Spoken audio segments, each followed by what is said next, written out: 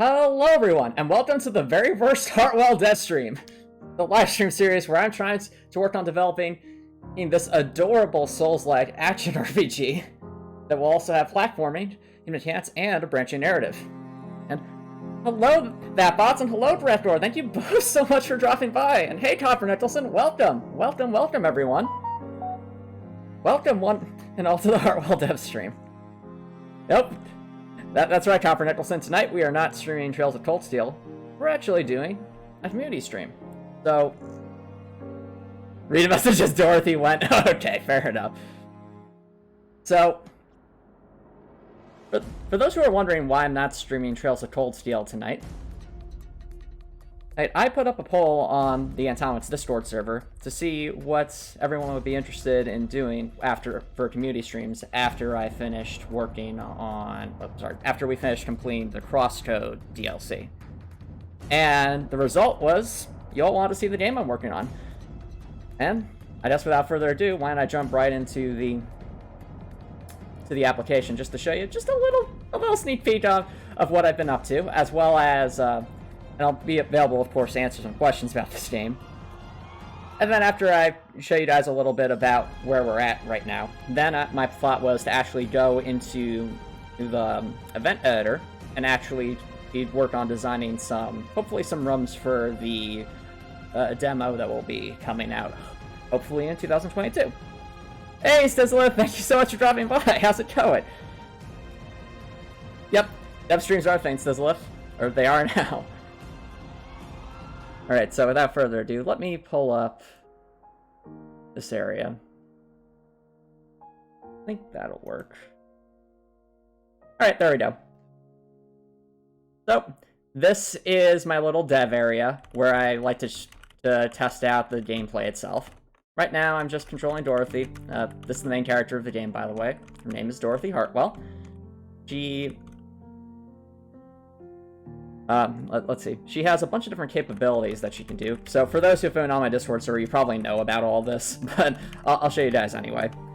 First, obviously, she can walk around, but she can also has a couple of other different movement options. So for starters, she can sprint. So if I hold shift, I haven't added a sprint animation yet, but she does actually move faster if I hold sprint. But you notice the stamina bar up there does go down. Just like in Dark Souls, running around with force cost stamina. If you do it too much, well, then you can't use it for a little bit. In addition to sprinting, Dorothy can also dash around, so if I right-click on the mouse, just like in Crosscode, Dorothy does a little dash, which is the fastest way to move around, but it also takes a bit more stamina than sprinting would. So, little risk-reward there, but if you need to get out of the way very quickly, dashing's probably your best bet. Fight the snake? Okay, Drakor, fair enough. Let's fight the snake.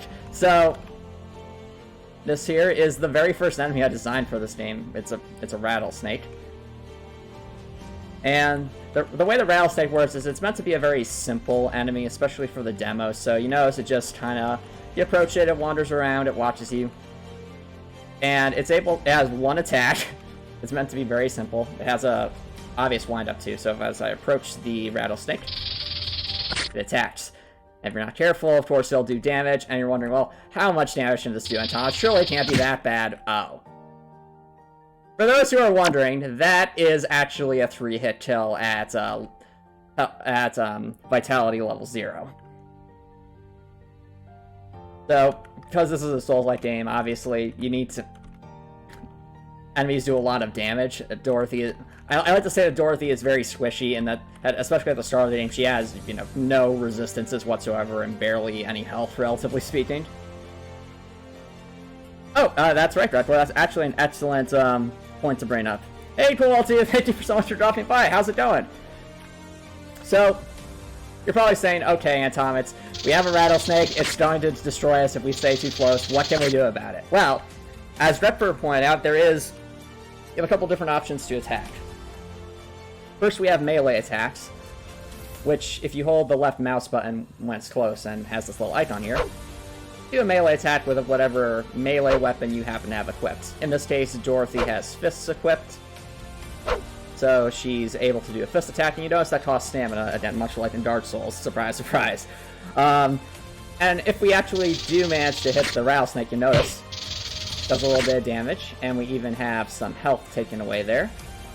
Did I upgrade? Yes, I did. Okay, so for those who are wondering why I did 23 damage there as opposed to 20, it's because I think recently I upgraded Strength for some reason for some testing, and Strength directly affects melee damage.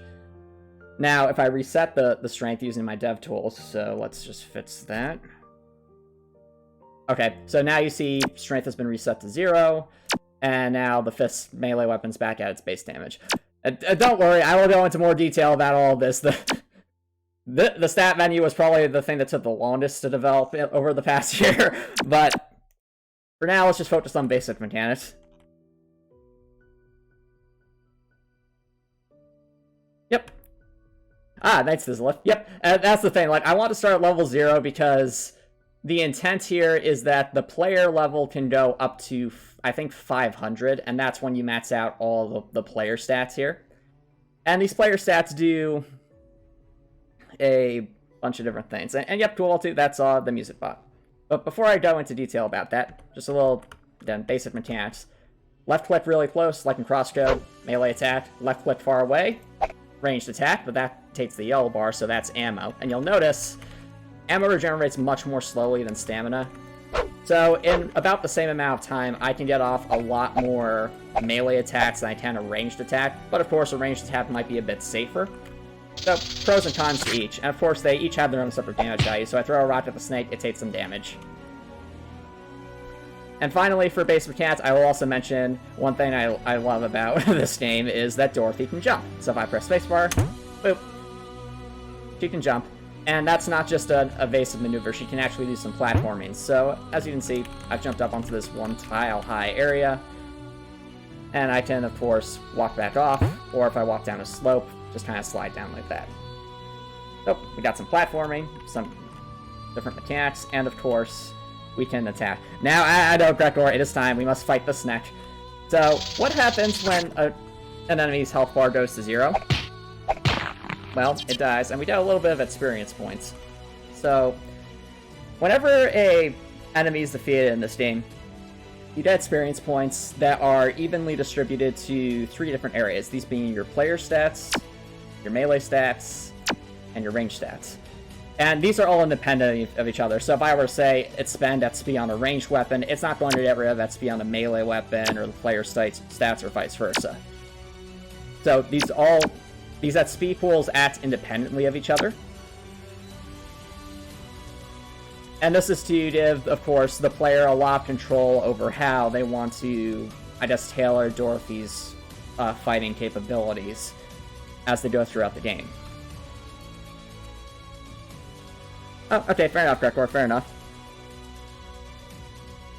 So to give a brief overview of the rather complex stat system here. I think it's less complex once you get an idea of what it's all about. The player has their player stats, their melee stats, and range stats. The player stats always apply, so these are stats that just apply to Dorothy by default. Whereas the melee stats and range stats are dependent on the weapon that Dorothy has equipped at the moment. First, for melee stats, we have Strength, which, as I have my tooltips here providing a helpful reminder, this increases your base melee damage bonus by 1 per level, with a max level of 100. And what that means is every melee weapon has a base melee damage bonus, which could be, if it's 100% and you have 1 strength, that means you get 1 extra bonus damage. But let's say it's 300% melee damage bonus, well, and you have 1 level in strength, that means 3 extra points of bonus damage for that melee weapon. Okay. Oh, glad your boss was really understanding about that, Copper Nicholson. Hope that all works out. But yeah, so Strength is essentially, if you really like melee weapons and you want to deal as much melee damage as possible, invest your player stats in Strength. Dexterity is basically the same thing as Strength, except it's for ranged weapons, so it's increasing that base range damage bonus. Then, of course, we have Vitality, which increases max health. It increases max health and also increases the potency of healing charges. Which, okay, I can't believe I forgot about this mechanic. So, in Dark Souls, you have the Estus Flask. In Crosscode, you have the sandwiches. in Heartwell, you have healing charges. So what a healing charge is if I press the R button, which is basically the healing button, I will do a little animation, and it restores some health. And these healing charges can be replenished whenever we rest at altars of record, so that object right there. But conversely, if I were to rest at that altar of record, it would also bring back the snake we just defeated. Just, again, lots of Souls-like type mechanics here. Oh, cool, Stithlith. So now that you're looking over the menu, you think it's definitely looking good? Awesome, thanks for the compliment. Oh yeah, no problem. I really want to make a good use of this description boss, so you're probably noticing that it's even showing the description right now, despite the fact that I don't have my mouse cursor anywhere on the menu itself, and that is because I figured the menu itself might be a good place to add some extra lore bits to the game. And I don't just mean the item descriptions you see in Dark Souls, I mean, like, even just the menu itself has its own lore descriptions. So, in this case, we have a little lore description here, but if I start scrolling through, just naturally it shows different tooltips based on where the mouse cursor is. So one of the things I do like about Dark Souls is that they really put the onus on the player to learn the mechanics, and if they learn the mechanics, they can master them very well. And one of the ways I want to accommodate that was the idea that the player can read more information about the stuff if they want to, but I'm not going to throw them into some mandatory tutorial where I just stop the game and I'm like, okay, here's what health does, here's what ammo does. That kind of stuff makes me want to vomit. So instead, what I think of doing is a more passive kind of teaching where, as the player's discovering that they can do this, that there's all these different descriptions, if they're really interested in what all this stuff is, by all means, read it. But if they can just look at this at a glance and have a general idea of what they need, that's fine too. And yeah, so another thing I like to do is, because there's so many opportunities for different descriptions here in the menu, a lot of these, of course, are just going to be descriptions of just gameplay information. For example, electron damage builds up the surge status effect. But there are some of these descriptions I've actually included some lore bits as well. So hopefully that encourages you all that decide to look into this into a bit more detail to see if you can find some of those lore bits. I mean, they're not super hidden. It's just that I figured it'd be a nice little reward for people who do take the time to read things a little bit more closely to see if there's anything they can glean from these menu descriptions. And that's one question. Copper Nicholson asks, is this the manifest? Yep. So this is the manifest that we're looking at. The menu itself actually has lore. What is this? But the thing about Dorothy is she has this book called The Manifest, and I've talked about The Manifest before, I think a couple of times on stream, but the general idea of The Manifest is it provides a story reason for Dorothy to actually be able to carry all the different weapons and items she could possibly collect in the game. No, Copper Nicholson, you do not want to eat the Manifest. Well, how available is the Manifest? Well, I can open the menu at the click of a button, so I'm pressing tab and it just opens. But what the Manifest can do is it's able to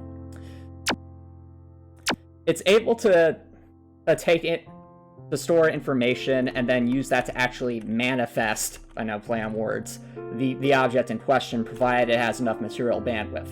So the Manifest has about enough material bandwidth to create enough items that could fit into what I'll say is a small closet. And because of that, it means that the Manifest has enough material bandwidth to, of course, manifest the weapons that Dorothy decides to use. But it also means that Dorothy has a actual reason that she can theoretically carry around all these weapons. Unlike in other games where it's just like you just have some infinite backpack that can carry everything, you never really question it. Here there is actually a story reason why Dorothy can carry these weapons, and then you carry all these potentially different weapons and items and be able to recall them when she needs them. Sisselith suggests you could probably have another section dedicated purely to lore. It might be an interesting mechanic to fill in codes by finding pages around the game world. I really like that idea, and in fact, I actually intended to...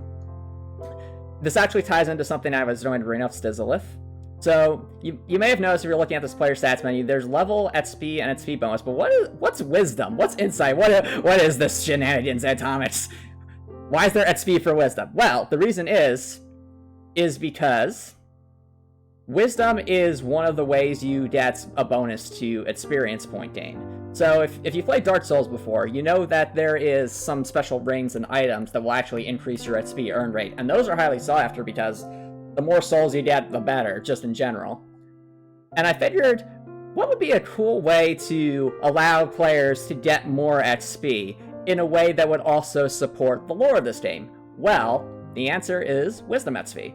So the way Wisdom XP works is that when you have conversations, when you examine objects, or when you read text outside of the Manifest, you actually gain Wisdom XP, and if that levels up, that of course increases your Wisdom level, which increases your XP bonus.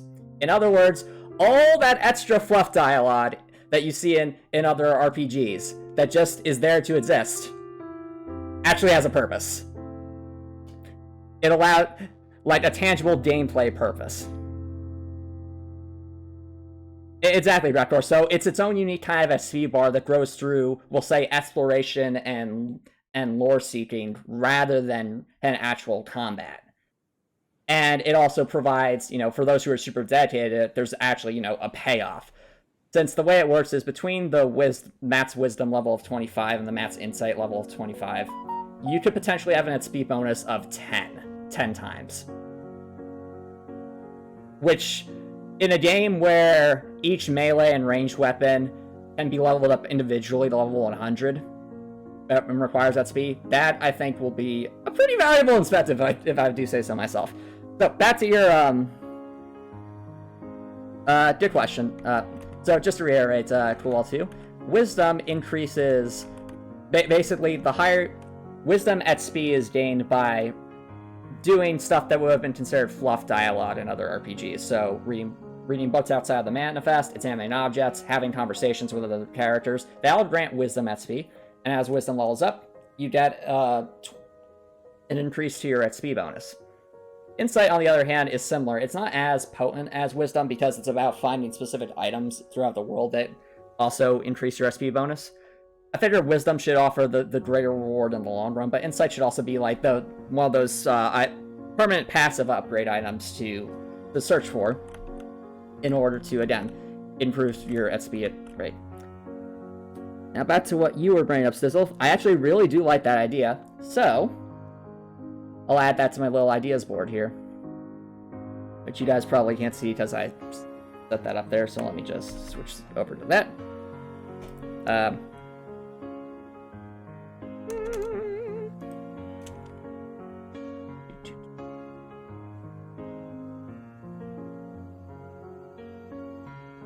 Mechanic with a codex for finding pages of information around the game world.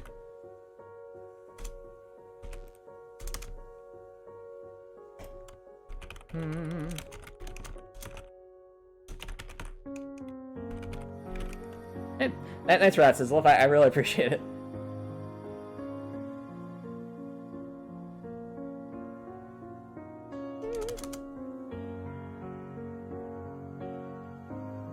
Oh yeah, so you can't wait to see the system in action. Can't really think of another game where something like this is thoroughly developed.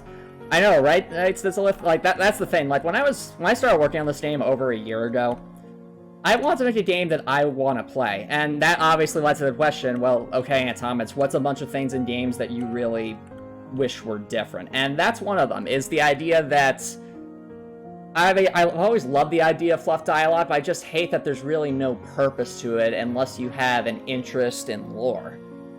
And I always thought to myself, if there was an actual gameplay reason, like something that would genuinely affect my gameplay for going after all this lore beyond just my interest in learning about the world it's in, I think that'd be pretty cool. And that's hence where Wisdom XP came from. Oh, that's a fair point. To each their own, Copper Nicholson. Some players really enjoy reading through all the lore in a game, as long as the game itself is good. Others, you know, the lore is kind of just extra on top. Oh, absolutely, cool too. So the lore is very important to this experience. As I've said before, I want Heartwell to have a branching narrative. In order to have a good branching narrative, it really needs to have a solid foundation in world building. So I actually spend a lot of my time when I'm developing Heartwell just writing, lots and lots of writing, as though basically I'm like writing a book that could have different outcomes, endings, and situations. And I'd pretty cool too. I like the idea of rewarding players for investigating stuff rather than just running through the game and not really taking a set, not really stopping and thinking for a second about the environments they're entering and what they signify. Okay, fair enough. Yeah, I see what you mean by Elder Scrolls Copper Nicholson. Fair enough. I mean, well, I think Elder Scrolls has an interesting system behind it, like an RPG system. It's just, the combat is definitely... I don't find the combat of Elder Scrolls particularly entertaining, if I'm being honest. It's okay at the start of the game, where everything's still relatively new, and some things can do a lot of damage to you. But you hit a point, usually around level 15 or 20, where things just get very repetitive and easy. Especially when you start getting the higher level spells or equipment. Then it just becomes a kind of like you're just doing this... It's like there's not much thought into a lot of the battles at that point. It's just a question of, can you out damage the thing you're dealing, and can you out heal whatever damage is throwing your way. And maybe zigzag between a couple of attacks here and there. Involving NPC dialogue. Good question, Copper Nicholson. No, there is no downside to Wisdom XP. Oh, great question, Grekor. So, has the layer-colored snake up here been explained before? No, it has not. So, that's actually something I've been working on this month, so this was not included in the previous devlog, as it had not been made yet. So, while the regular rattlesnake down here, of course, is just a stationary melee opponent, that snake up there is known as a cabrattle. And I'll leave you all to see whether you can spot what differentiates it between the regular rattlesnake and So as you can see, the cabrattle is a stationary ranged foe. It's similar in that it is a type of snake, but unlike the rattlesnake, this thing will just keep attacking you from a distance, and it is vicious. Whereas the regular rattlesnake does about 175 damage a hit, this thing will do 225 damage a hit. And while that's still a 3-hit kill, it does mean that even if you're investing in health, it'll still maintain that 3-hit kill to Dorothy for at least a decent amount of investment in the early game. Anyway, so... yeah, it's aptly cool too. It's called the Corral because, you guessed it, Cobra plus Rattlesnake. It has the little Cobra sides to it, and of course the Rattlesnake side. And while it's... I don't think it's here right now, but there is a Cobra... I think I put the... Well, at least I'm working on adding a Cobra. The Cobra is intended to be the first, we'll say, walking enemy introduced in Heartwell. So just like how the Rattlesnake is meant to introduce the player to the concept of melee damage, and the cabrattle introduces the players to the concept of range damage, the Cobra would be intended to introduce the player to the idea that enemies can walk around. How does the cabrattle shoot? Good question. So the way the cabrattle shoots is, it actually, its sides are, so I don't know really how to describe it. The sides of the Cobra, basically that big fin on its back, is, we'll say, is a sac that actually it produces the acid that it lobs at Dorothy.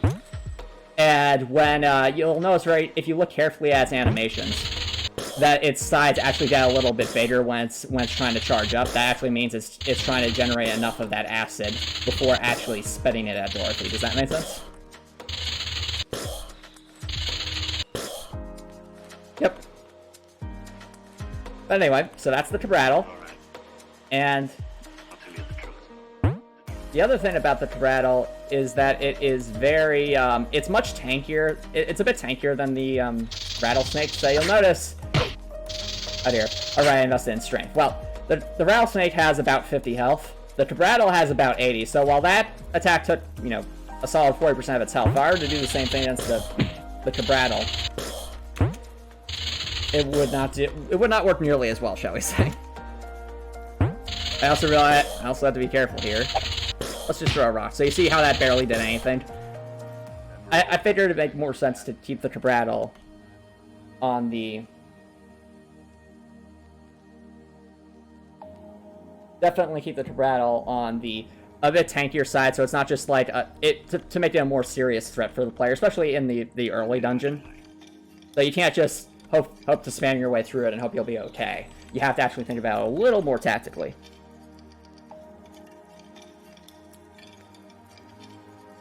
Okay, don't you like to even? That's hilarious.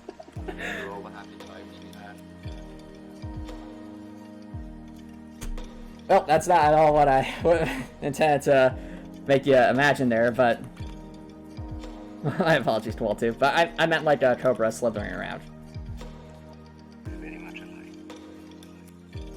So that covers, I think, the Cabrattle. I guess back to basic gameplay mechanics. Health. I think that's pretty self-explanatory. That goes to 0, Dorothy dies. Alright. Speaking of Souls-like mechanics, I think it's also worthwhile to explain this to you guys. When Dorothy dies, well, this happens. Now, unfortunately, what happens is the game actually has to jump between a frame, and in Fusion, when I have to jump between a frame, I can do two kinds of testing. I can run the application, which runs the application for the game, like you're playing the game itself, or I can run the frame, which is like the level we're on, so to speak. Now, if there's a jump frame action that's done while I'm running the frame, it has to close out because it's technically going to a different frame. So, let me just reopen that real quick. This should... There we go. So now, as you can see, what would normally happen is rip happens, fade to darkness, and you'd respawn here. It's just because I was running the run frame option rather than run application that happened. Now, when you die in Heartwell, a couple of things happen. First, you respawn back at the most recent altar vector again, like Dark Souls, and then you leave behind a charred remnant of the Manifest. So you'll notice that if I go back here, we no longer have any at XP, even though we used to have 20 at XP. And the reason that is because because it's all contained there. If we were to die again, then we would, of course, lose that XP for good. But of course, we run over it. We got the XP back. Just like that. I'm also noticing that strength has gone up substantially, and I don't know why. I will have to look into that, because I did not invest in that.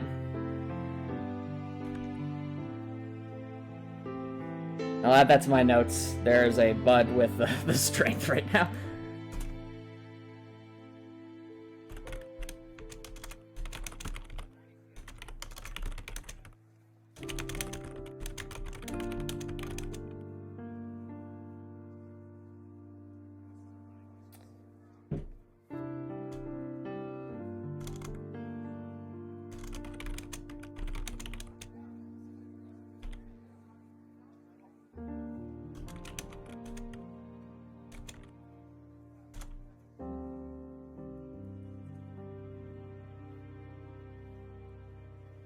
Well, that is strange. But anyway.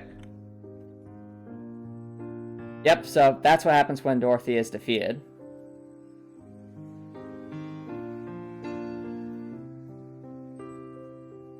Why are there dots when I letter in the word player? Good question. If you're wondering why that is, there's a lore reason for that. Rector? Let me just read through these. And the explanation is right there in this particular lore bit that I'm showing on the screen. Alright, Civil says, the whole backbone of the Manifest is really solid. It can open up a lot of interesting variations of the usual core RPG experience. Since the weapon system is based on information rather than physical objects, it needs to be expanding your arsenal by talking to, for example, a blacksmith and learning information about certain weapons rather than buying them. Wouldn't be surprised if you had something similar in mind. Exactly, Stizzleth. And the intent behind that is to get rid of what I'll call non-replenishable consumable items.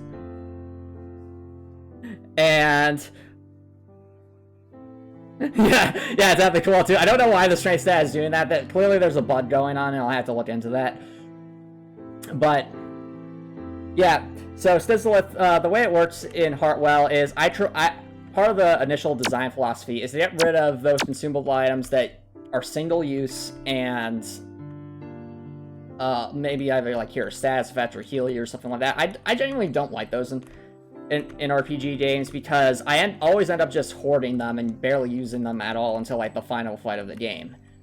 And similarly, like money in RPG games, it falls into a similar boat, in where at a certain point you just get so much money that it just becomes pointless. Or you have you get to a point where all the good stuff you can't buy anyway, and money again becomes pointless. Fair enough. Exactly, says Lith. Exactly. So, in this game, there will not be anything like that. So, there is no currency in this game. We have XP, of course, but that is meant to, of course, level us up or increase our stats in a permanent manner. But there is not, like, money that you could spend at a shop. Instead, is there only be something like Estus? There is, so that is the healing charge. Let me actually explain how those get brought back. So, this is our equivalent of a fire in Dark Souls. This is known as an Altar of Record. So if I save that Altar of Record, it will replenish our healing charges, as you can see. So, again, replenishable healing item. No currency, but how will we get rich? No, that's not how this game works. I mean, you want to have as much XP as possible to level things up. So I wonder, wait a minute. Is it increasing the strength stat when I'm hitting the snake, I wonder? No, that's not it. Suspicious. Does that do it? No. When we defeat the snake? No. The cobra?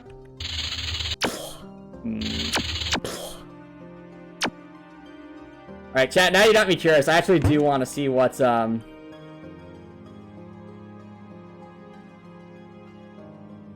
yeah, stat rich as well. Is there no currency because the fictional world of Heartwell doesn't have currency? That is a great question. And I'm going to, I'm actually going to reply no comment simply because it could either be a spoiler or it might not be a question I know an answer to. Or it might not be quite relevant. But what I can say in general is that for the player, currency would have no relevance, since if the player can manifest, we'll say, these constructs temporarily. So to be clear, when the manifests something, it's not a permanent construction. So let's say I stored the information for a rock in this case. So rock that I'm throwing at the enemy right there. When that rock hits the enemy, it's destroyed, and that material bandwidth that was used is recovered by the manifest. So matter is neither created nor destroyed. But conversely, it means Dorothy could, in theory, I guess, put in the information for money and manifest that temporarily. But what's the point? Because it's going to be basically dematerialized when it's no longer necessary, and that just gets into a whole load of conundrums in terms of, well, doesn't that mean the player just has infinite money? So again, it doesn't make sense.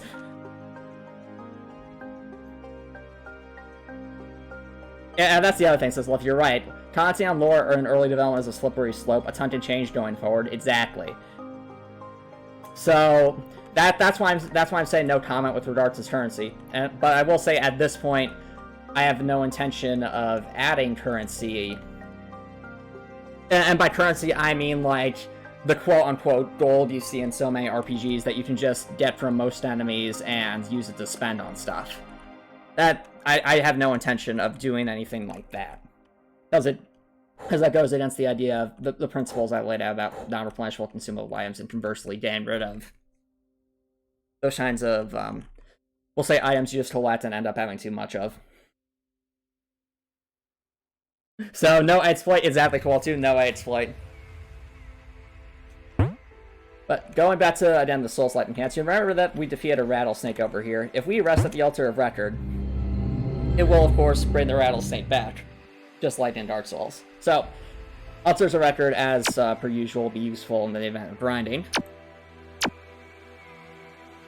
Oh, I think I know what happened, chat. So, there is I have a dev button that I used in the early days of testing to actually increase individual stats to make sure the counters worked properly. And what I'm guessing happened is I probably pressed that button by accident a bunch of times, and that's what incremented it. So, let me see here. Was it 5 or 2? Ah, there it is. Found it, chat. Look at this. We have infinite strength. Don't be too strong. Okay, but no worries about that. That's going to be commented out before for the demo. We don't. Hey, look at this. I think that's a little too strong. Just Dorothy gets swole. Oh, fist that deals 60 damage. Let's go. Okay. All right, let's rectify this. That's not right. But yeah. So how strong is the Cabrattle? So the Cabrattle has 80 health, and its attack deals 225 damage at 0 resistance.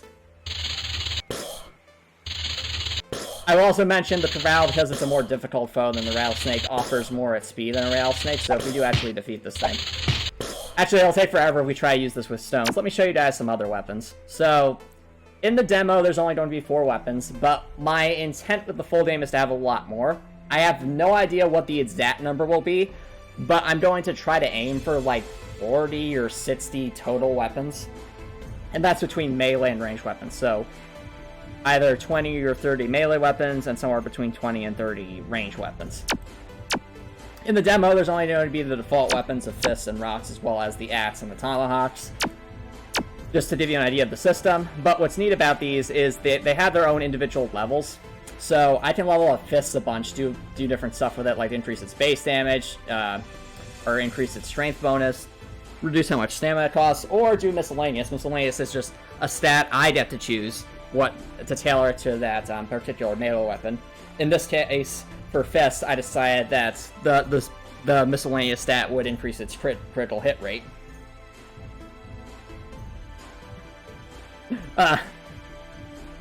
But in addition to this system, the other thing I want to do from an early prototype in Heartwell is actually add a way to further differentiate melee weapons beyond just reach and differences in damage like you'd see in Dark Souls. And the way I do that is through what I'll call specials.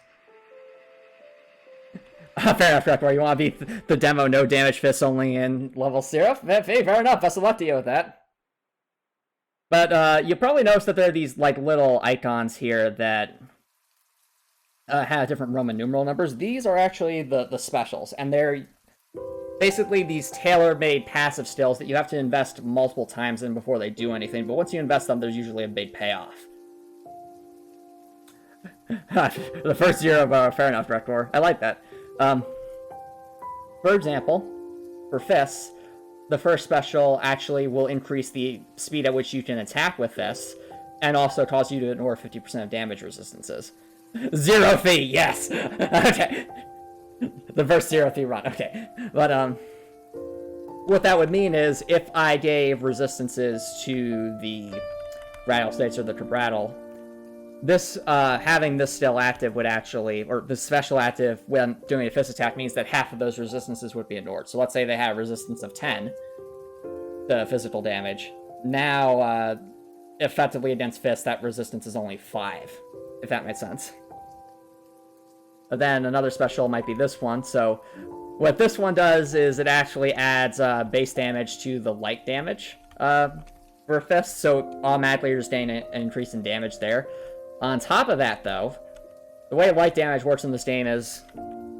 I think this actually did plot to talk about status effects. So, the way I've designed the different damage types here is that they each do something a little bit different. Physical is pretty bare bones, but I'm going to try and make sure that few enemies are 100% resistant to physical.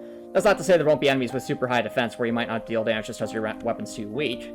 But I'm going to try to avoid situations where an enemy is just null physical. Except for, I don't know, maybe a unique enemy or boss or something, but beyond that, definitely don't want to have a null physical situation. But on the other hand, the elemental damages, so fire, earth, electric, wind, water, and ice, they each build up different status effects. And light is unique in that when you attack, you actually get some health back. So the damage you deal with light damage is actually recovered with health. So if I did 10 damage of light with an attack, I would actually recover 10 HP from that attack.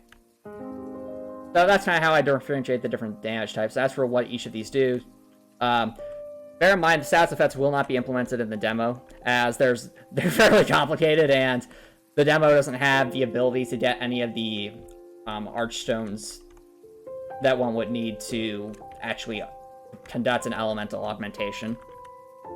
The way status effects work is Burn and Frostbite are both damage over time status effects. I think Burn does more damage per tick, but Frostbite lasts longer. Then you have Fault Line, which is a status effect that just completely zeroes out an enemy's resistances temporarily, so it gets rid of all their resistances. And Surge, on the other hand, guarantees critical hits for a short period of time. Oh, no, don't you worry, Grekor. This is going to be a... Like I said, this will be a Souls-like... Heartwell will be a Souls-like game. I intend to make it a challenge. As you have to remember, this is me that we're talking about. I really enjoy challenge runs. I love challenging boss battles. I love challenging levels, things like that. So, I intend to make Heartwell hard but fair. In terms of its difficulty.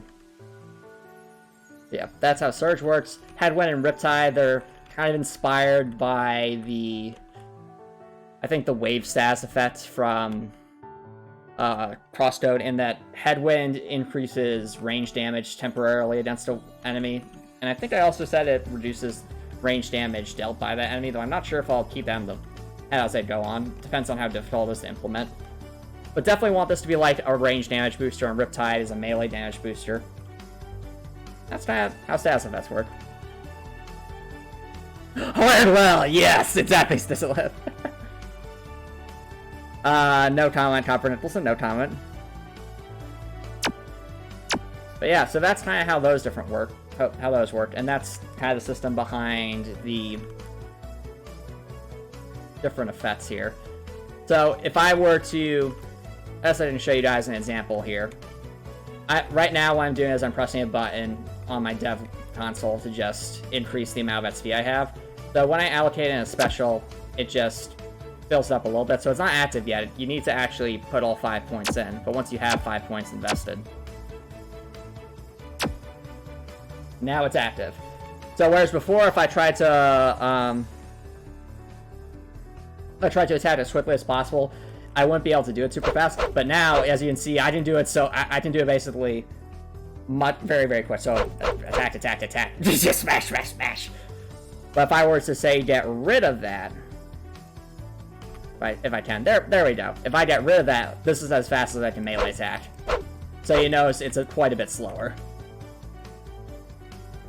And that's kind of my idea with specials, is to again give every weapon its own chance to shine in some particular niche.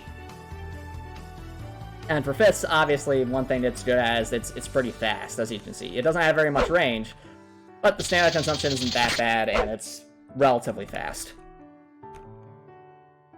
Anyway, I think that covers that. Let me think. Is there anything else I want to go over? Right, switching weapons. So, right now there are only 4 weapons in the game. Hopefully more to be added after the demo. But weapons, of course, have different stats, so you notice the axe, huge stamina cost, but also much larger damage. It'll also have different specials, might have, and just behave differently overall. Also, you notice melee attack. Here's the axe. Definitely much slower and takes a huge chunk of stamina away, but especially this early in the game, it would be very strong. So if I were to attack the snake, it's just smash. And similarly, we go with the tomahawks up here. So instead of it does cost more ammo than a rock would, but the Tomahawk has a bigger hitbox, and it hits a lot harder, as you can see. So, whereas before when we were throwing rocks at the Cabral, we did barely anything. I mean, I didn't even show you guys this. So, rock at Cabral, not the best thing. Tomahawk, on the other hand, yeah, that'll get the job done. Uh-oh. There we go. After Battle's worth, at least for now, 35 XP. Anyway. So, I think that covers it for the most basic gameplay mechanics. We can platform, we can run around, we slide down slopes. I wonder if I didn't...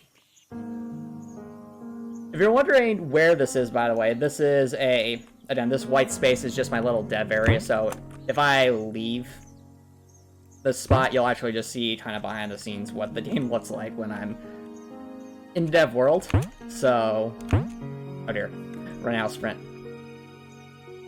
Well, I will try to escape my little area here. I'll also mention, areas like that is like a way to transition to a different level. I won't do that here because it will just skip to another frame and end the, end the application here.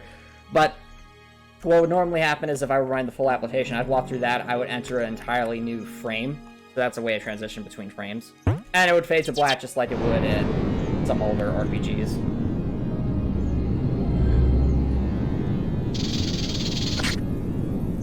Anyway, I shall attempt to leave this area at least once before we continue with the other death stream. So anyway, while I'm making my way over here, are there any other questions, chat? Since I'm thinking once I get out here and show you what's out here, then I'd probably head into actual level design and work on the game rather than just explaining the basics behind Heartwell. Yes, it's definitely cool too. Yeah, wait for a speedrun to spend like 30 minutes in an area just to grind against snakes. Fair enough. So I wonder, is it up here? Ah, it is. Unfortunately, so are those two battles that I left up there. So again, this is nonsense. This is all just tiles I left around. Up there's my little... This is a little area to confine the walking enemy. But if I were to fix it, you notice it follows us around. And its pathfinder is actually pretty decent.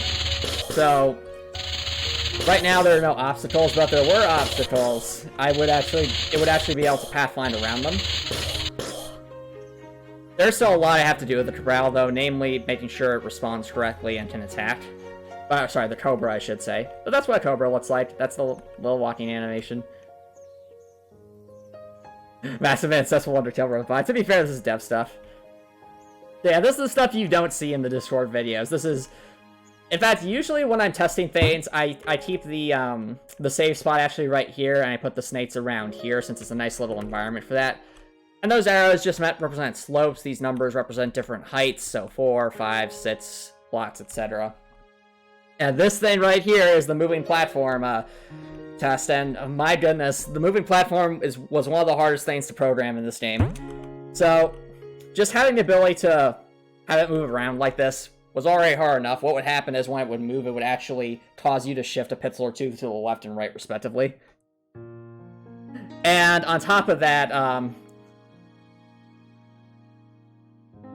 it would also just have you behave in bizarre ways when you were jumping. But now, as you can see, it behaves as expected. If you're jumping around the platform, well, the platform's still moving and you're not. So, it actually makes sense.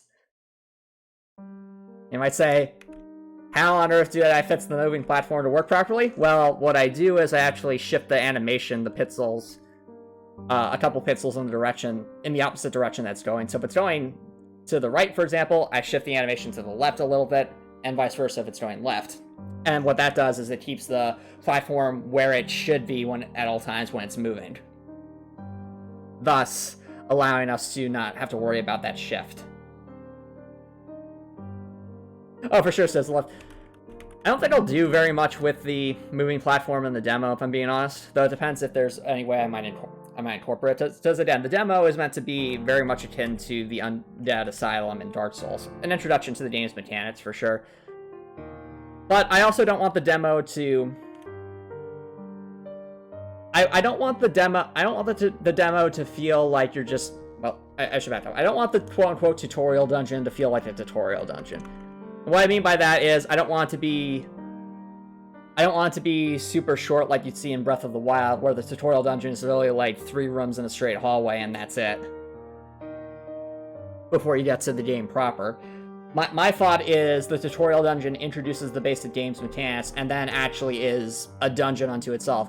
A relatively straightforward dungeon in the grand scheme of things, but still an actual, like, fleshed out dungeon. And that's what we will be working on a bit tonight. So I think I'll switch back to the main dev area at this point.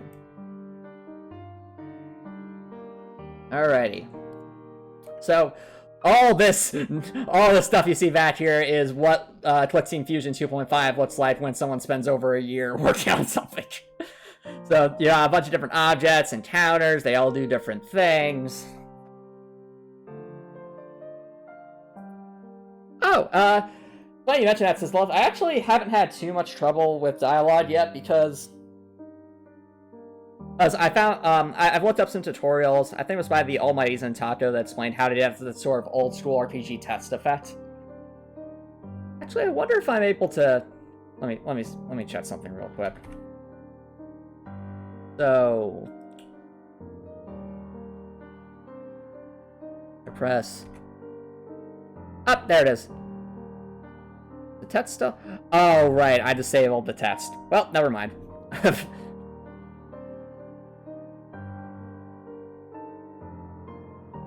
Maybe I can find. There was a section here where I had some text on the bottom that would. Okay, here it is. No. So this was a little. What you're seeing here, chat, is the event editor. Good question, Cool too. I'll show it right away. So it's kind of off screen right now at this point, but I have no idea why it's there. But let me just. There we go.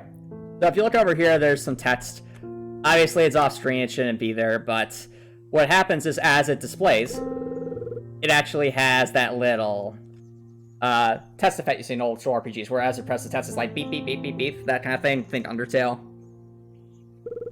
So I am able to actually display text like that and recall that information. And I use an array to store a lot of this information as well.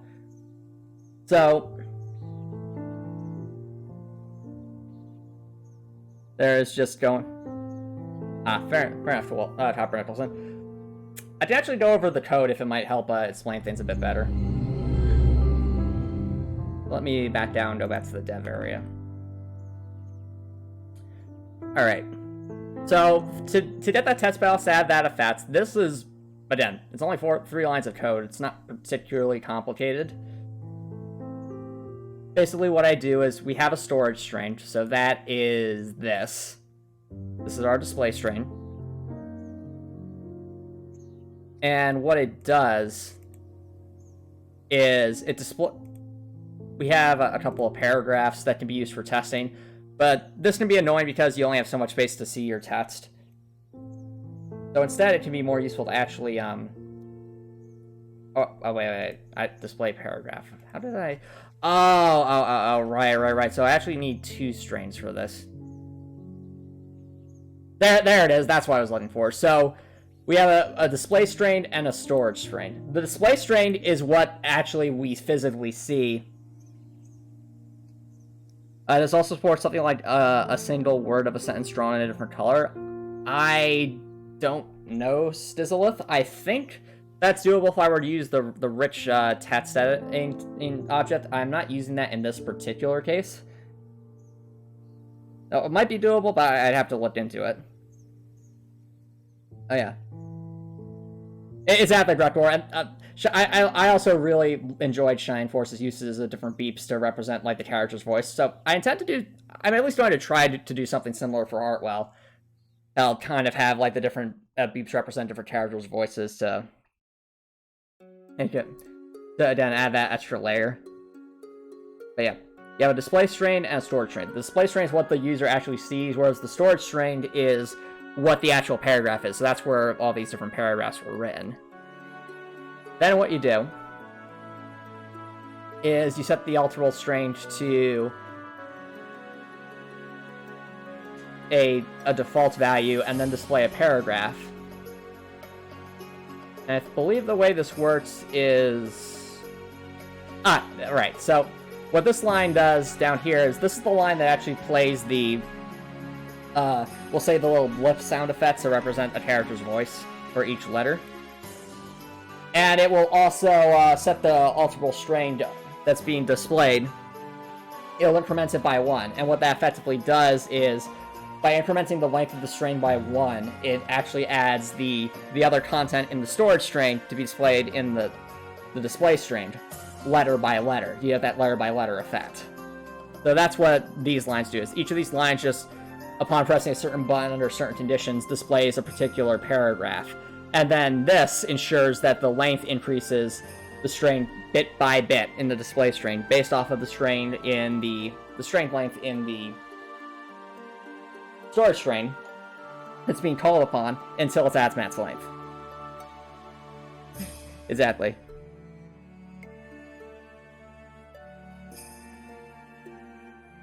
Yeah, okay, you went overboard, Sizzleth, with in-depth text and color manipulation. Fair enough. Yeah, strings... It's a little bit to get one's head around it at first. I know it did for me, but once, at least for Clickteam Fusion 2.5, the Almighty Zen Taco's tutorials helped a bunch with getting this going. And once it's going, it's kind of just becomes second nature at that point. You can alter this however you want. What I would probably do is have an array that would store...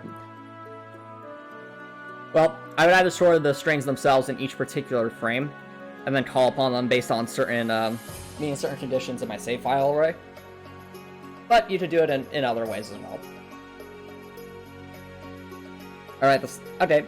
Yeah, slight shaking effect with the string would be interesting, Sizzleth. But anyway, I think that covers that. Let me just close that off again so it's not displaying when we run it in the future. Alright, chat. Wow. that took a while to explain some of the core gameplay mechanics, but I hope that that gives you at least a decent overview of the basic gameplay premises behind Heartwell. So some of its combat, its stat menus, and such. All the stuff you've seen here has taken... I started working on it in March of, I think, either late March or early April of 2020, so it's been a long time coming for sure. And I'm glad it's finally starting to take some shape. And now it means that, because I have a lot of these core gameplay systems set up, I feel more comfortable actually working on gameplay itself. So, what I intend to do, chat, I'm going to take a little break because it is 7:30, and then when we come back, we will get right into some level creation. So, my intent will be to actually do some level design in this area here. So again, I copied over the code, we have a big area, and gonna try and work on some level design, maybe even a little bit of programming. So, don't worry guys, I will be right back.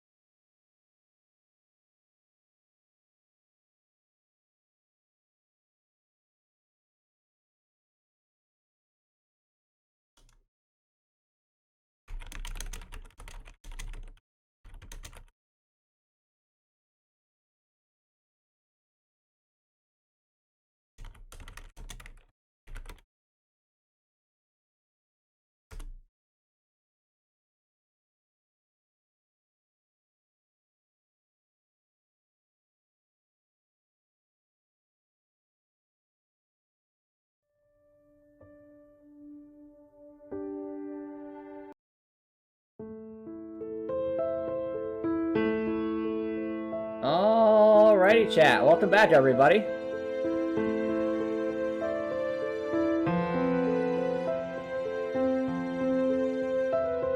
So now what I'm thinking is we'll actually get into some level design. For starters, definitely want to make sure we have an area to spawn in. I'm actually going to see if I can find the code that lets me set a spawn point and make sure that's just somewhere in this area down here.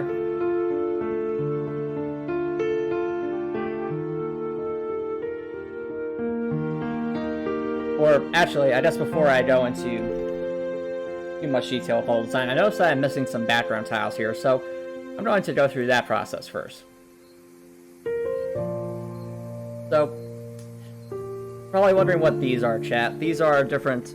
Some of these are active objects and others are background objects, so tiles, active objects, they have to be. That's how we control the z-axis. But, on the other hand, these on the other hand are active background objects, and their objective is either to do nothing and just display information, visual information, or to allow us to have an impassable barrier. Since I do not have all the tiles that I need here quite yet, I'm going to copy them over from Graphic Scale and make sure that they're available. So, this is Graphic Scale. It is a free piece of art editing software that's really great for pixel art. I've been using this since I was in middle school, I want to say. And it still holds up to this day. It's very, very effective. I think... Where's my tile sets? Oh, there we are. I think...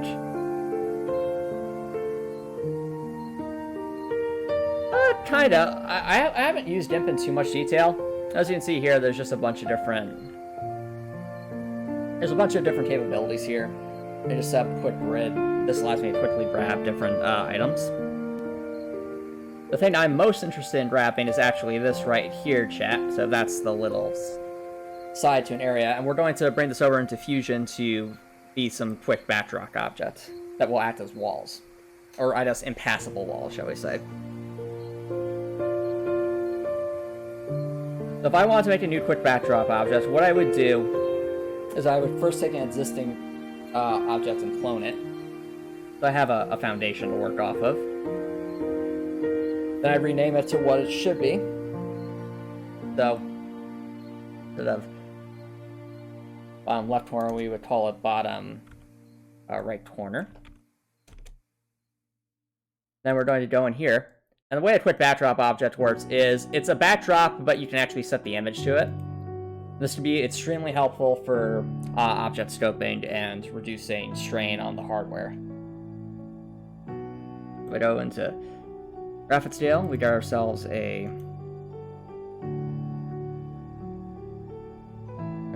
one of these corners. We want it to be at the bottom right. Actually, I might be able to just flip it. Does that work? That might work. Oh yes, it works perfectly. There we go. I think. It depends on if it's... If I do something like that. Yep, that works properly. Good. No, we didn't need Graphic Scale for that one. You don't like how small Graphic Scale's UI is? I'm actually kind of the opposite way. I like that the UI doesn't get in the way, if we'll say that. So, the loop here, for example, is just big enough to see what I want to see out of a particular pixel. Everything else is kind of out of the way, so I can just focus on the artwork. Some other art editing software is a lot more dense with its menus. And, to each their own. I just really like it when I can focus on the artwork and have everything else kind of be secondary at that point. Fair enough, Copper Nicholson. My recommendation for... I don't know why it's that loud. There we go. My recommendation for anyone who's interested in doing any sort of artwork is just to give it a try and practice, practice, practice. I do not consider myself a good artist by any means, but I was a much worse artist when I had no experience, as opposed to doing quite a bit of practice with pixel art over the years to get to this point. What was I saying? Oh, yeah. So that's pixel art. Again, the best advice I can give you is just if you want to make artwork, just again set a goal, try to work on it, and keep practicing. I like to start with simpler, more static and rigid objects like boxes and work my way up to more complex objects. Oh, thanks, Crector, for the compliment about the trees. And yeah, welcome back, Crector. So right now, I'm just making sure we have all the background objects we'll need to get started before I actually get into the throes of level design. And what I'm thinking, actually, is it might be prudent just to clone this object and flip its artwork. I think that will work. Yep, and same thing here, we'll just clone this one. But we'll want to rename it, so bottom and right side one.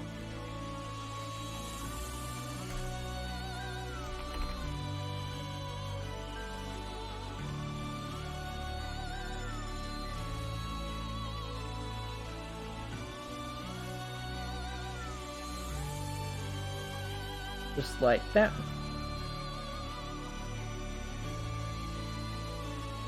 We'll rename that.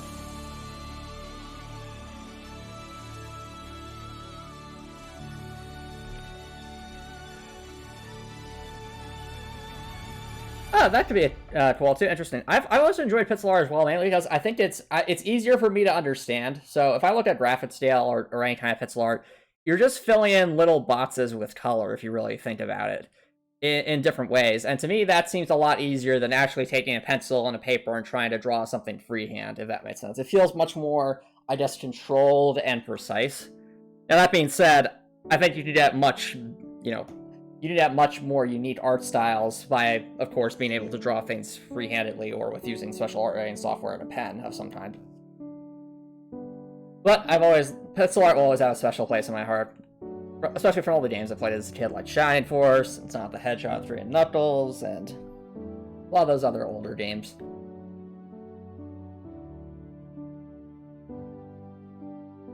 How much do I rely on OC Maker programs for base work? All the OCs you've ever made were from OC generators from the internet? The answer, Copper Nicholson, is none whatsoever. When I make a character, I actually just look up images of either similar types of characters or similar types of creatures or things like that to get an idea for what to look for, and then I also make sure to write down a clear description of that character. So their outfit, what's on it, how relatively large each parts of their outfit and appearance are, things like that. And once I have all that information compiled, then and only then do I try to draw the character.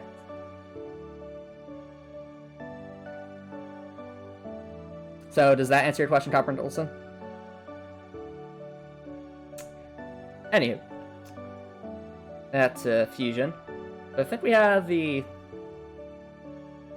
Yeah, at this point we should have the main items that I was looking for. So these different corners, different sides here.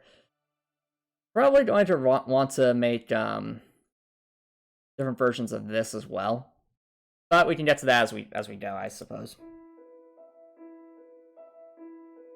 Alright. Level design. When I'm designing a level, chat, I find it very helpful to actually describe the level in writing first. Now, I'm not going to show it here because the documents I use to write my levels have a lot of spoilers in them, because there's so many different lore bits I want to tie in. But in general, if I were to design a level, I actually wouldn't start here. I would start someplace like this, and I would type up different ideas for the level, different lore bits behind it, as well as anything that might be in the level, so different enemy types, different objects, etc. In this case, I've already written out about quite a bit about this particular level. It's meant to be like a well of some kinds, and act as a central area in the demo of sorts. So Dark Souls has a lot of circular level design, where you have these different central nodes or crossroads that you come back to eventually with the way the game circles back on itself. I really enjoy it when that happens, because it's those both that short ones. Because I just find that very satisfying forms of level design to see how interconnected everything is. Yes, a well, Tom Nicholson. A dame called Heartwell will have a well. If I increase that in size, aha! It did a thing. Okay, I probably want to turn on the grid for this. There we go. I remember, is there a key I can use to... Oh, there it is. So that actually increases the size of the backdrop considerably. I actually want to clone this one so we have a different sized backdrop.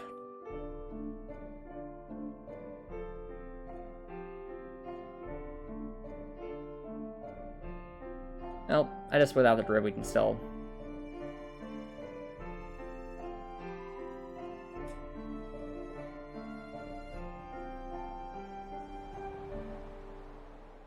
Hold Alt when we drag that.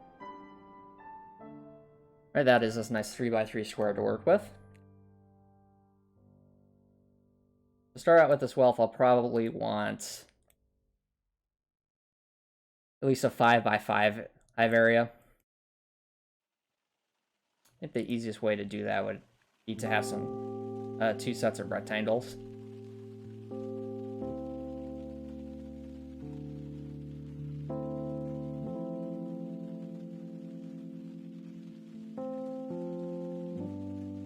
So if I just do something like that, yeah.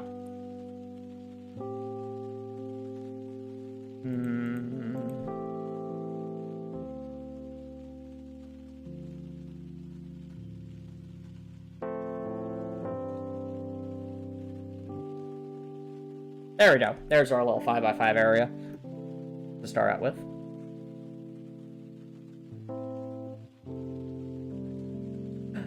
Ah, fair enough. Record, there's no shame whatsoever in using stock tile sets. For one thing, there's only so many different ways you can draw certain things like grass or buildings or things like that. But for another thing, if you're, you're a developer on a budget, it's a way to save a lot of time for sure to have stock tile sets to make use of. I don't think I've heard of RefMap in particular, Record, but I am at least somewhat familiar with tile sets, maps, and with free tile sets in general. Personally, I want to try to draw as much as I can myself, so it has its own aesthetic. But I can definitely, again, no shame in using default tile sets either.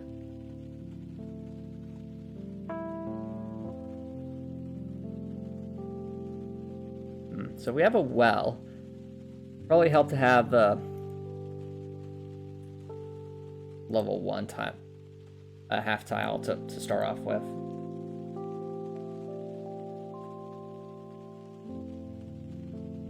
Just to give the player a sense of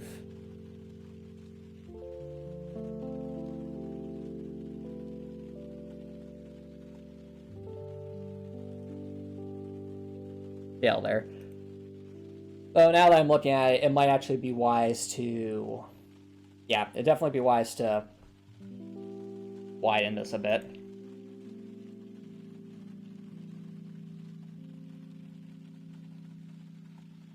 So if I were to make an object like this, but have it have a wider size, so let's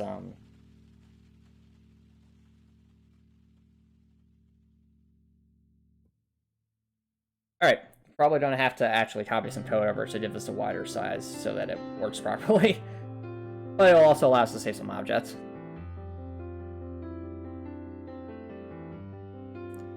Let's First of all, clone this object. We'll call this wall tile half level 1 width 3. So one of the nuances regarding Fusion 2.5 is just kind of trying to scope the code and expand it out. I find that myself ending up having to copy a lot of code over when I make unique objects that have similar properties to something else. I think that has to do with just the nature of the way the program works. So with Fusion, you have these different... This is the event editor. It determines how the player interacting with different objects causes things to happen, and you write code and IDES programs and things like events. So if I were to say a new condition here, I would come into a menu like this, I'd right click, you have a whole list, and then you choose different things that I would need to meet different conditions. But one of the more annoying things that I've run into is just the idea of if I want to, say, make a version of this that was 3 wide to try and save on active objects used. That's not the easiest thing to do, because I either have to copy over new sets of code to make that work, make the code that works here work for this tile as well. Or I'd have to use the for each object to try and differentiate this different tiles so that they behave differently. So, as for here, in terms of actually making this... Where is it?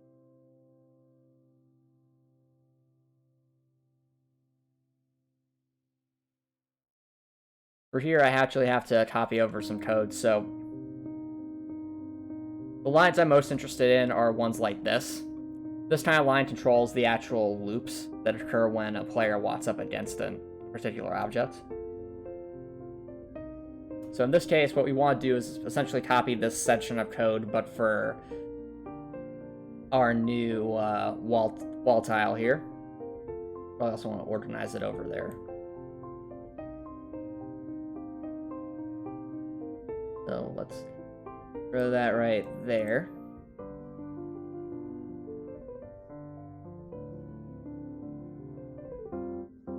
So on loop right. Make sure the code behaves exactly the same. Call out this one.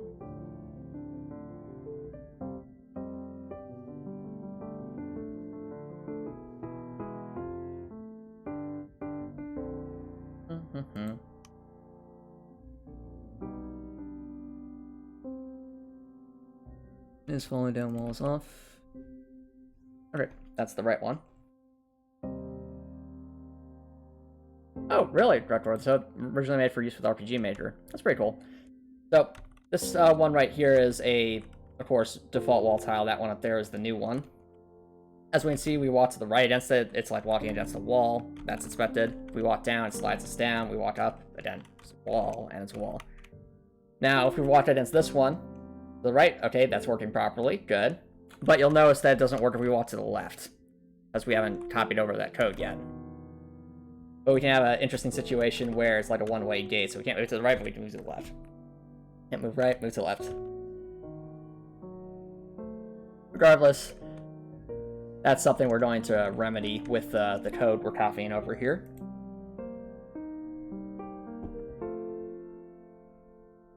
I guess before I do that, I should probably, I'm going to expand this out a bit. Instead of a width of 32, we'll multiply by 3, so that's 96. And we're just going to copy over the tile set here. So, boop, and boop. Okay, so there we have our active object all copied over.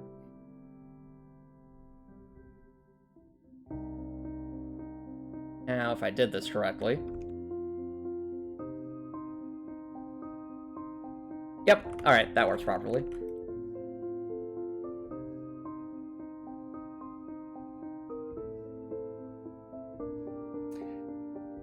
Now you may be wondering, chat, why am I bothering to make a section that's 3 tiles wide instead of 1? Well, the reason is due to limitations in how many active objects can be on a particular... It's game... I should back up. The reason is gameplay optimization. Clickteam Fusion 2.5, I think, is capable of having up to 20,000 active objects on a frame at once, but if you get anywhere close to that, you're going to cause insane amounts of lag. Additionally, I think that there's a limit of like either 1,000 or 2,000 quote-unquote unique active objects in a single frame. And those both are things that can kind of constrain what's how much you can throw onto a single whole frame before things start to lag or become unplayable. So one way to kind of reduce the amount of active objects in a particular frame is to actually use larger versions of that active object in order to take up fewer spaces. So because we have 3 here, and we're going to make this work through some code. Whereas before we would have needed 5 wall tiles to actually get the effect we want here, and now we'll only need 3. And that's definitely superior, because if we had a bunch of these different cylinders or areas like this in the level, then that would take, you know, we'd be using fewer objects, thus less potential for lag.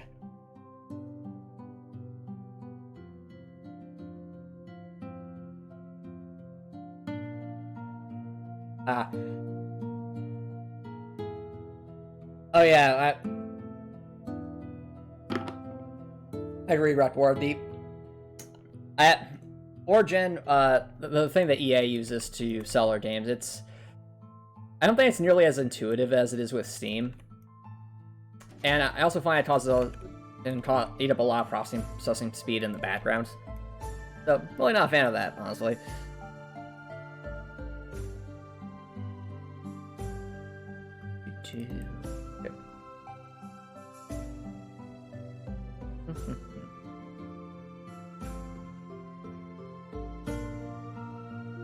Alright.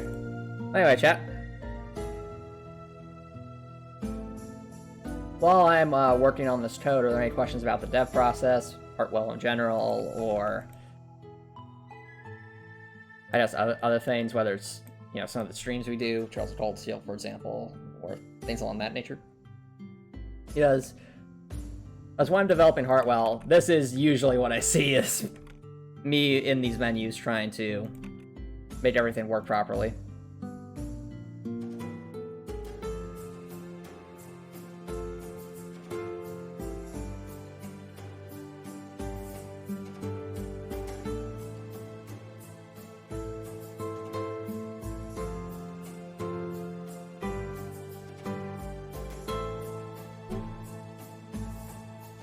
No, it's fine, Retro, it's fine. You wanted to play The Sims? Fair enough.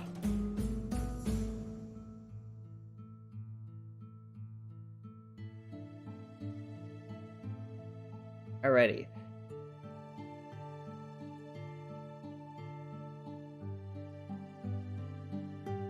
I remember playing Spore. I played that game a lot, actually, when I was younger. It was fun to explore the galaxy, make all those different alien creatures, and watch them evolve.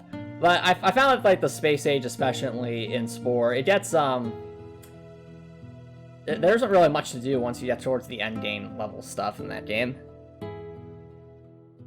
I feel like the tribal stages and the city stages are pretty bare bones. I feel like, you know, like a sequel to Spore that, like, put a lot more depth in all those stages would have been fascinating.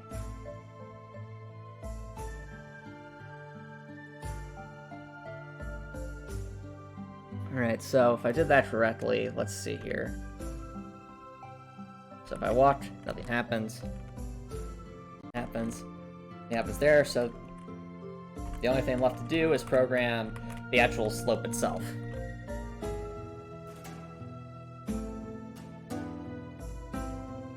Actually, wait, can I jump over that? Find out. Yes, we can. Alright, perfect.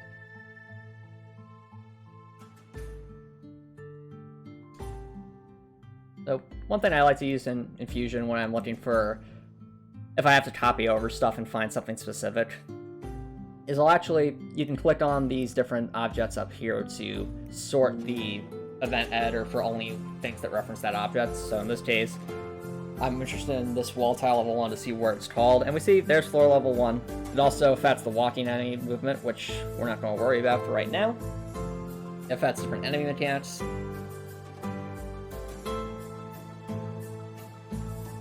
Since this affects collision control, I should probably...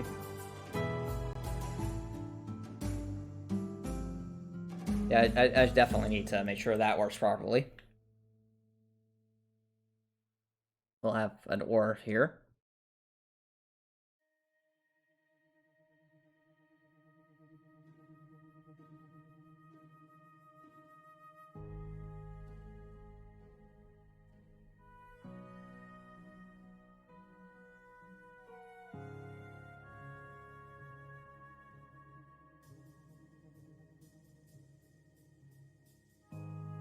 There we go.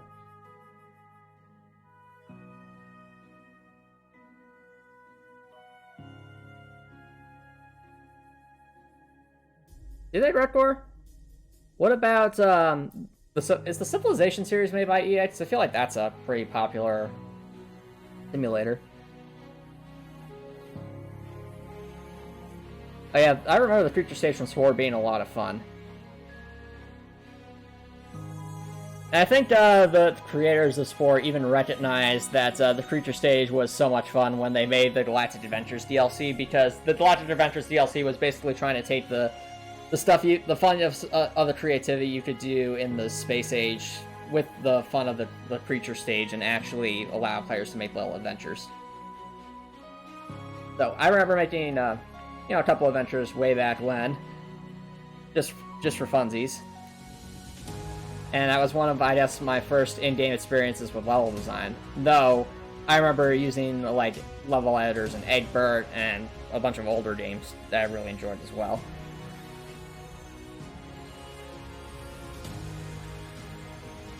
Yeah, the Galactic Adventures DLC was definitely a good idea. Especially for its time. But it also faced its own limitations at the time, for sure. Galactic Adventures, it came before Super Mario Maker. Okay, yeah. So...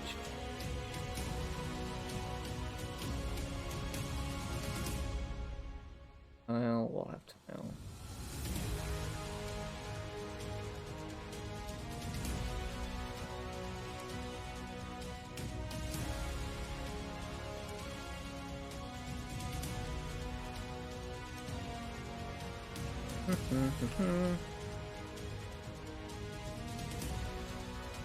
Oh, that's very cool too. Yeah, that's because the quality in Galactic Adventures can be very hit or miss. Okay, fair enough, Stizzleth. Thank you so much for dropping by the stream, and thank you so much for the ideas, the suggestions, and the comments. I really appreciate it, Stizzleth. I hope you have an awesome night.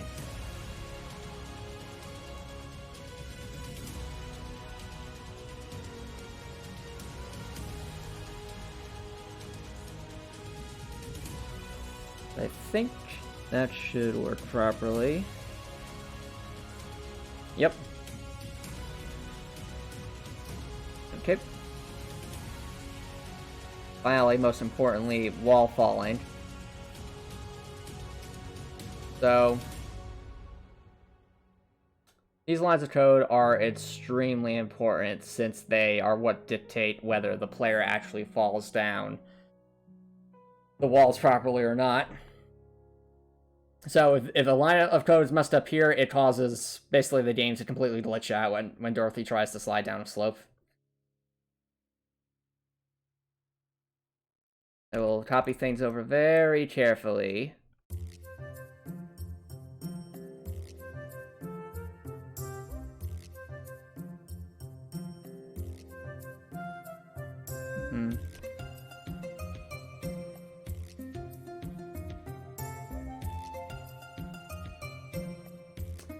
Yeah. So, by copying over this code, this will allow us to have our wall to work with. Similarly, And one of the things I always think about, chat, is anything I can do to centralize code more and more and more, I find is extremely useful since it means less copying over like this. And I've definitely done that with the with the different enemy types, whether the Cobra or the Rattlesnake. I've tried to centralize the code as much as I can so that I can just focus on the level editing aspects and not so much the programming aspect. Yeah, if I did everything correctly, this should work as intended.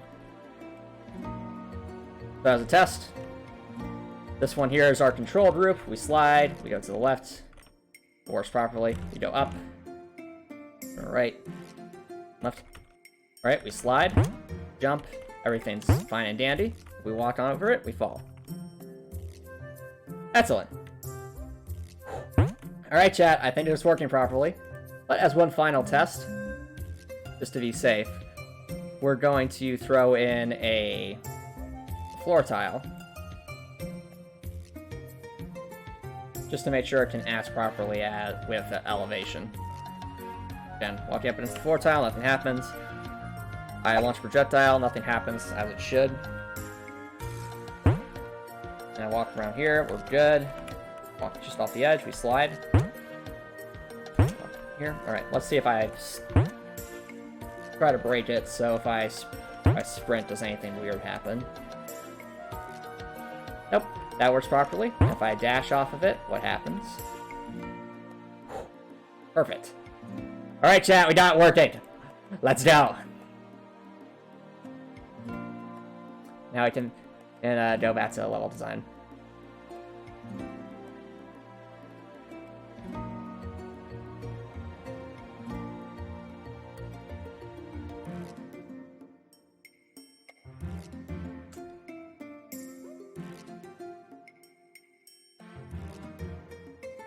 So there's our little areas.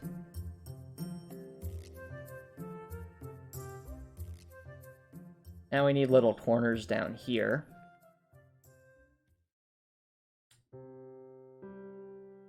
I'm thinking if we use these, like our backdrop objects will be pretty helpful here.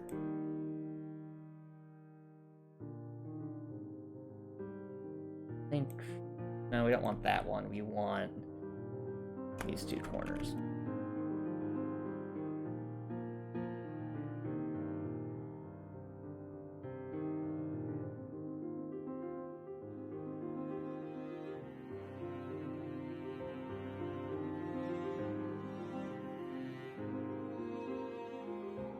That gives us our little corners there. Bottom area. Thanks for the support, guys.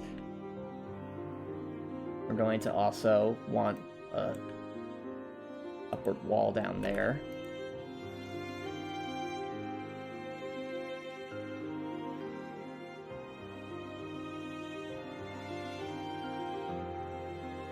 Alright, we'll clone this. All version 2, since this one will actually be larger. We want it to be wider than normal.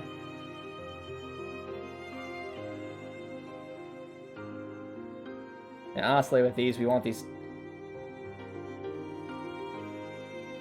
to be wide just because it will allow us to do more with like long hallways and such. Using fewer, again, the idea of using fewer objects. Though, funny enough, chat, the limit on, we'll say, quick backdrop objects / backdrop objects is significantly higher than it is for active objects. So I think you can go upwards to like 60,000 backdrop objects or in a single frame event compared to the 20,000 of an active object. So whenever there's a detail that's just in the background, like textures and such, you're going to see me use a lot of quick backdrop objects, since those, again, are less intensive on the system. You also want the corner pieces. For those who are wondering why these exist, now you'll know. They exist for this singular purpose. To make it look better. Ta-da! The little side. Okay. Similarly, you will want left edges over here. We want to move these down here. We are that weren't you. Okay.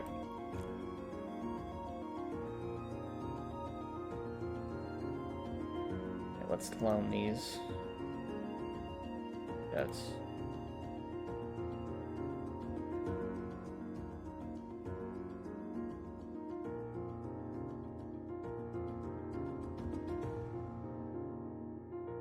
on left 3, did I? I mean, that's right then. Okay.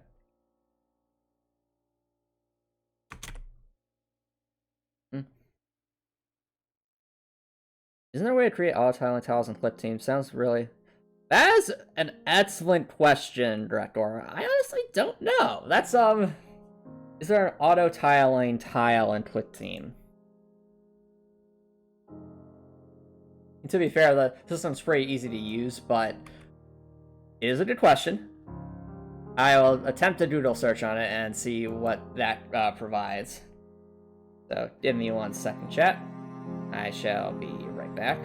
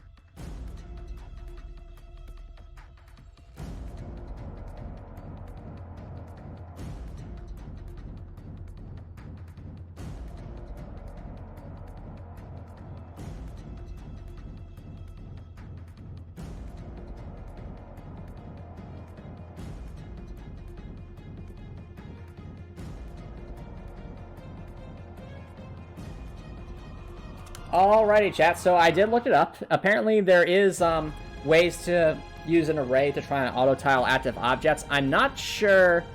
I'll have to look into it off-stream to see how it works and whether or not it might cause undue lag or produce too many objects, because the level, the areas in Heartwell might be a bit larger than would normally be seen in a Fusion 2.5 kind of game.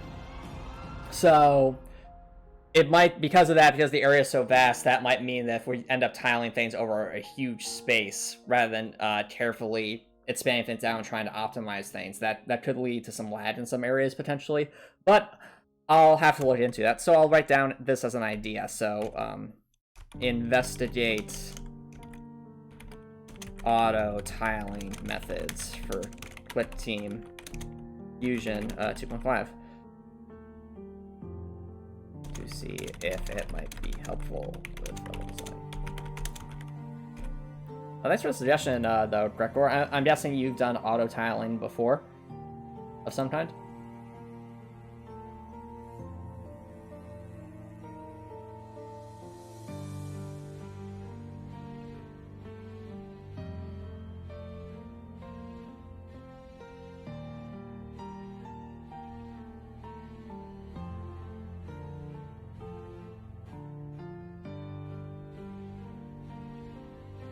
Alright, RPG ever use auto tiles, and Go also has a fun short, which makes it life a lot easier.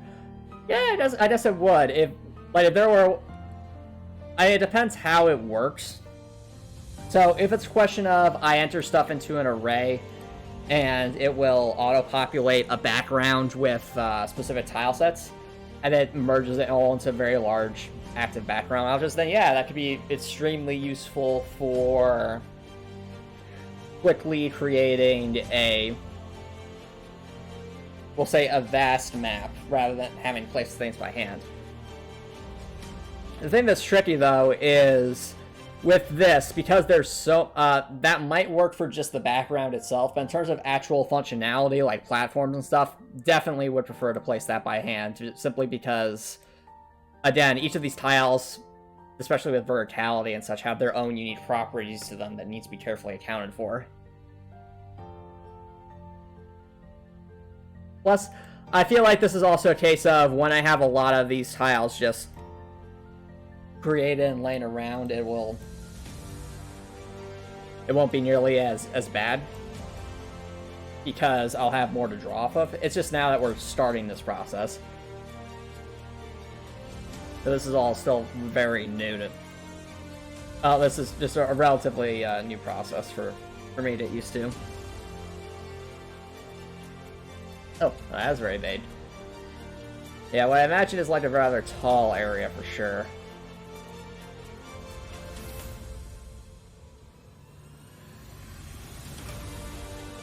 There we go.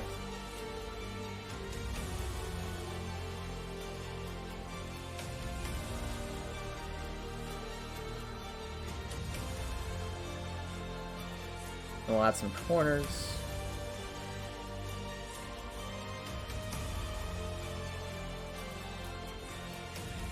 Like that. Finally, for the spot back here, I'm actually thinking it would be wise to just have a quick backdrop object. So, one of the nice things about these quick backdrop objects, chat, is they automatically tile if I copy them out. So, for example, you notice when I'm sending this out, it seems to copy it over perfectly. What it's actually doing is it's copying over the different, yeah, just like that. It's copying over the different tile sets in its various, the size that I specified for it. And what that means is that if I were to, say, make one of these that looks like a brick, and expand it out, it would just look like a bunch of bricks. Which is definitely what we want. So, with that.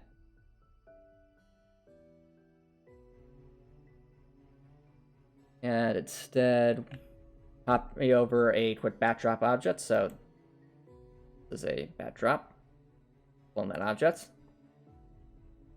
We will call it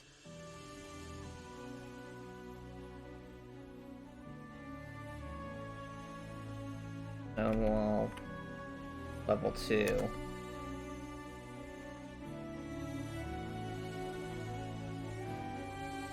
One. Okay. Now we'll just copy over this, so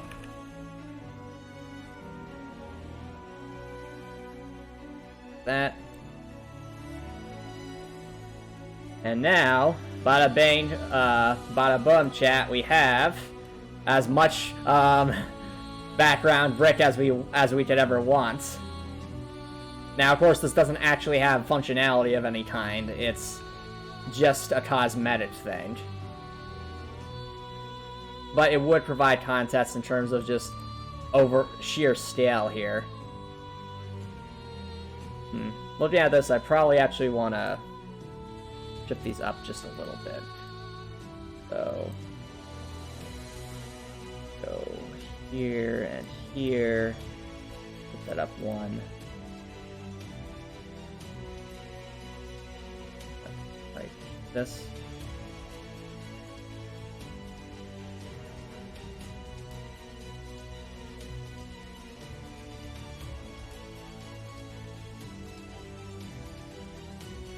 Oh wait, actually it should... Aha! Perfect! It's hidden.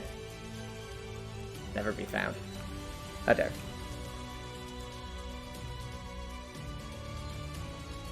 I just shift everything up a bit. Okay!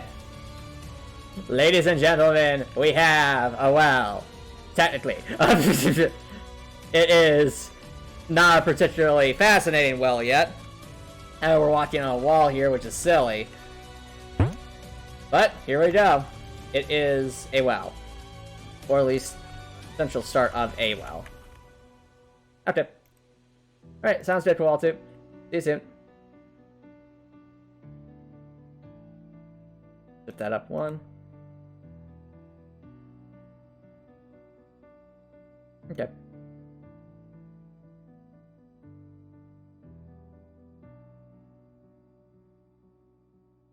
Yep.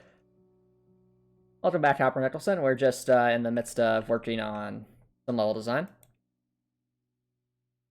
Now, I imagine here is player character starts down here. then they would have a path off to the right.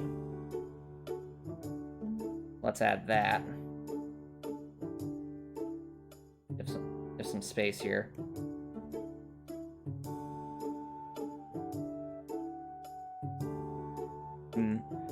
Oh, I actually need you.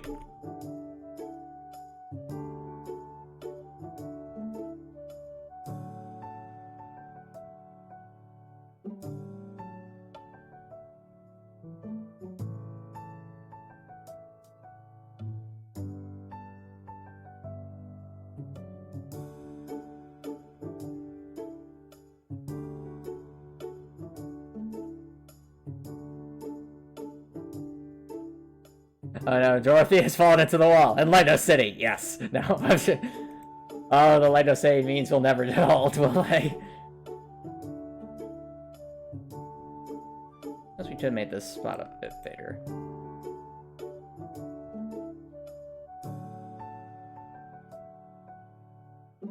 I have a little spot off to the right there that'll go where we need it to go.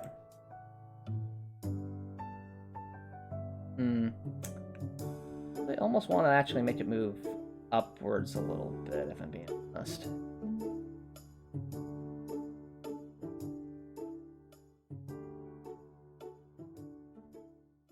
Well, hey, Drakor. What I'm doing here is enough to motivate you to keep working on your game. By all means, go for it, man.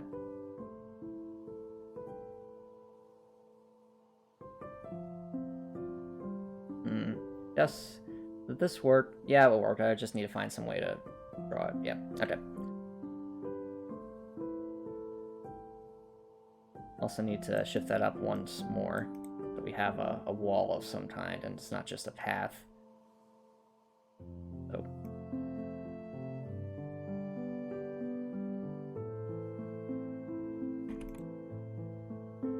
Throw that over there.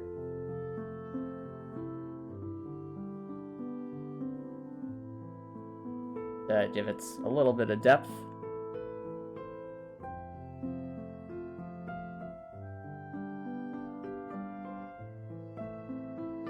Players moving over this way, we can have them shift their focus downward. Oop. You don't very far.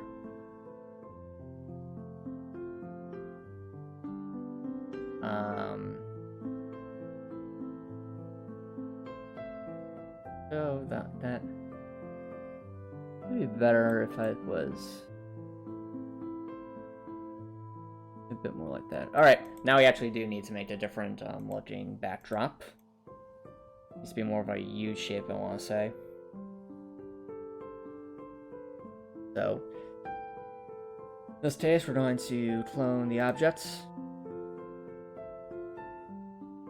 We'll call it top and right, left and top and right sides. 1. That. Copy left side of that. Throw it in there like that. Get rid of that. Then use it back.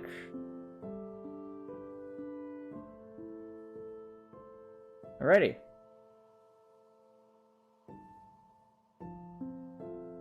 That accomplishes that. We just need something to be over that.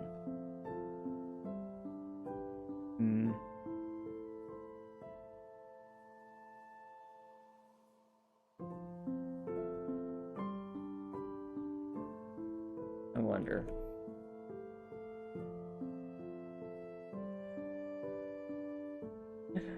I just realizing that the way this level is designed is actually going to overlap back here, unless we get rid of that, but then well, would it make sense to get rid of the corner there? Yeah, I guess it would.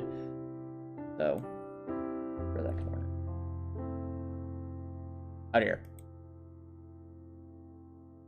Oh, okay, that's what was happening. I was like, wait, what just happened? Okay.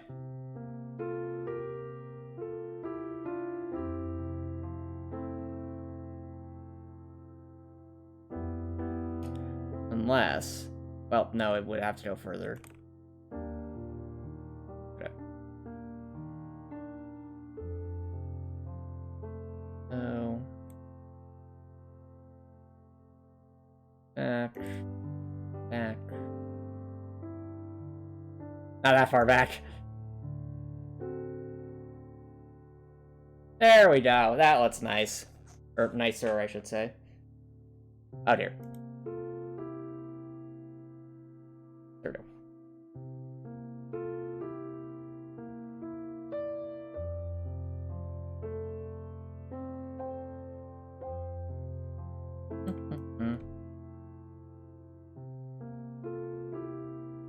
I want this to come to the right over here.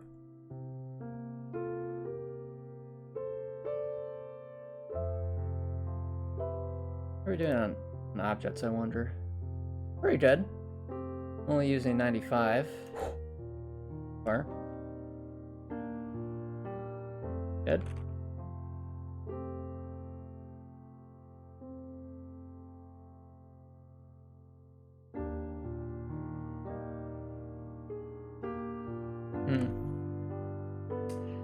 You know what, chat?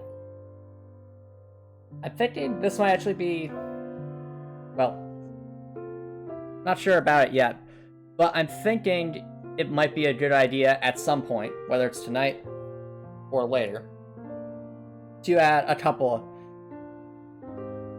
okay, what was that called to? Are there wells that big in real life? I know there are huge wells, but not wells that size, I don't think. That's a great question, Koal2. The short answer is I don't know. Since the wells I usually think of in real life are, you know, they're maybe 5 to 8 feet in diameter. You know, down like maybe, I don't know, anywhere from 20 to 50 feet. But this, on the other hand, clearly a lot larger. So, but we are in the world of fiction, so I can make this well as large as I gosh darn wanted to. And speaking of which, well, yeah, this actually reminds me of a time back in Minecraft. Fun fact: when back in middle school, a friend of mine wanted to host a server party of some kind, and he asked me if I wanted to do anything. I decided, you know what, I will make like a Minecraft parkour map. But when I was making the Minecraft parkour map, I decided to actually have different paths you could take and block off different players in a competition-like setting. So the first player to beat, we'll say, a certain section, like a cavern, would be given a redstone torch, and they could choose to either provide a checkpoint to allow the other players to catch up with them, and they'd all have to go into the same level, or they'd provide a checkpoint to block off the way that they went and force the players to go in to a different level. And it made for a really interesting and interactive experience, having all these players, you know, going on these different branching paths, eventually leading to the same finale. And the finale of that area was actually a huge, huge well that the players had to climb out of. And the way I designed it was that if you fell down in that huge well, you fell down a huge, like, distance. Oh, thanks, Koal2. Read a message to Milliam. A Dorothy has fallen into the well in Heartwell City. Hey! Build the rescue manifest and save the day, but watch out for the evil rattlesnakes on the move. Complete the game and save all the hearts in the wells. Then head over to Takoro for llama surfing. Only Dorothy can take a closer look at those falls. Defeat the Makuta and rescue Toa Tahu from the dreaded Rachi. Restore her balance to the island and awaken Ma'anui. Only then can the son of Toa be discovered. This is the tale of the Bionicle. That was amazing, Copper Nicholson. I approve. So many memes. So in a way, yeah, Koal2, in a way this is kind of like coming full circle in a little bit. That farm map ended with a well, and now we're starting with a well. Or I guess technically not. There's some... yeah, there's some other things, but I'll leave it at that. Regardless, what I was saying earlier before I got distracted was that I think it would be a great idea to... Oh dear.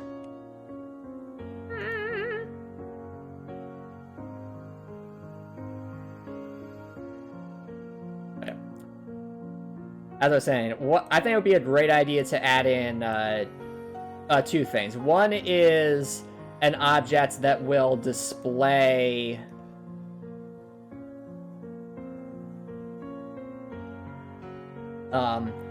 helpful text or something, similar to like you have in Dark Souls, where you have like the little, I guess, the soul inscriptions on the ground. You press the A button and it shows you some things. I played with my uncle when I was under Copper Nicholson. They're very fun Lego sets. Really enjoyed them.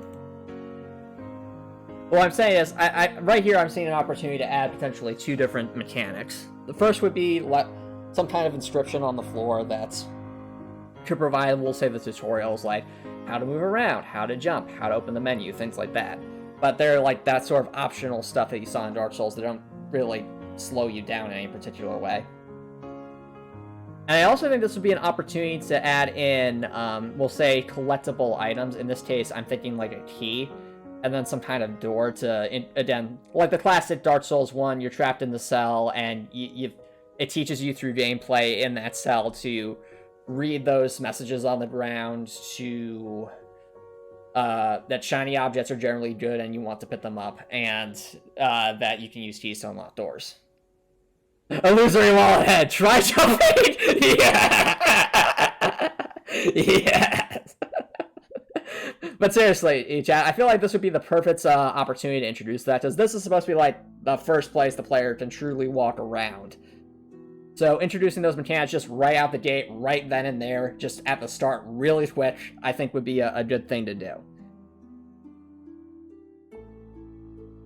Will this game like collectibles like 3D platformers?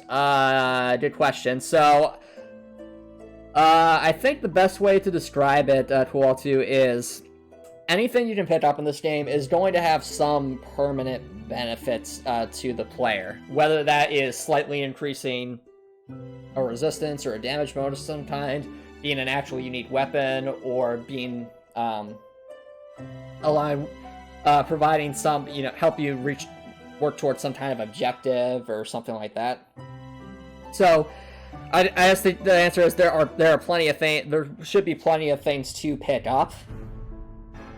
But what I call them collectibles, I mean, yes and no. Technically, it would all be optional, but I mean, technically, most of it would be optional. It's just helping things like that. All right, you like that idea? Awesome, Rektor. All right, in that case, we're going to do some little dev work before we go. We delve too deep into this. But for those who are wondering what I was thinking of this section over here, I'm thinking like after this hallway is where I would introduce the concept of verticality and jumping. So again, pretty fundamental mechanics. So we'll just leave that little tile there and a wall as our reminder that this is the jumping area. And we'll come back to that as we start developing things, I think. Okay.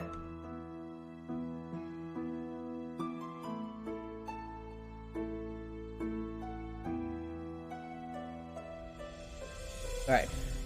So, the first thing I do when I'm going to introduce anything that requires any sort of super detailed artwork that's not simple, like, say, a rectangle, I'll actually go into graphics scale and do some artwork. So, let's go back to here. Would I want this to be in the tile set? Probably not. I'm thinking this might make more... Actually, yeah, a tile set might make sense. Alright. We'll have to use different layers as a base outline. So if we think of the Dark Souls sort of script on the ground... Oh! This could be fun. Let's start with a rectangle and go from there. So, this section right here actually is a pretty good size for what I'm thinking of. Let's do like that. The center, just like that.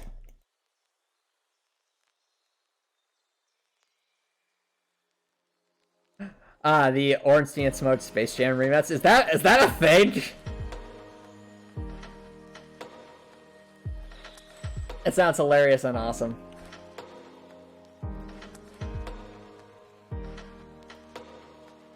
Alright.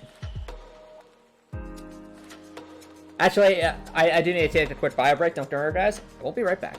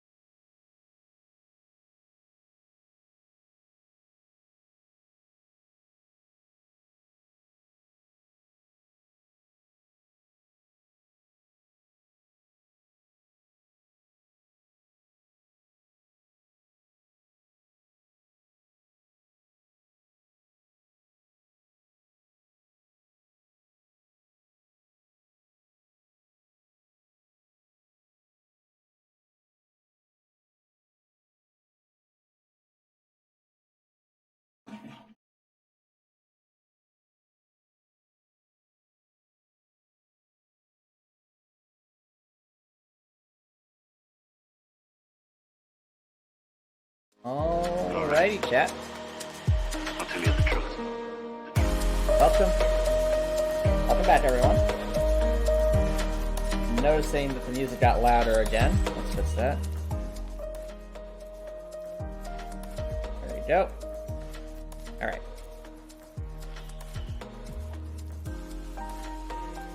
So, where we last left off, we were actually working on text. So, let's think about this. We want this to look like some kind of text on the ground. Well, I do like kind of like the sort of ethereal glow idea.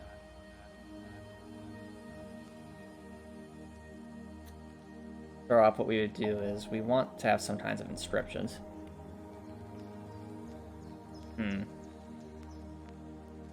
If I made super small text, I could use that as a basis. Oh, yeah.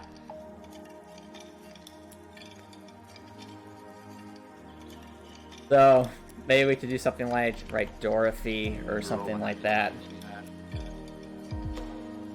Oh, yes, yes. That can work. That can absolutely work. Because, chat, what we do is, we write a word like this, like Dorothy. And then instead of using the full text, we actually get rid of some of it. So something like that. I'll tell you the truth.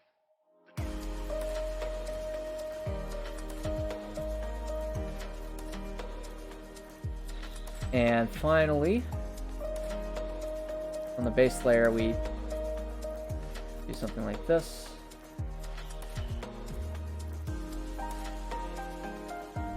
Kind of surround it.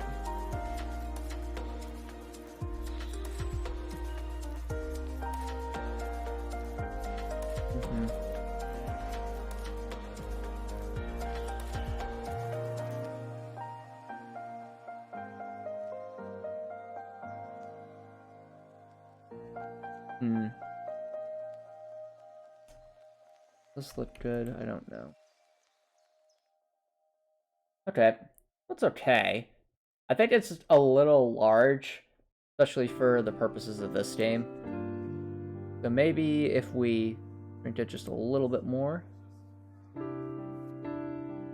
Get rid of that.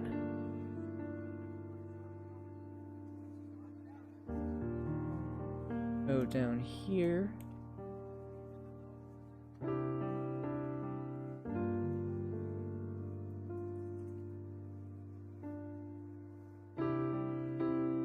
Yeah, it's still, I think it's too large. The thing is like the stuff in Dark Souls is definitely smaller than that. So, you delete a few pixels here. It's here. A little bit more.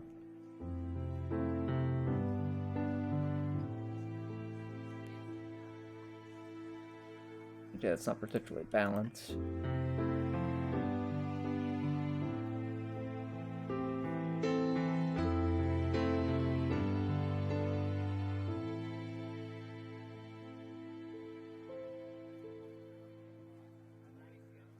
Okay.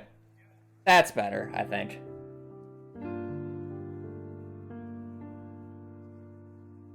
Yeah. We have something that looks like that. Maybe without the text on the side.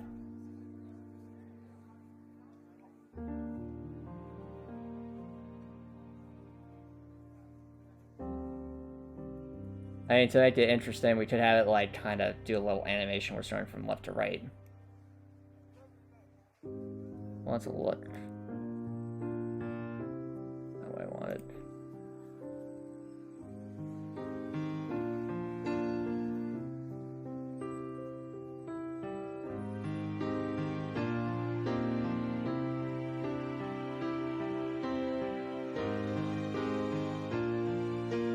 It looks like some kind of inscription.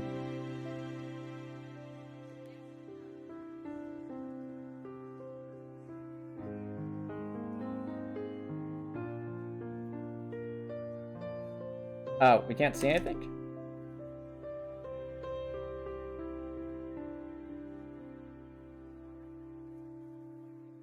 It's all black? No, I didn't see the stream. Are you... Alright, now I can... My apologies, Grepcore. How long was that, How long was it like that? I apologize, chat. I was lost in train of thought.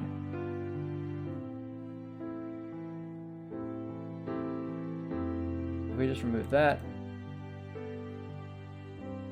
Okay, now it actually looks like it's text of some kind, I think. That's mysterious. If we gave it, like, some sort of a glow. So... what we do is something like this, where we're going to make some animation frames here.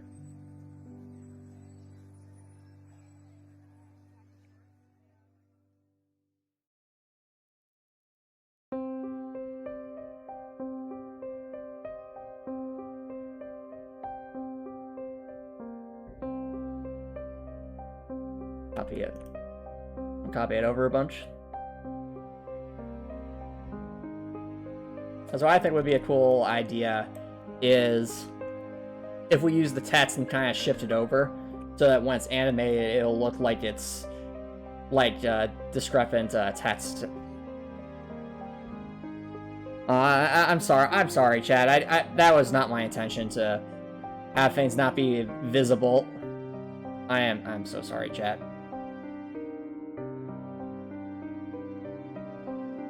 I hope everything's working properly now.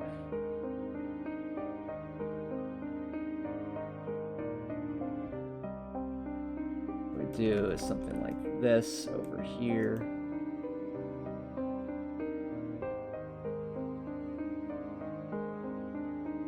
Lift it up.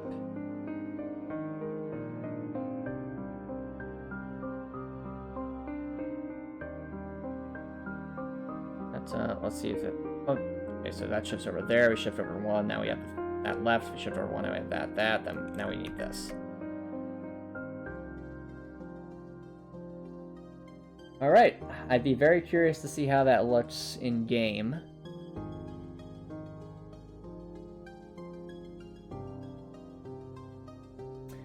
And we can also have these tiles alternate a bit. So I'd alternate between different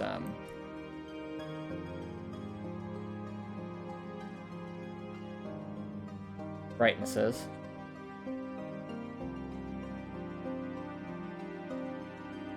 So, whereas these were before, a bit on the darker side. Yeah. Oh, here.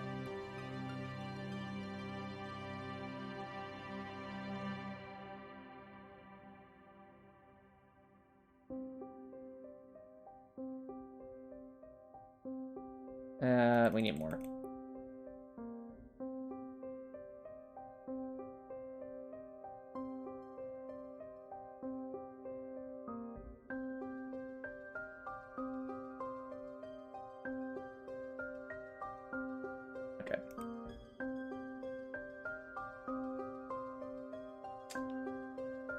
And we make the brightest version, so... Here. And if it just alternates between those, I think we'd have our animation frames. Alright. Got our background. Save as a PNG to make it easier to copy over. Alright. We exit out. Pull up the PNG. For those who are wondering why I'm opening up a PNG, it's because I can't copy over multiple layers at once. It'd be very, very time consuming. Whereas if I save it as a PNG, it forces it to actually be a singular image. This will make copying things over a lot easier.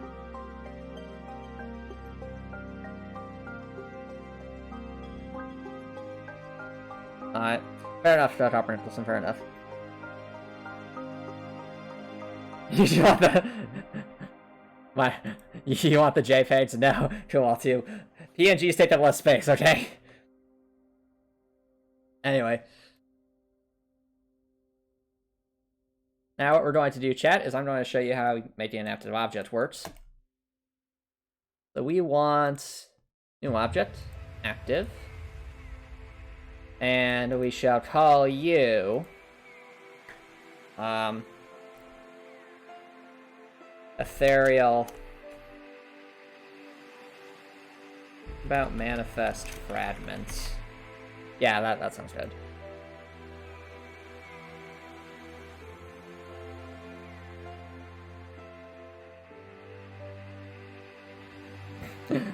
Dr. Nicholson, no. So whenever you create an active object, it makes a little diamond like this. But it's up to us to actually translate it into something of use.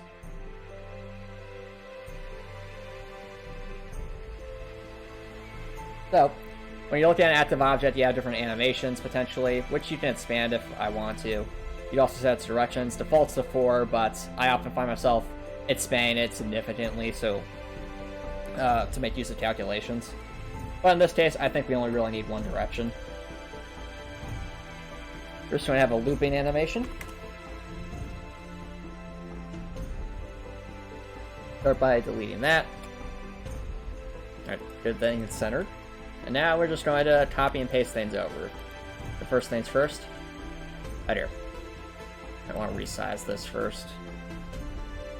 15 by 16. Boop. Alrighty. We're going to do a lot of copying. We need 12 frames. Ensure it loops.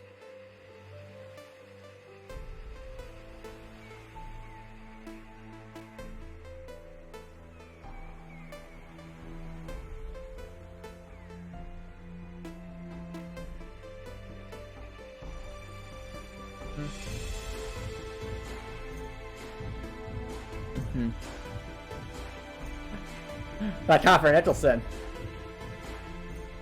You're saying booping is a bad thing? How dare, Copper Nicholson? How dare? What am I doing? I need to... I'm very confused. That is not what I want. I want graphics scale. There it is. Okay, that's right, that's right. We wanted that one. This was the one we wanted. Probably should have ordered these better. Hold on.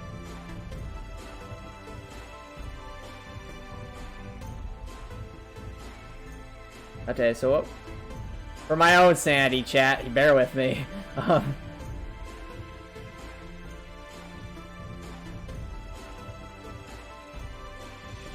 We want that one over there, this one over there.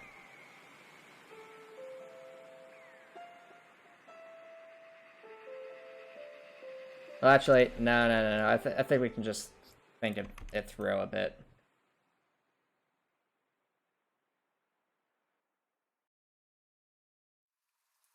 I'll close Discord for now. Okay, so boop, boop, boop. Right here.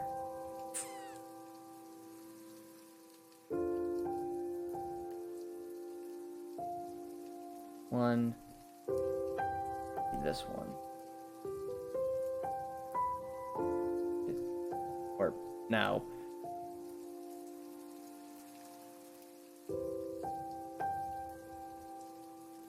Wait, I don't do that.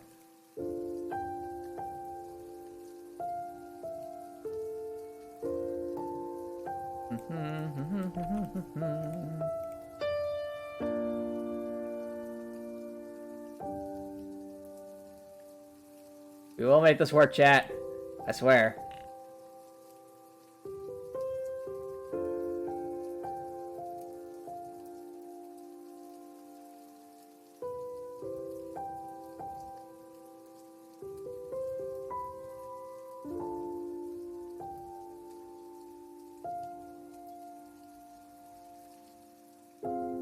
I just realized.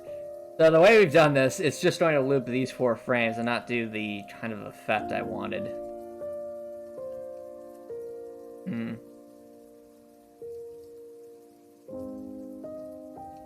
So it'll look something like this.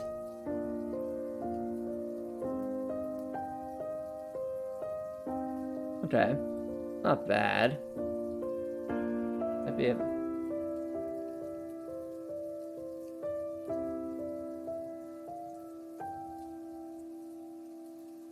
Alright.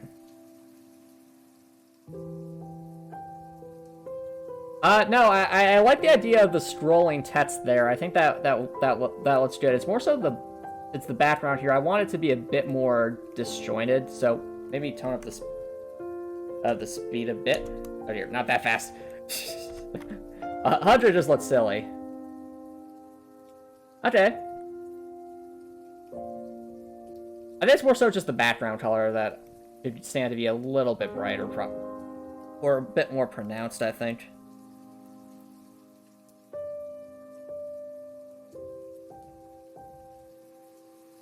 Yeah, honestly, let's just go with the brighter one. Just to help make it look more shiny. Right here. Not that shiny. No. Bad. Right up. So, just kind of... Okay.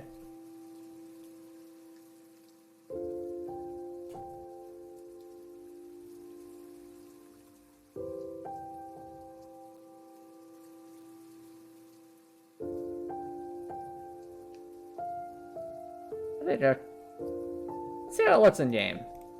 Just because ultimately that's what's going to matter. Oh, ew. Okay. Let me just show you guys what that looks like in full screen, or not full screen, just in dev mode. So if we're walking around, we're like, okay, and like, what is this? That's suspicious. I don't know, I mean, it is technically visible. I guess it just kind of... I think, honestly, it might actually benefit more from contrast. So, if we had, like, a darker color near the white... What if we went with just, like a black color? Like a very, very dark black. See how that would look. Alright. So...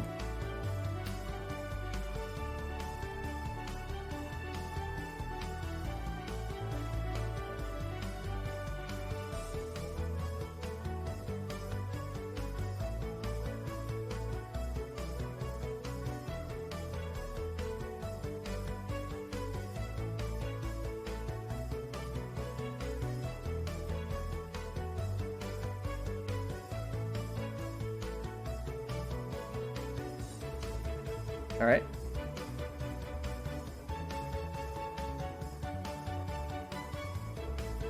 Maybe the background shifts color from that gray to something significantly flashier. I mean, we could always shift to another white, but it's just... Or yellow or something. But let's try this. See how this looks.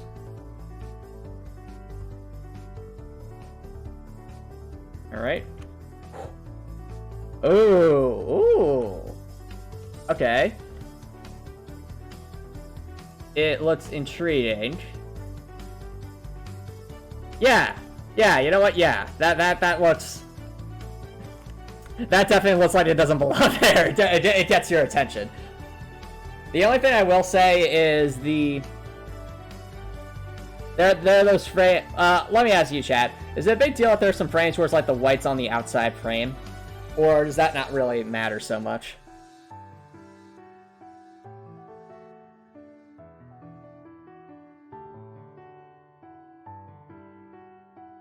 Oh, you don't mind that yourself? Okay, fair enough. It might just be... It's probably just a... I think the animation goes too fast to really notice. That's fair. I mean, to be fair, cool too, I am very picky about things, so... Not the end of the world, and me just looking at it, it definitely looks like it's a something. It's definitely something.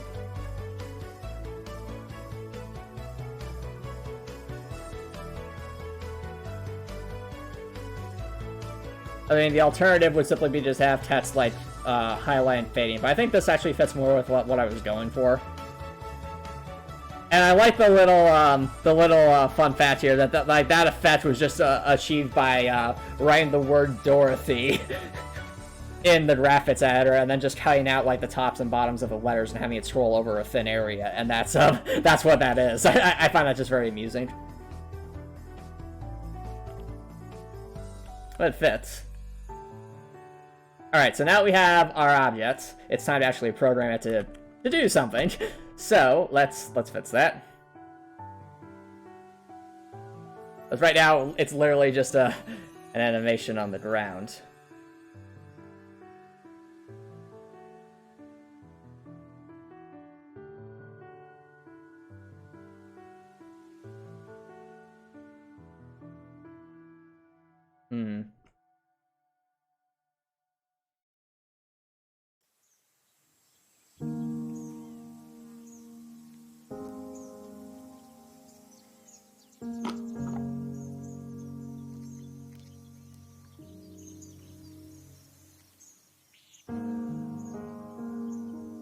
Alright.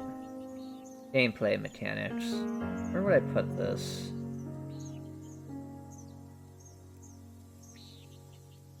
I think what we could do is we could put this... It's its own unique thing, honestly.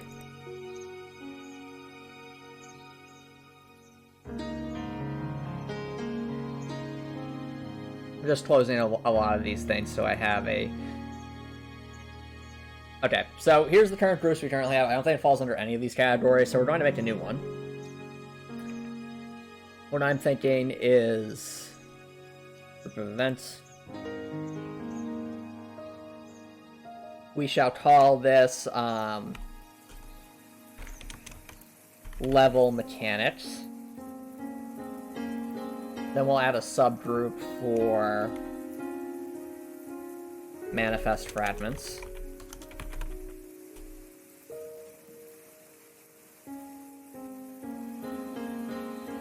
And with this subgroup is where we shall actually begin the process of coding.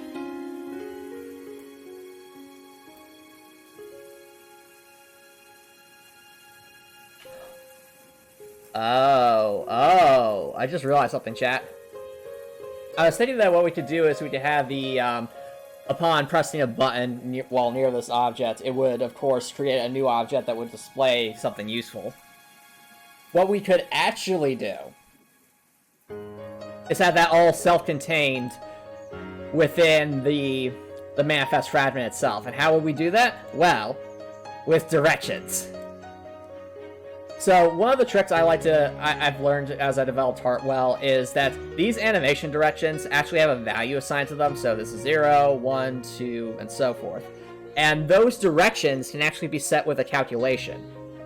Now, why is that important, you might ask? Because if we set the direction with a calculation, then it means that we can use different variables and formulas, i.e., stored values on an array or within an object itself, in order to be able to determine what direction this thing should be facing, rather than simply, oh, I press the D button, or the A button, or the W button, or the S button to determine it. So what we do, we copy that. We're going to paste you direction 1.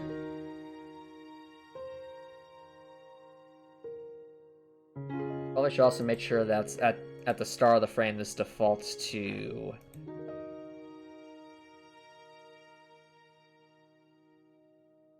Don't want to destroy the object if too far from the frame, that would be bad.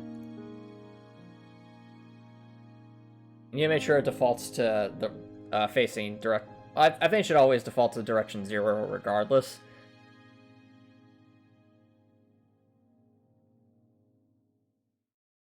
But...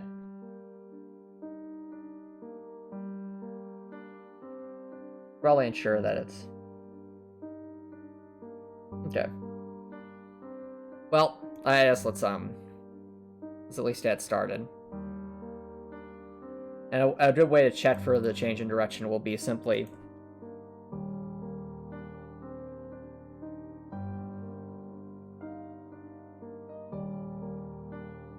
to actually change the color scheme here a bit. So maybe instead of... oh dear, no! Instead of being all white, we didn't have it flash super bright, so maybe something like...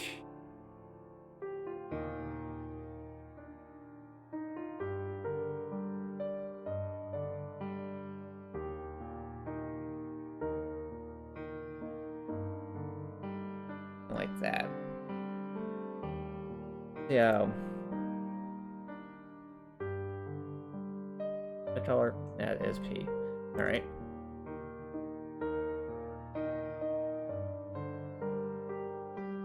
Fill tool. There. It's a bit too flashy for my liking. Try something a bit gentler.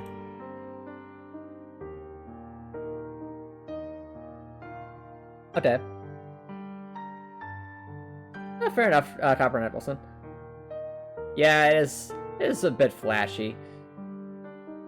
You can tone it down a bit.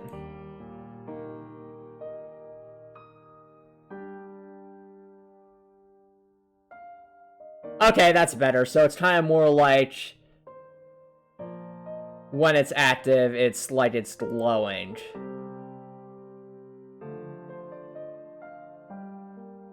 Yeah. Might even want to keep it a single color, honestly, just because the flash is a bit distracting.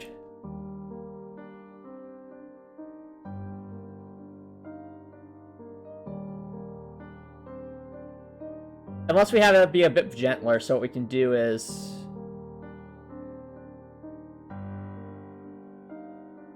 not like that. So, oop. Like that. Yeah, so it's like, it's not super flashy, it's just a nice...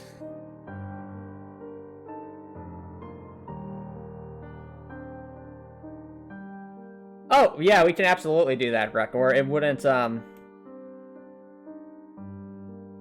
we can definitely do something like that. Have it change color more gradually. We can try that.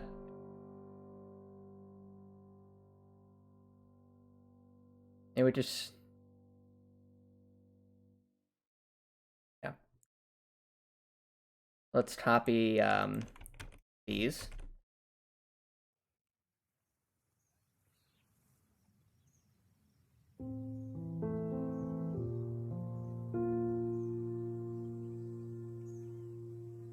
Like that.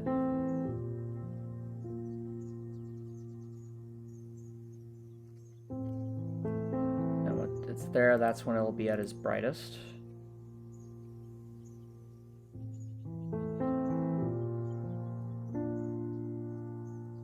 Well, I mean, if it doesn't end up looking good records, it's a pretty easy fix. But it's good to try these ideas.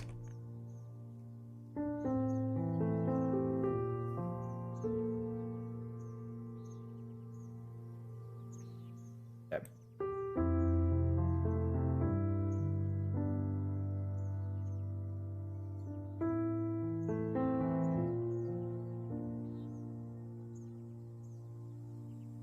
Oh, I like that. Yeah. It's, It's very, very, like, it's smooth, is what I want to say. It's definitely smooth. It's still clearly conveying that it's active in some way, but it's not nearly as aggressive as it was before.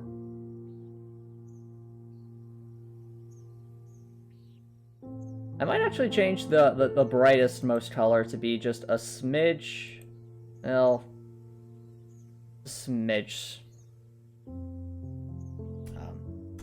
darker.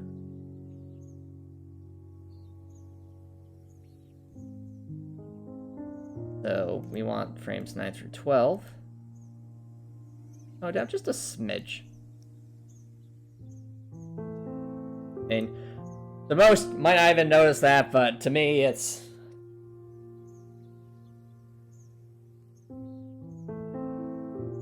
That'll do.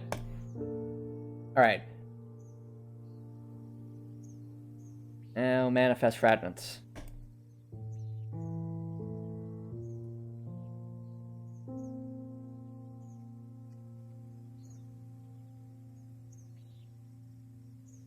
First and foremost, let's compare this to a...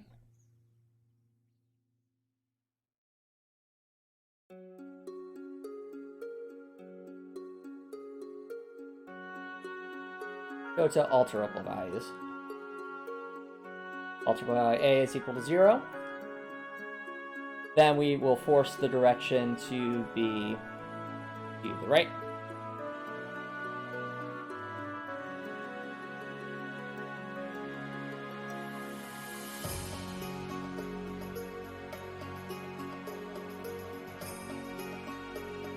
But then, if the alterable value A is greater than 1, then we could do something else.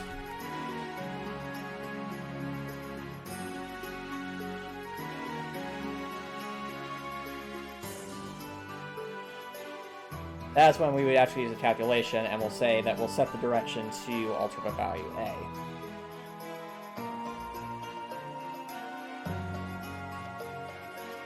And that will allow it to essentially, again, set that direction value based off of whatever direction we need it to be.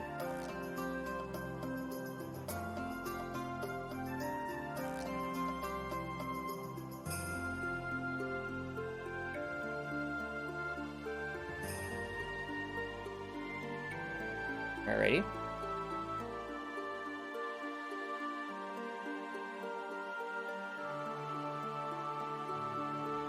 If you were to change anything, you make it so that the text scrolls twice before every change. I'm not sure if that'd be a little slow. We can try it. It wouldn't take that long to try, honestly. And we don't like it, we don't always just cancel, and everything will be good to go.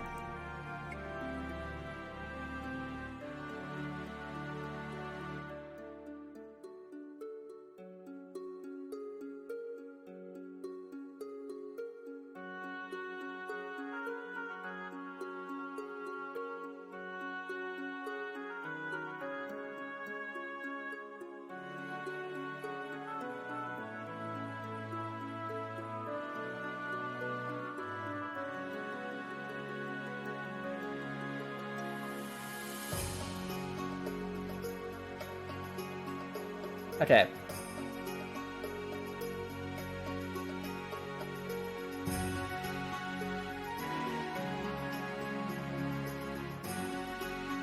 Did I do that right?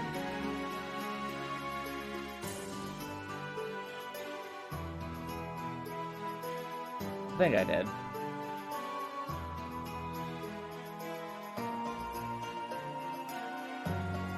No, it's fine, Rekor.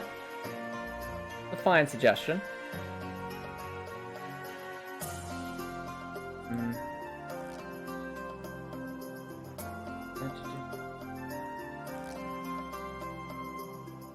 Actually, I kind of agree. That does look okay, yeah, it's smooth. I liked it. Good suggestion. That's programming land. Or I guess, yeah, we could just, force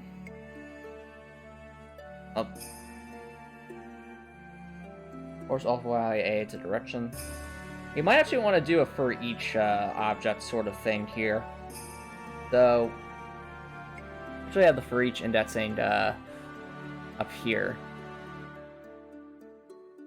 What the for each object will allow us to do, chat, is ensure that we can use multiple of the same object in the same frame in order to save on our processing power. So, start a for each loop iteration. We'll call this one for each loop fragment.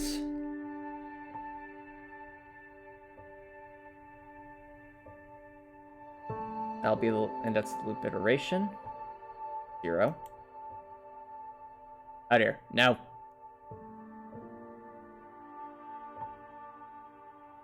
Start for each loop for object. So this will be fragments. And it will be for object that. Now, if we only had one of these, this would not matter whatsoever. But because we are intending to reuse the same object over and over again to save on the object count, we need the for each loop in order to the for each object in order to effectively differentiate the individual instances of each object. If we don't do that, then they'll all behave identically to each other, and sadness will ensue. So now we've got the for each object working. We're going to create. Might want to copy over one of the. Yep, that's what we want. One of these. I like copying over code in Fusion because it's much, much easier than just going through all the menus multiple times over. Now we got the for each object set up. Put that there, replace you with fragments. It will be for object that. This will ensure that these all behave independently of each other if we made multiple of these.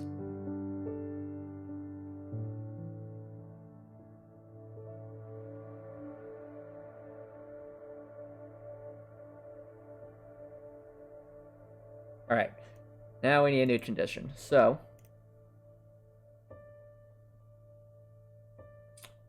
position, compare the position of the player be greater than, we'll say, position, that's coordinate minus 16, be on a for each.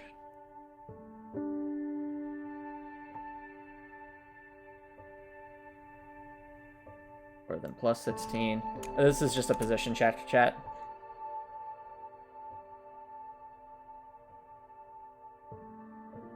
Fair enough, Copper Nicholson.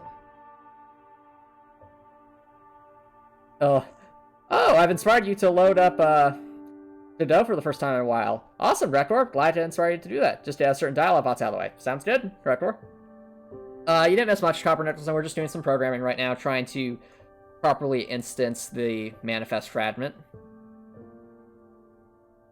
So right now I'm just doing a typical position check. So what I do is I'm comparing the x coordinates of the player's collision box to the x coordinates of the what's it called? Of the manifest fragment. I'm doing the same for the y coordinate, and by giving it basically a zone around the manifest fragment, where if the player's within a certain position of it, that will actually do something. So, must be greater than. Where is it? Y coordinate minus 16.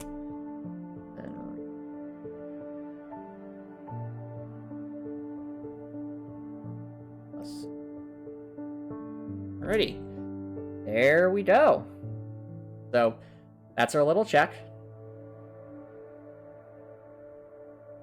And when that happens, I think we'd also want to insert a flag of some kind. So let's say a certain flag is off. Flag must be off. Will be flag 0. Flags are off by default, chat. Then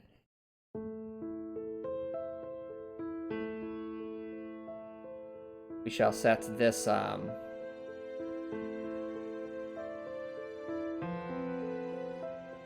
the direction. Where is it?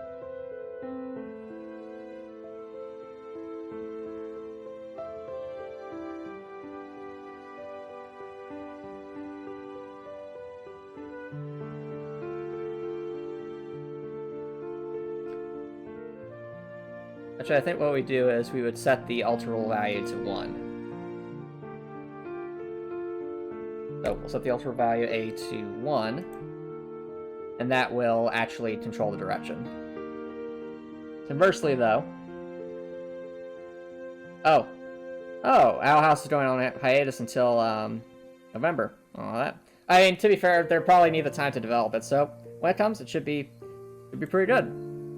I've been really enjoying the Owl House, Copper Nicholson. Yeah. Now what we're going to do is kind of an opposite kind of check. So this will be the check to see if the player is actually not within a certain distance. So, or equal to that. Or...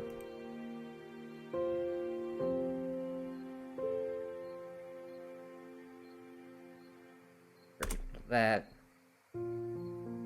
Or for each.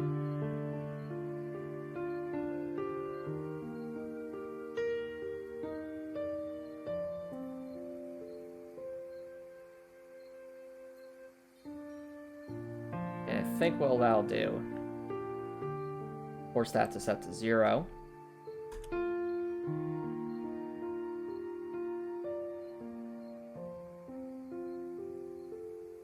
Okay. And if we did this right,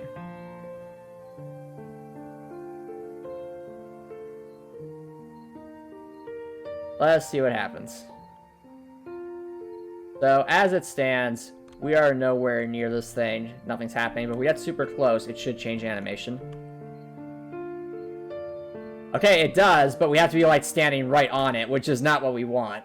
So we're gonna have to expand our boundaries a bit, but as you can see, chat, it is actually doing stuff when we're within like a certain range of it. Oh, I see what I did wrong.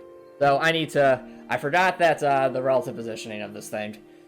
If we want this to work as intended, we need to actually widen this a bit, or widen the Y value. Sorry, translate the Y value. So it should actually be x minus 0, y plus 32, I want to say. That makes sense. No. That's actually the opposite. Because minus is up. We need minus 32 plus 0. That'll work better.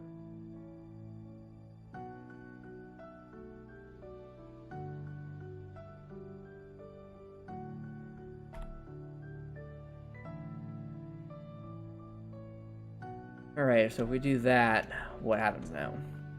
Find out. So, left to right still makes sense. Okay. There we go! Look at that, chat! Look at that! It's glorious! It's, oh, wait a minute. What is that? Oh, right. It's almost glorious! Need to shift as well.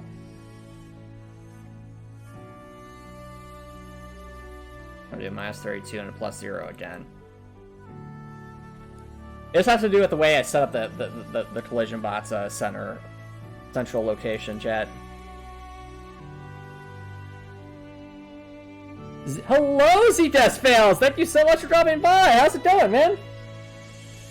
Flip technology forward? No! I need that! Yeah, welcome to the Heartwell dev stream. This is what I do on a regular basis when I'm not doing stuff when I'm not streaming on Twitch or doing other things in real life. This is what I spend most of my free time doing. Right now, we are working on implementing what I call a Manifest Fragment. It's similar to the blood echoes in Dark Souls. So, good. Good. And now we have the opposite problem, where it's not really giving us much leeway here. You know what? We should probably just give it a bit more space on both sides in the X direction. So let's change that. So add 16 there.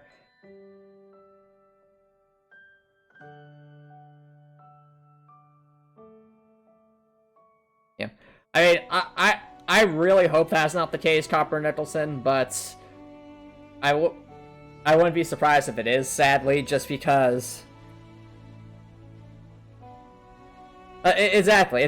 Like, the, Owl House is one of the most...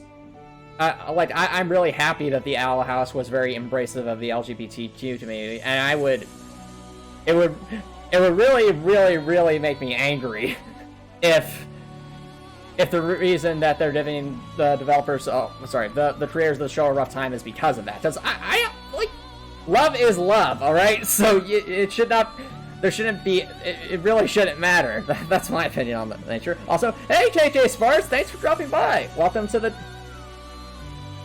dev stream. Currently, we are trying to create a sort of, something similar to a blood echo in Dark Souls. The idea being that we would go up to like some text on the ground and we might be able to press a button to have it say something useful to us. So, just to show you a little bit. Right now, what we're trying to do is make this thing glow when Dorothy is relatively close to it, but not glow when she's not relatively close to it.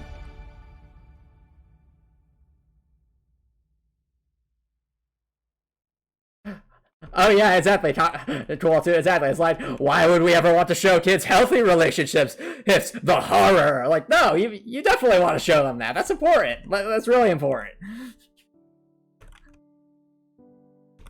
Like, honestly, I just don't get it. Well, regardless,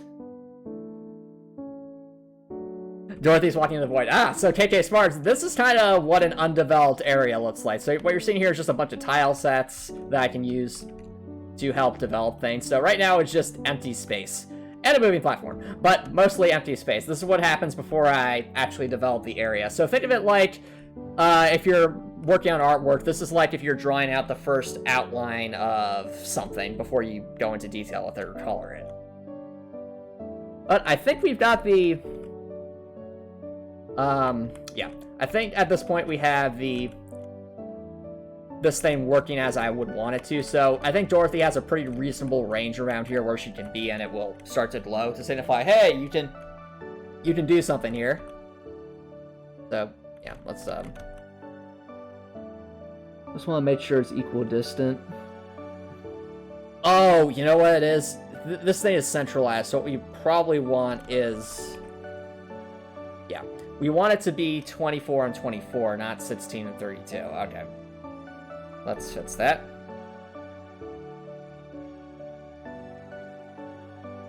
Yeah, 24 would be like a perfect setup.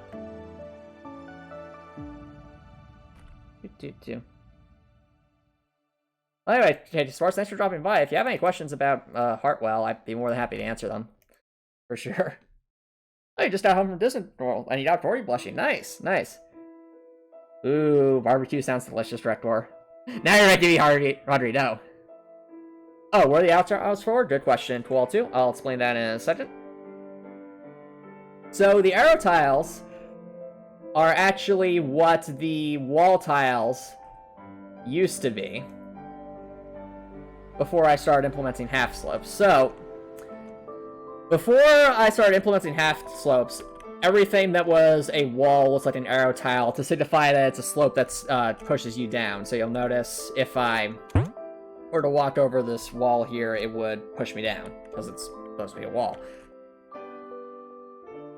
Is Dorothy in a dungeon or a castle? Good question, KK Sparks. I think a dungeon would be the more apt way to describe it, but I don't mean like a dungeon like a jail. I mean dungeon in the literal sense of when this is more developed, there'll be like different paths and rooms to explore, so you know, the dungeon crawling aspect of it, but it's not necessarily a prison, if that makes sense. So, what this is supposed to be here is actually it's supposed to be like a well. So I have not implemented the wall here, but this is like supposed to be a really tall central area for that'll be included in the demo. Or tall central area for the demo. So, ideally with a bunch of different things connecting back here, circling back. But right now, we're in the process of adding some basic mechanics before we go too much further, because this is supposed to be the area in the game where the player is introduced to stuff.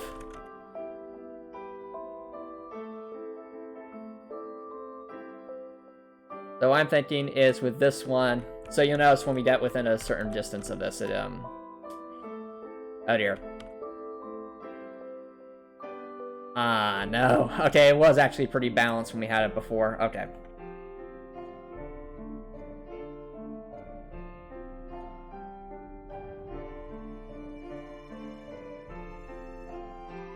Okay. 32.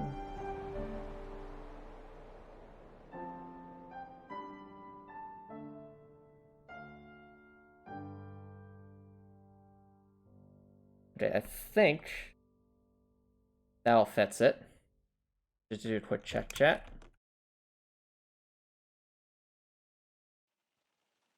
Okay, that'll do.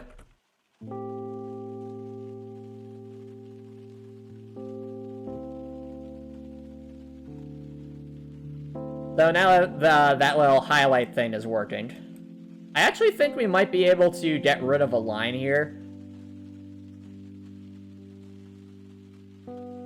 So, what I'm thinking, chat, is we just always use the ultra value A to dictate what direction this thing is setting, since we do have, like, a nice check here.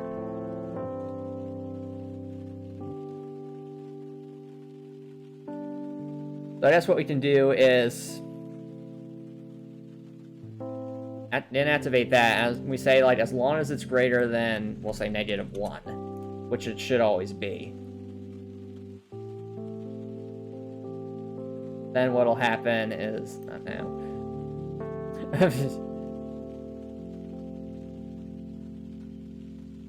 Oh, that sounds like fun, KK Sports. Ooh. Oh, you went to Epcot, nice. Yeah, I've heard a lot of good things about Epcot, KK Sports. Alright, so, what did I just do? Yeah, okay, nope, it still works. So what we have proven is that we didn't need that original line there, which is good. Because it means we saved a line of code. I think there's a limit of like 20,000 lines of code per event or something like that, so it's something to keep in mind.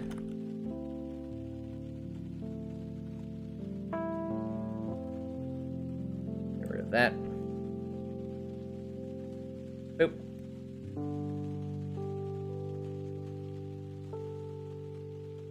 Another thing I should do, since it's important, is it's really important to document what each of your setups do, in case you need to change it.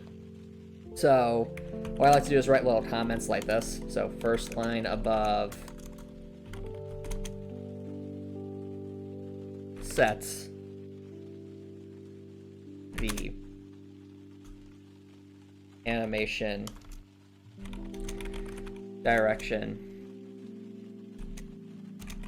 manifest fragment for any situation. Second line above, that's animation direction for manifest fragment to 0 when too far away. Player is too far away from manifest.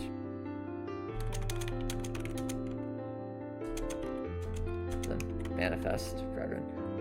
Good question. Okay, Sparks, did I do the art of Dorothy myself? Yep.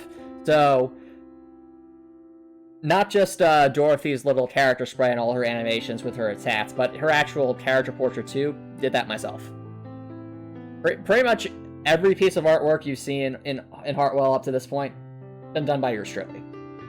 Now, I'm not that good of an artist. I'll be the first to admit that. So when I make art, I try to make it, I guess the term is functional. Aw, thanks, Rector. I appreciate the compliment. I agree. I think Dorothy's cute. I want to go with a very cute design. Oh, thanks, JJ Sports.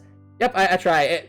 It's taken me a long time to do this. To get to this point for sure, especially with artwork, because I'm not the best artist.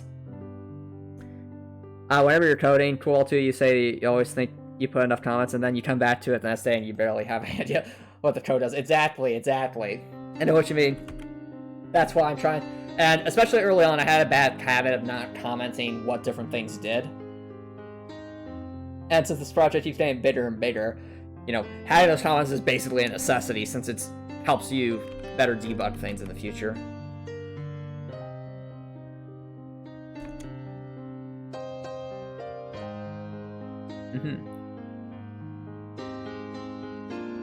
I mean, Gregor, you can call Dorothy whatever you want to. That's up to you, but for me, she'll always be Dorothy. Well, thanks, JJ Sparks. I mean, to be fair, you say first time, but you have to understand the history here. So, my first experience with true game design was probably in middle school, where I made a Space Invader style game with, I think, Multimedia Fusion 2. Then, in high school, I made like a boss rush platformer, which was a lot more involved. And that took me most of my senior year of high school to make. And now I've been working on this game for well over a year. And in between there, I've had spouts where I've gotten ideas for games that never really panned out because I didn't have the experience to actually develop a project or set a goal. And I also did a lot of pixel art to try and get myself up to speed on stuff. I also think my time as a dungeon master, especially in college onward, has helped immensely with my writing and world building. Both of which skills I didn't even realize I needed to make to develop Heartwell until looking back, I realized that I would not be able to be making this game without those writing skills I developed from being a dungeon master over a number of years. So that's animation, direction, manifest. So yeah, you might say, hey, it's pretty well done for my first time, but what I'm saying is the stuff I'm doing here, while a lot of this code is definitely the most complex stuff I've ever done in Fusion 2.5, the actual artwork and stuff, I've done things that built up to this point in the past, just nowhere near as detailed or involved. If that makes sense, JJ Sparks. Animation direction for Manifest Fragments. 2-1. Layer is close. Manifest Fragments. And a Manifest Fragment display animation is not. Alright, there we go. And that's how I would typically do my notes. And for the sections I have written comments like this, it helps so much. So it only takes like a minute or two, but it saves you a lot of headaches further down the line. So for all you new programmers out there, just write your comments. It's really, really useful. Go on, dude. No. Oh, you went to a game design camp in 5th grade. Nice, KT Sparks. Don't really have a good time with it because you didn't get a lot of free time to make sprites and such. Ah, I see. I'm guessing if you went to a game design camp, they probably focused really hard on coding. And while coding is important, I mean, after all, you can't make a game without coding unless you make like a board game. That's a different thing entirely. I honestly think that there's a bit too much emphasis on the programming aspects in, like, game design schools or the software development aspect of it, and nowhere near enough emphasis on the more artistic side of game design. And I don't just mean, like, drawing sprites. I'm mainly talking about writing. As I mean, show of hands, chat. How many games have you played that had either a non-existent story or a story that was abysmally written? Or, to put it another way, how many games had a story whose quality was such that if it were a movie or a TV show, you would get bored and stop watching it? Or you would think it's just an average or not particularly memorable? Several? Fair enough. To be fair, not all games necessarily need a story. Terraria and Minecraft, for example, they're sandbox games. They don't necessarily need a story. But I'm thinking more so in the sense where, like, a game, it has a story. Like the developers want to have a story in the game, but the story isn't particularly engaging, or it has plot holes, or it's just things don't hit quite right. You don't really feel for the characters don't get enough development, things like that. But fair enough, Draftor. Fair enough, JJ Sparks. Yeah, exactly. You see what I mean. Yeah, fair enough, Cool, too. Exactly. Like, yeah, a lot of Sonic the Hedgehog games have that issue as well. But that's the thing. I gotta believe that part of that has to do with such the heavy emphasis that goes into coding for the game, while underdeveloping, we'll say, the main developer's actual, world building skills, writing skills, authoring skills. Basically, how to write a good story. But the converse to that is there are studios that are like, oh, well, for this single-player game, we hired the writer of such and such movie or such and such book, so surely this will be a great, gripping story, right? Not necessarily.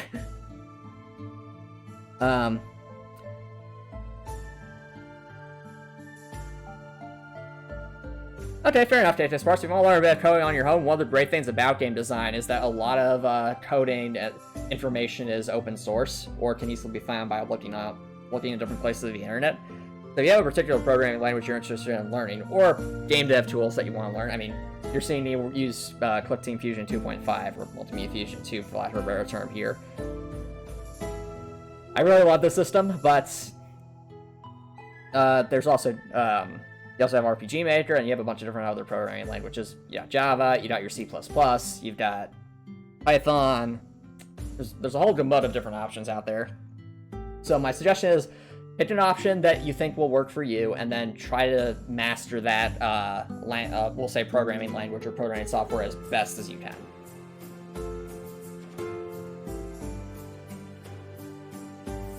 Oh yeah, exactly, Cool, too. And I think part of that has to do with the way video games, they have interactivity, and interactivity lends a...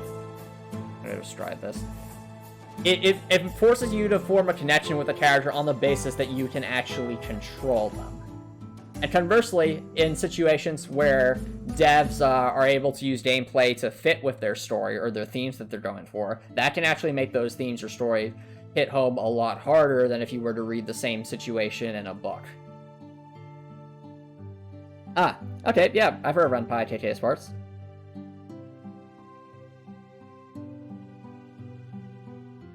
It could, Rector, it could. But a perfect example of that would actually be, I think, crosscode, since there are many times in crosscode where the devs will use gameplay elements to convey tone to the player or significant story elements. I always think back to Vermilion Wasteland, that session where where Leia was walking around really, really slowly to make the player feel her pain and feel how much her world was rocked. I love it when games are able to do cool stuff like that. Alright, but I'm sorry, I'm going off on a tangent and not really programming for a second. Let me just add a few more lines here. Well, actually, I can't because I need to add the animation first. Alright. Speaking of animations, let's go back to the tile set editor. Okay. So what we need... Not that. We need just some way to ensure...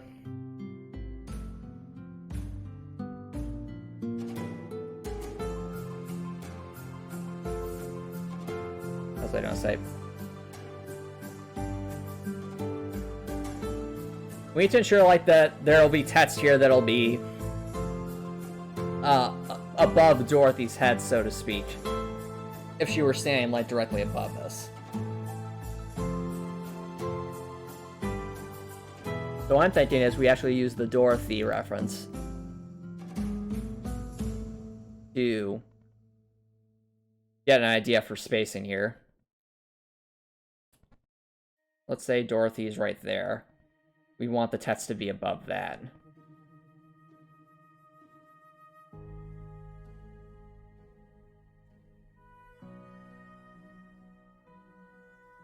Oh yeah, I agree, KT Sparks. I actually did watch a video reviewing Santo Sits in depth from someone who actually did find some reasons to enjoy it. And they said that basically the teamed art story was the best one, and when they explained the reasoning, I could understand why. Like, the teamed art story seemed to make the most sense and have the most seeming narrative arcs going on.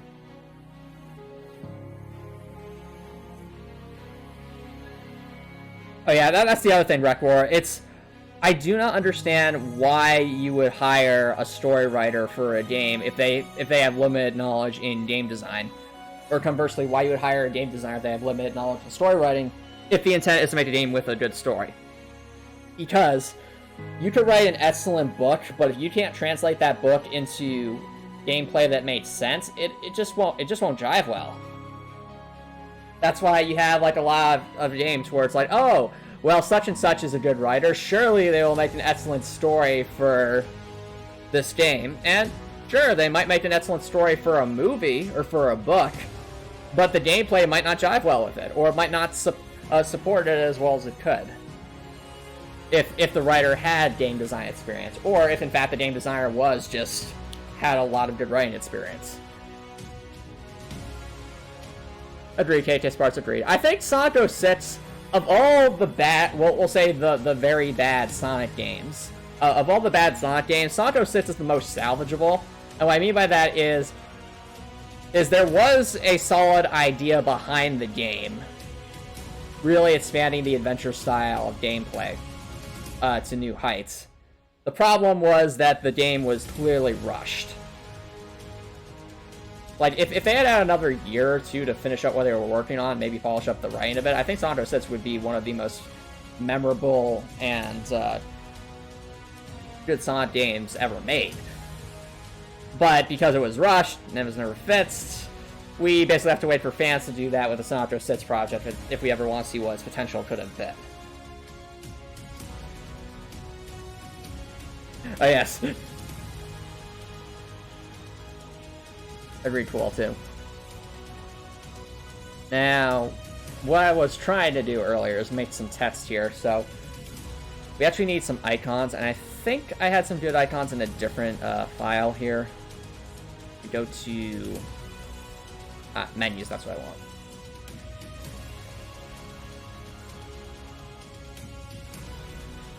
Yeah. Oh, it definitely will require some rewriting, KK Sparks. Like, there's one scene that I was watching in that video between Annalise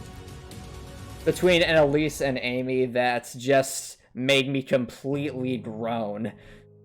Because it just straight up failed the Bechdel test. For those who don't know what the Bechdel test is, it's supposed to be a very, very low bar to clear for writing to give, to make female characters, give them true ownership and independence in a story. The idea being is simply this. A story passes the Bechdel test if, 1, there is more than one female character, 2, the two female characters have an interaction with each other, or we'll say have a conversation that's focused just completely on them. So only female characters. And 3, this is the key one, that conversation cannot be focused on men. Or rather, I should say, it cannot be focused on the idea of love or marriage or dating or towards a man.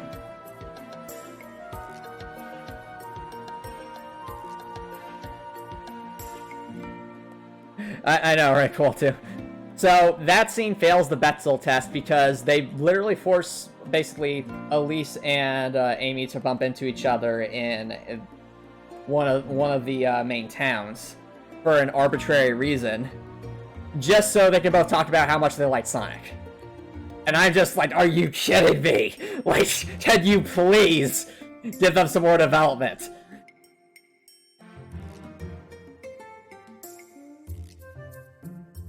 Exactly, cool too. Exactly. And the thing is, it's like, in concept, it's not hard. It really isn't. And yet, so many works of fiction absolutely fail at it.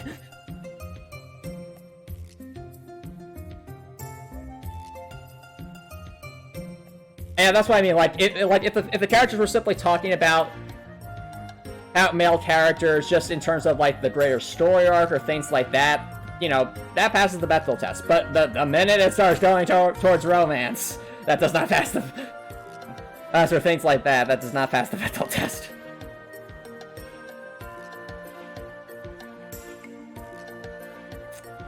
And I guess the other thing is, I think the Bechdel test, it might pass if they talk in, like, general terms, but, like, the moment they start, you know, just focusing solely on that, it's just like, what are you doing? There's more to talk about than just guys, okay? Anyway, my ranting aside, where is... There it is, that's what I wanted. I wanted those letters.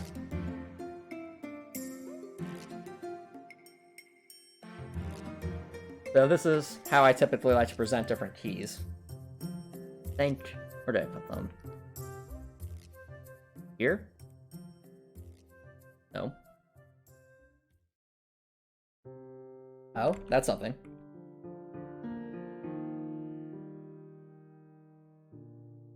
Copy that over.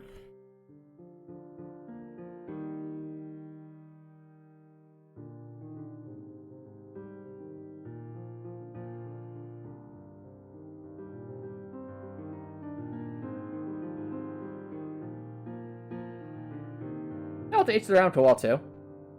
Oh yeah, for sure. Crosscode absolutely passes the Bechdel test very easily.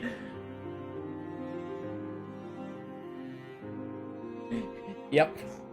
It literally passes the Bechdel test in the moments between Leia and Carla, so that early in the game.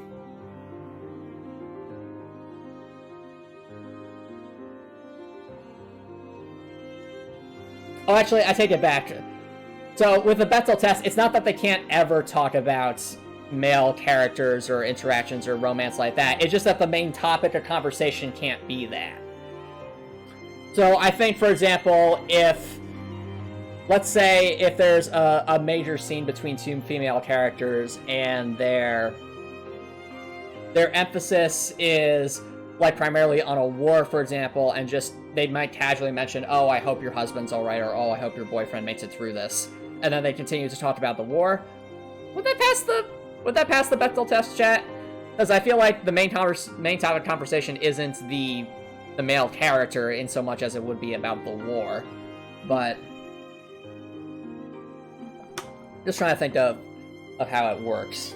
Because it has been a while.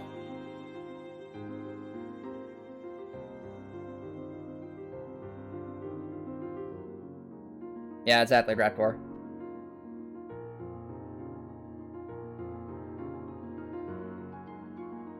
What did I use for text here? I used... Well, DUI font size 14 bold. Okay.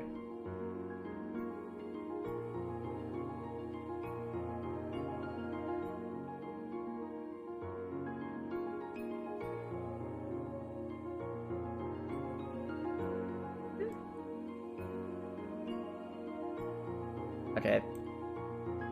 add a border. Border must be dark.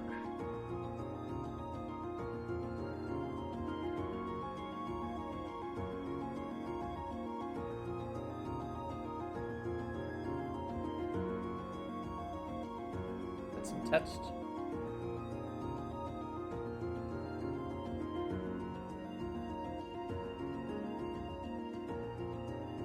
Like that.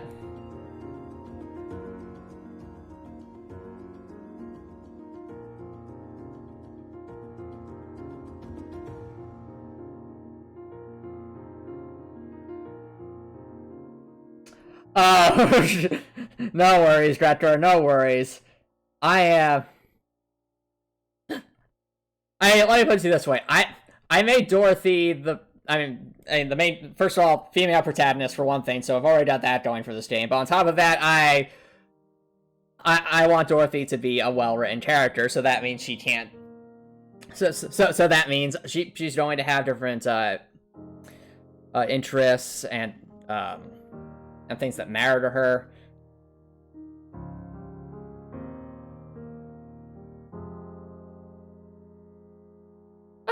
Maybe cool too. I'd have to look up the exact wording of the mental test because it has been a while. Am I going to make my own music for the game? Yes, I am. KJ Sports. In fact, I have made a few tracks for the game already. Admittedly, music is the most recent. I've done music before in the sense that I've sung in choir for a while. Used to sing in choir for a while. I was in an orchestra at one point, so I can read music. It's just I've never actually composed music until, in the past year or so when I found free software that would allow me to do that. And no worries about that, Grettor. I think even just looking at Dorothy's design, you can tell that I did not do that. So exactly, Grettor. I want Heartwell. I like wholesome character designs, okay? The way many female characters are portrayed in video games, just in their appearance, again, as you put it, I think you called it the over-sexualization. Like, that's another pet peeve of mine, so hence, in Dorothy, Dorothy's design, there isn't anything that's overly like that. It's just, it's a character, okay? Thanks, Grettor. Thanks for the compliment.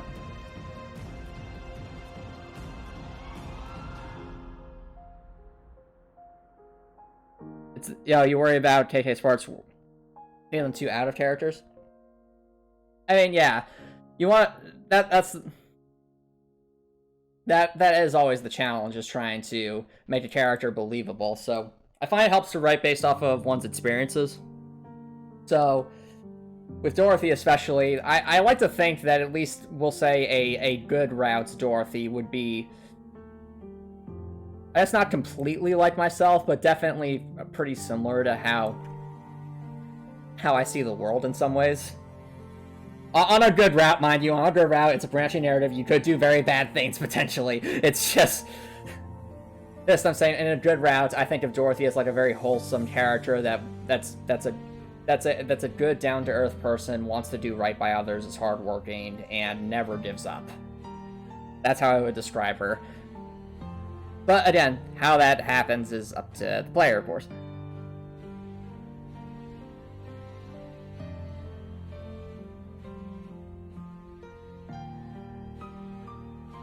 Cool too. I highly recommend Creative Writing. It's a lot of fun.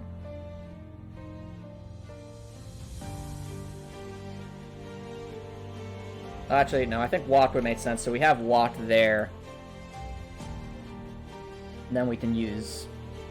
We have another section for running. So, right, a sprint, actually. So we'll need sprint.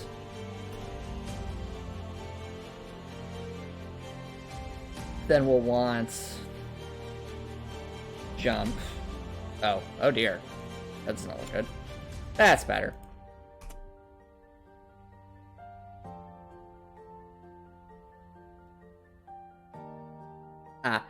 Well, one of the ways you could do that, KJ Sparks, is you have a cheerful character that's going through a rough time in life. You can kind of give like body language or moments where they're thinking to themselves where they get a little bit more saddened. And what I mean by that is you give the implication that their cheerfulness in that sense is it's just like a face they're putting on to fit in, but might not be how they're truly feeling on the inside. It's like those scenes in anime where a character says, "Oh, I'm fine," and they smile and wave at someone. Then, as the moment their friend turns away, hey, they just they lower their hand and they sigh, just like, like that. That can be a nice balance if that's what you're going for. So we need jump. We need dash. What else do we need? Okay, sprint, jump, dash. Anything else?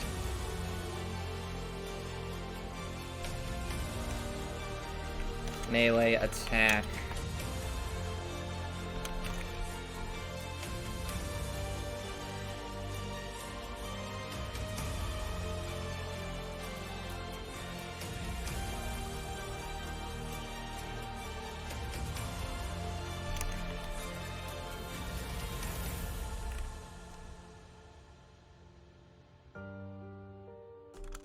Mouse cursor close.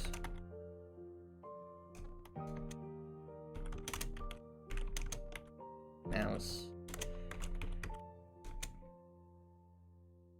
Fair enough, JJ Sparks. So yeah, that's one way you can portray it.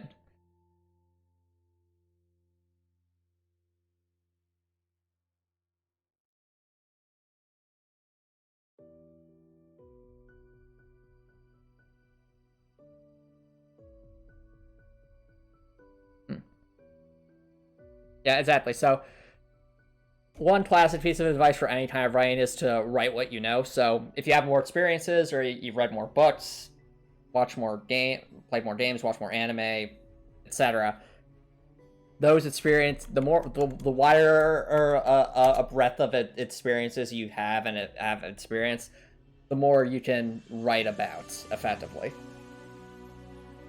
since you can draw upon those experiences.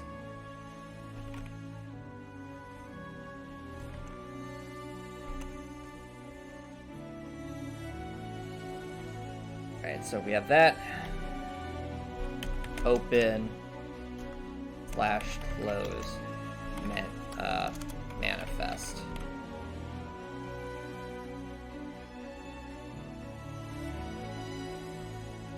We also need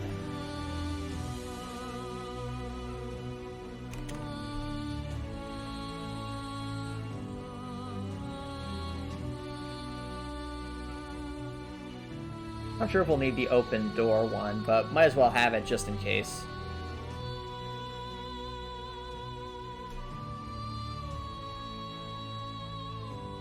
Okay. There we go.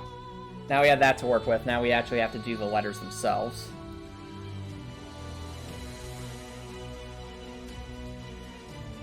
So, I think with this was just, we color it a darker color and we don't have an outline.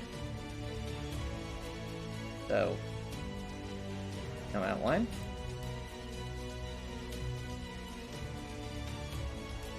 Okay.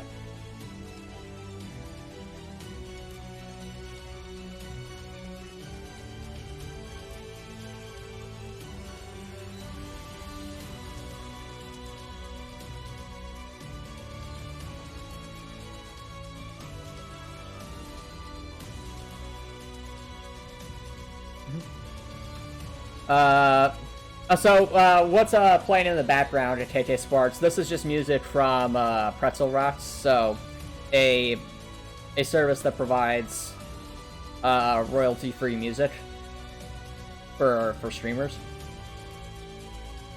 So that's what's in the background. I searched for some royalty-free music that I thought sounded good and fitting for a dev stream, and put that on the background.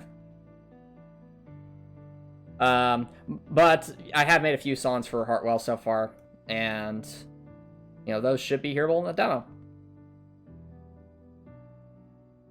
Let's see, so We need W, A, S, and D. WASP. No, that's not useful. We need WASD.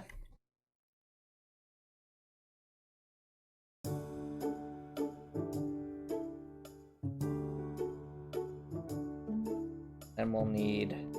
All right, sprint is shift.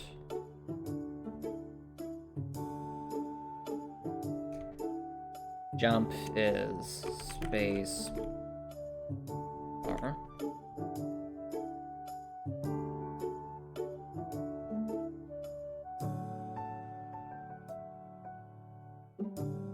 I don't know Tool 2.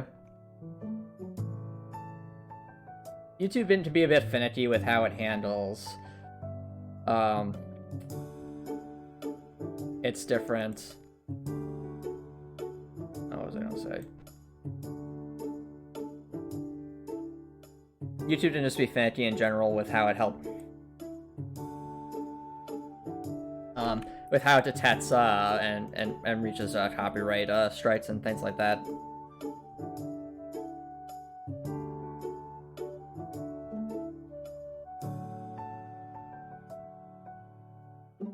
I've seen situations where there are like playlists of royalty-free music and someone just plays it blindly in the background, but suddenly they get a copyright strike anyway.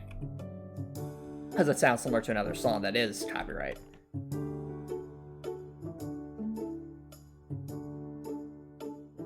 WASD, shift, spacebar, what else?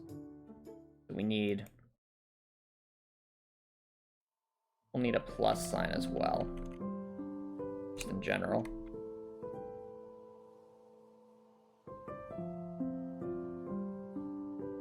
Okay.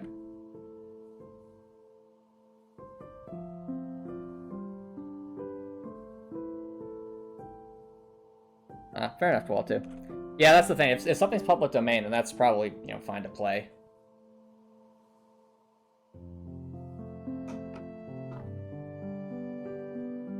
But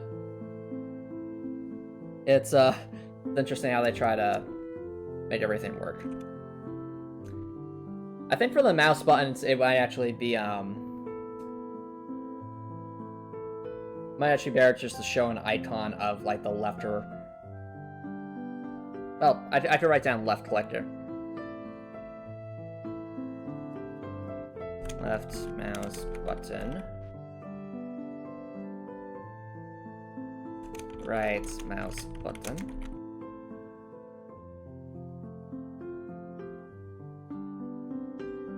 Okay, what else do we need?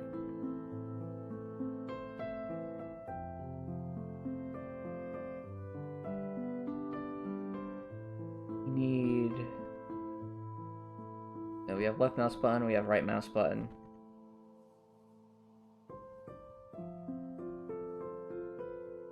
We need tab, so tab.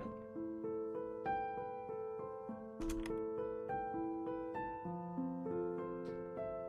think that's it, actually. Those are the main controls of the game. Oh, right, I almost forgot. We almost forgot one thing. We need R. For healing.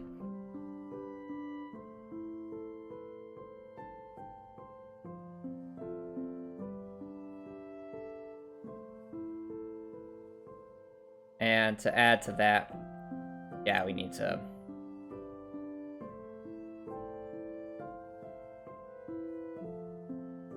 the door.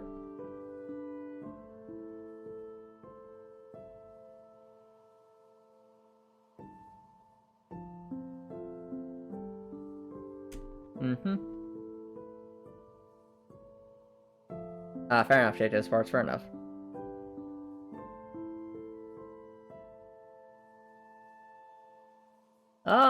I actually think my favorite, some of my favorite music in Danganronpa isn't necessarily the trial themes in so much as it is just the background music when you're exploring, like, the different schools or different areas you're at.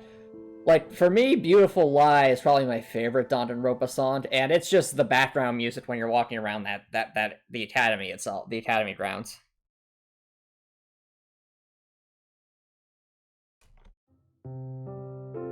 So, Danganronpa V3's Beautiful Lie, really good song for background ambience.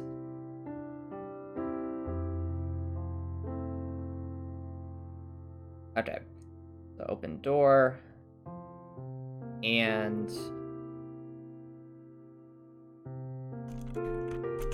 use healing charge.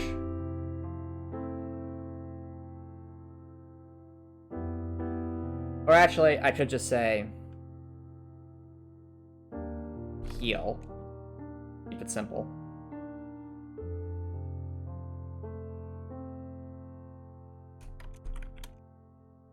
Well, no, I think we'd use healing charge. We can always make it simpler if we need to.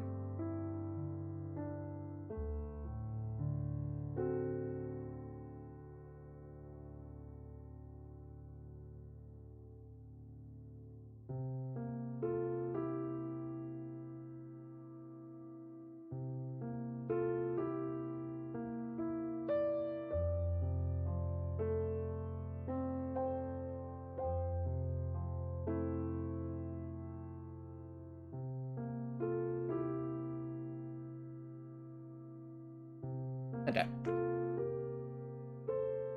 Now that we've done that,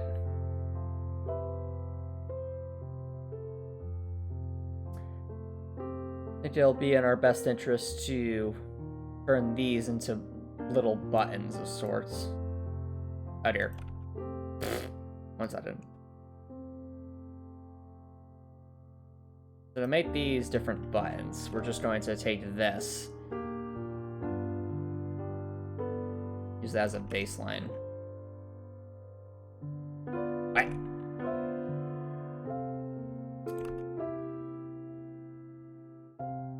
Okay.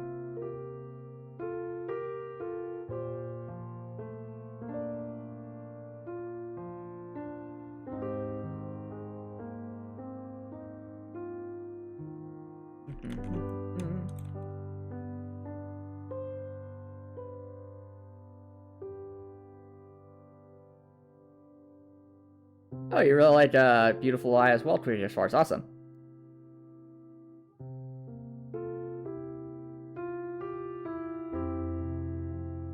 Fair enough, JJ Sparks. Alright, fair enough, cool, too.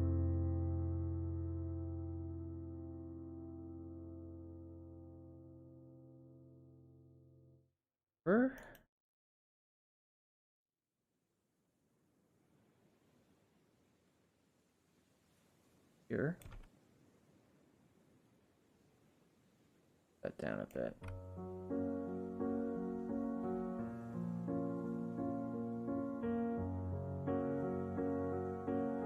W.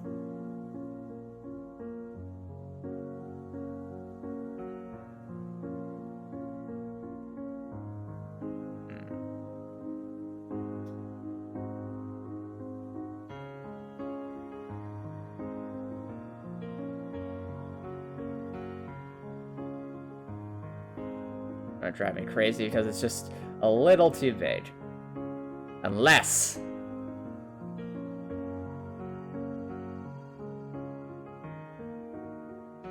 do something like that.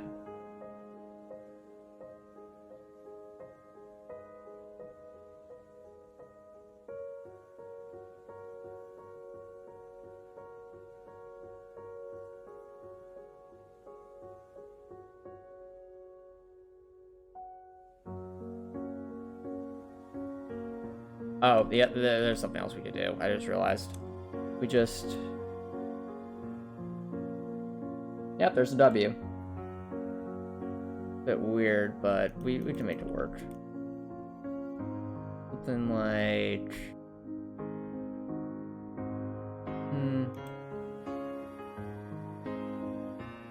That'll do. There we go. We have our W.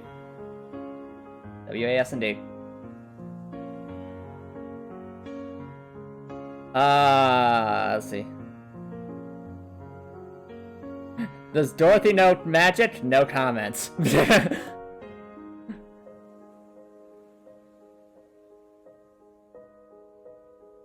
I will confirm or deny nothing.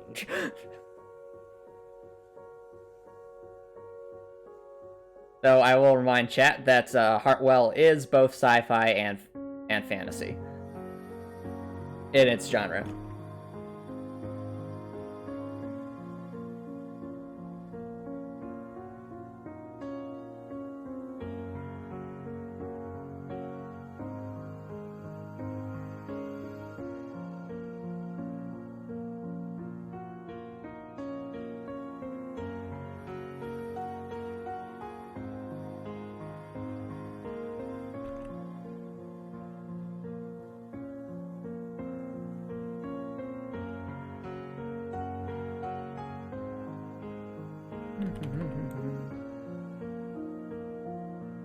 There we go.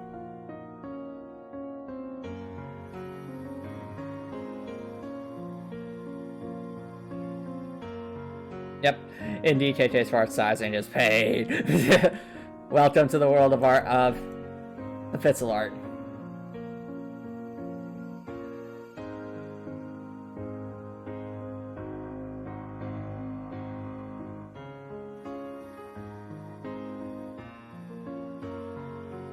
Oh, that's Rekor. Yeah, it's supposed to be simple, but just get the point across. So if you see these it should be pretty obvious what's being told to the person.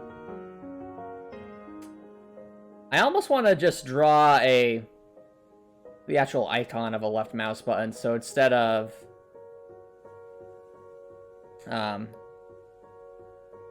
like this big word. But then I feel like conveying this is about as clear as I could be without just drawing something. I don't know, let's how big is that actually? There's Dorothy. Okay, no, that could work. It could work.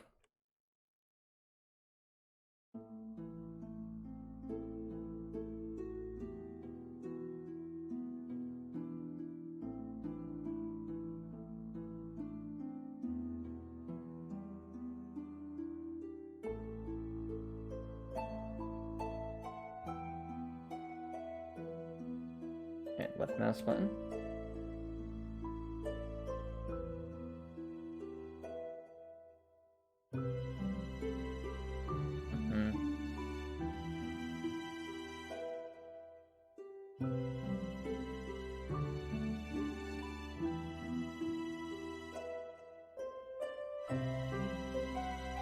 Fair enough, JJ Sports, fair enough.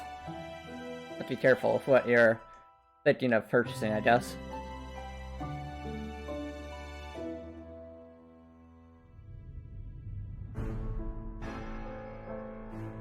Here, what did I do?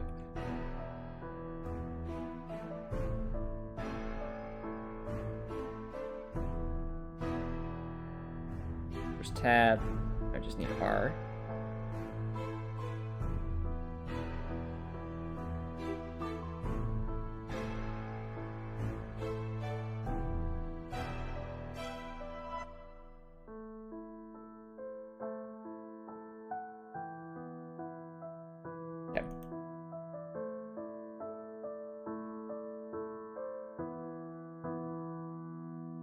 There we go.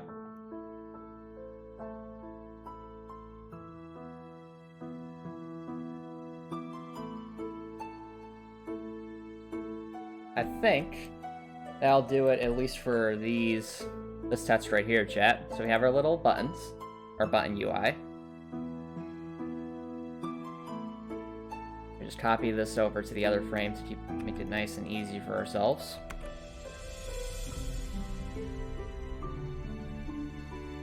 Now, you may understandably be asking, chat, why did we bother to do all this? Well, this will enable us to have the art assets we need to actually implement into the active object that we wanted. So, go over here.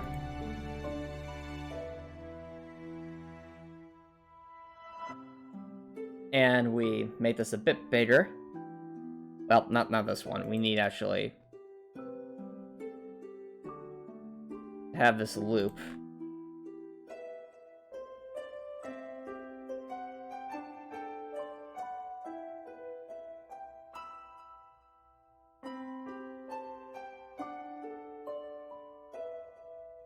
I think what we'll do, yeah, copy that there, loop it, 20.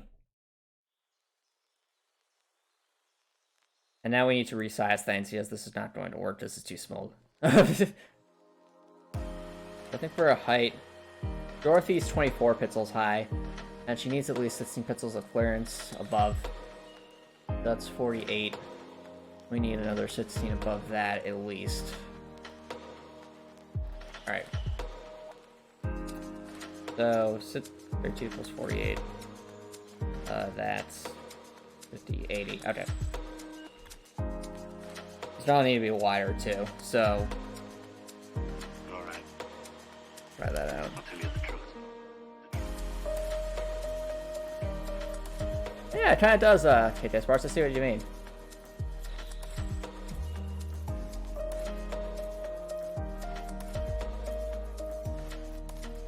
Oh, no wonder we had to do weird things with positioning. That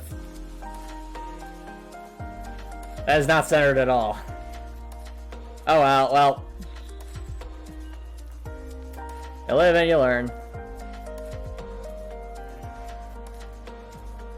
At least that makes it easier to locate, though. Remember all the happy times we had?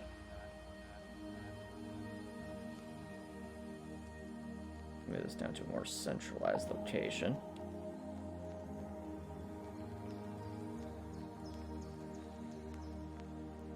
No, it'll be right there. There. Yeah. Okay.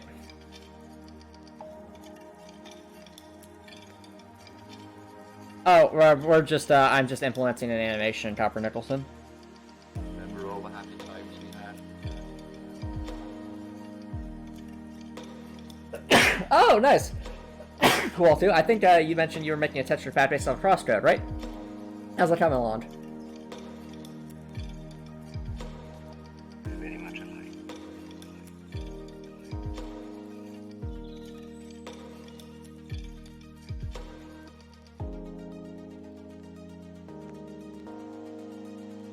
Alright. I'll tell you the truth.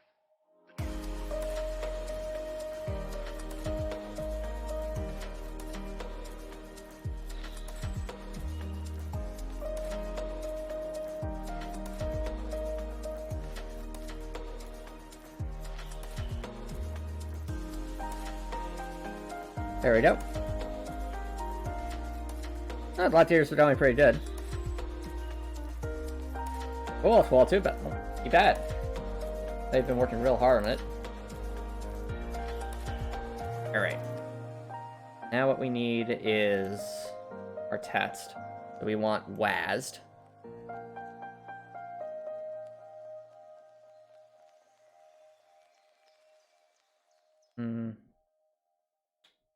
Or do I need a bit more space? Yeah, we need more space. Or 128.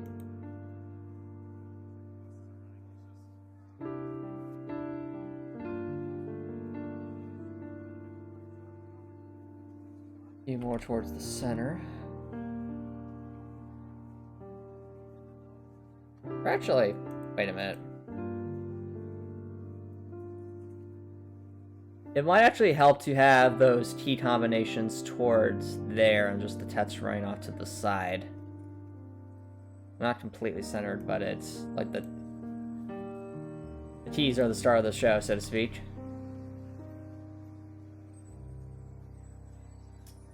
That there.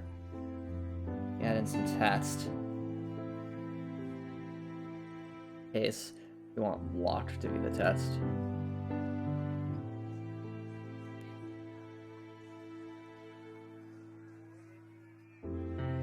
That.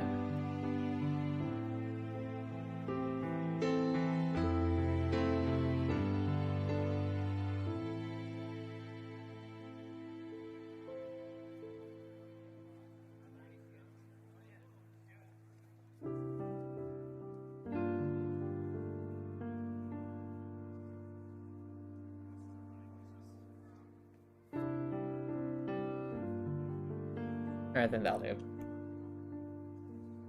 Right?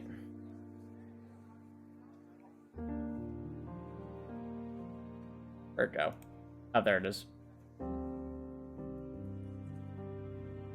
8.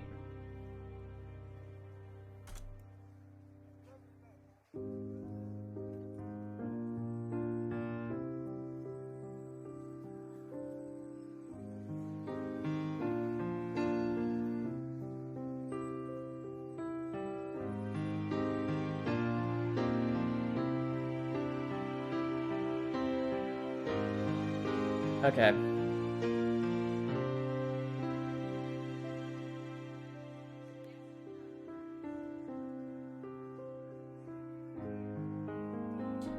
Now we'll do some programming to see if this will look good.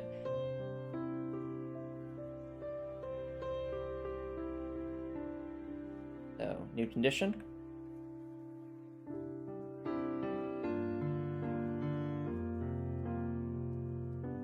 I remember which key is the E key. We'll find it if we go to record.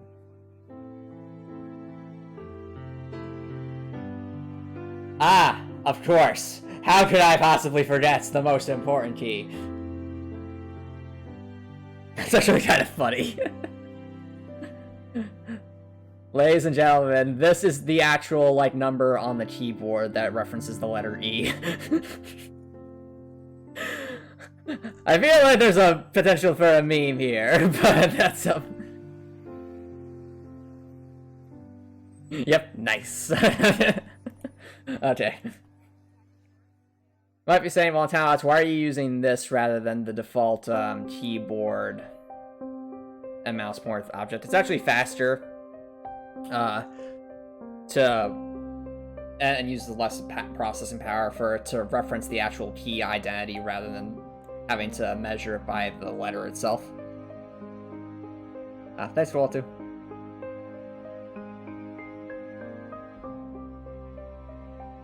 Yeah, I know exactly what you mean, KK Sparks, and Nico V has definitely done that.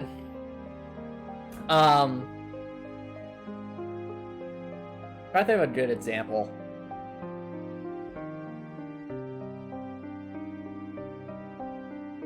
What's a good example of that?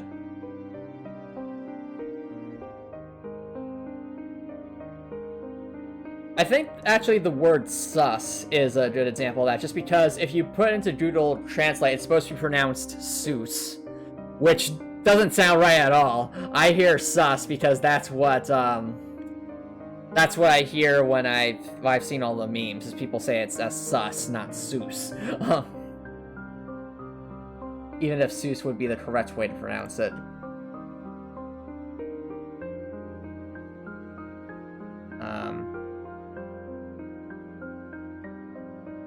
Say flat 0 is off. It should not be there. Okay. I think flat 0 should be off.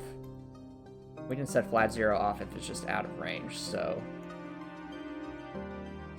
Off flat 0.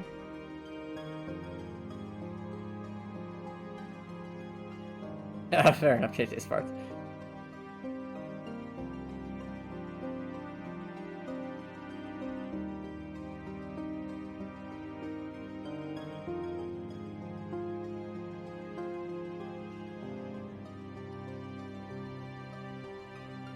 Yes, so sauce is very sus. Anyway, what we'll do is we will need to have some way to index this. Oh, chat. You know what we could do? We can use the actual for each loop itself to determine what animation it should be. Yeah. So, that's number 2. ID 2, isn't it? Okay. Have to set a flag on, so we need to set on the flag. Oh. We're going to edit what we're setting the alter value to A. So we're going to set alter value A. Oh, no.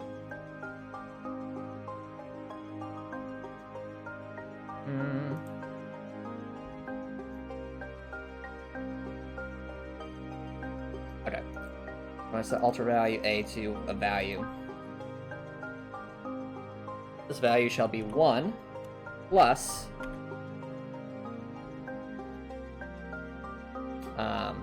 we need for each loop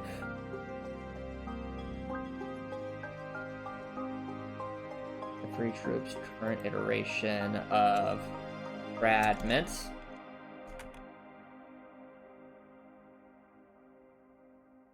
Enclosed bracket.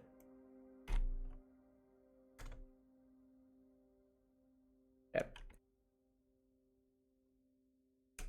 We did that loop iteration. And then we add 1, because I think it's indexing starting at 0.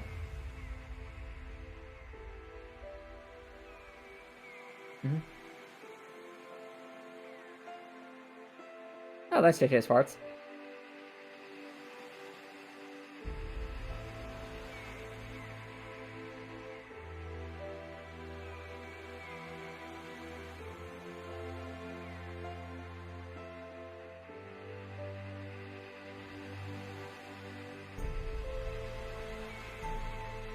So let's see, 1 plus that, plus that. I think I do this right.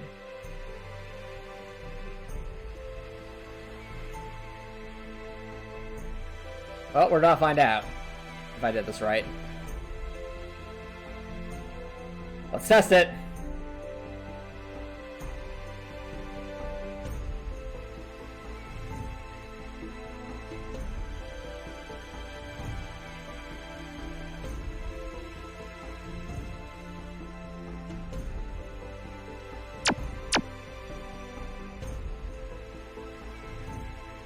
Alright, on this side, never mind. So, let's, I'll manifest that on a different frame. The strength value, messed up again. But, regardless, so we move close. Obviously, it's going to do the thing. I press E. Chat, it works! Look! There it is! It did the thing! Can you see it? Glorious! Now, it's a little bit too high for my liking, but we'll fix that. And, best of all, if we walk away, it disappears. Yes!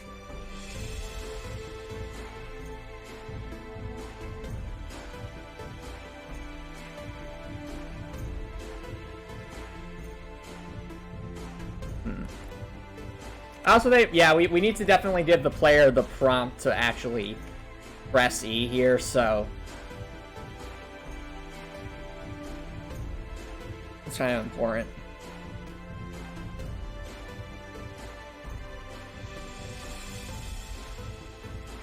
Make one say the basic chest ahead. No.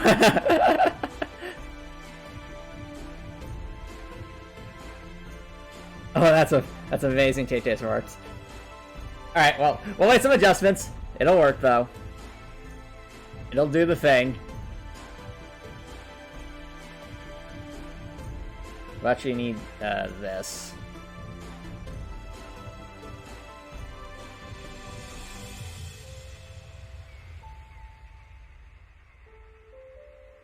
And one thing I realized that we need here is... Oh dear, this is going to be a pain. I just realized we're going to have to adjust the, this to allow us to have the E above it. Or to do that, we're going to have to change the size of every single one of these frames. Okay, here we go.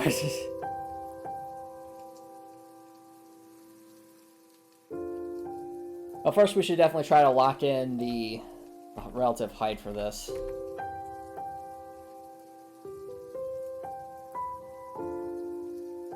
And then we'll worry about getting the thing to display the E.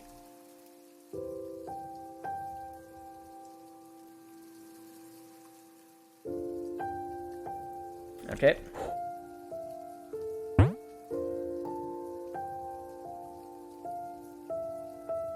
Alright. I actually think that's probably pretty good. Oh, we are right on the edge there, aren't we? Oh, uh-oh. I just realized that's a problem. We can press Z anywhere.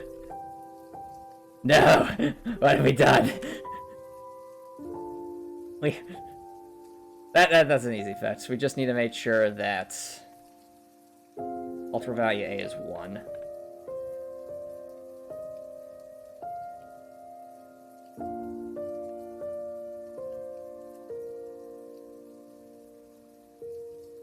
Alright. That should fit it. Oh, yeah, fair enough. Just E is just... Okay, so we press the F here and nothing happens, but if we get just within range, it works. And we leave, back. Pretty cool, right, chat? At the moment we're out of reach of it, it's...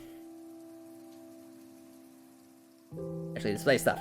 I think that was actually the perfect height, so... Hooray for Pixel perfect measurements!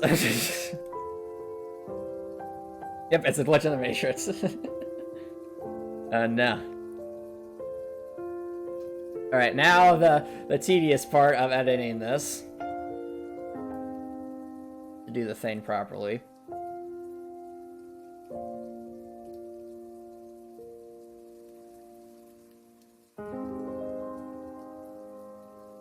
We want this to display. We actually need to...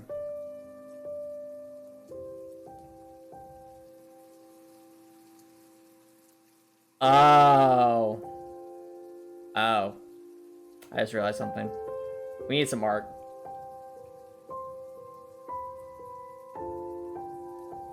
I'd probably say E, like E to read or something like that.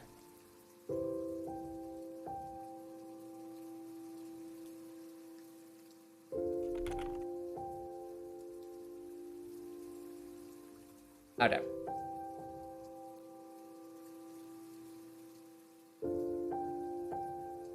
There we go. That'll be kind of important.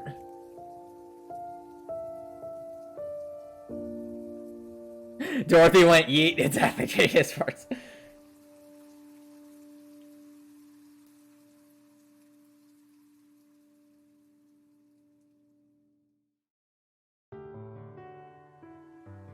Well, I mean, Copper Nicholson. And it just sounds to me like you need to, I just find some way to, I just be able to live, be able to afford to live on your own. That's all.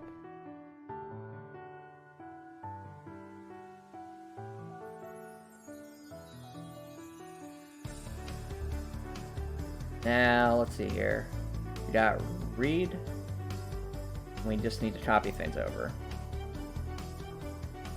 Okay, so it is the same color. Use this as a model. It is this. Okay.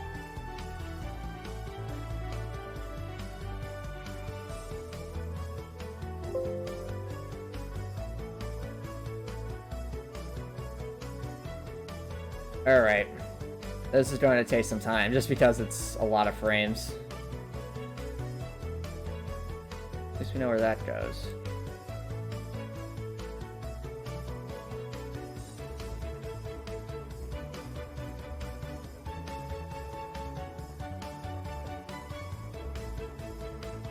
Yeah, what we'll want to do... We'll make 3 frames of this.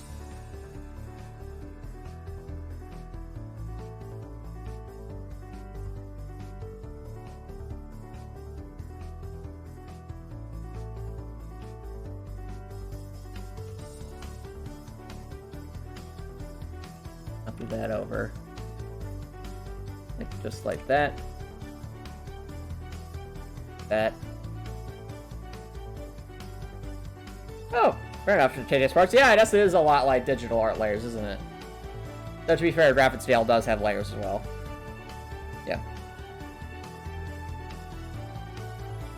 I'm not so sure about that, Copper Nicholson.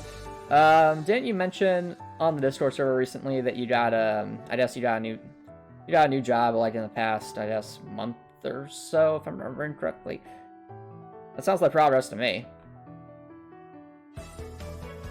As long as you keep sending out applications, friends for positions you're qualified for that can help you meet that goal, then yeah, that's making progress.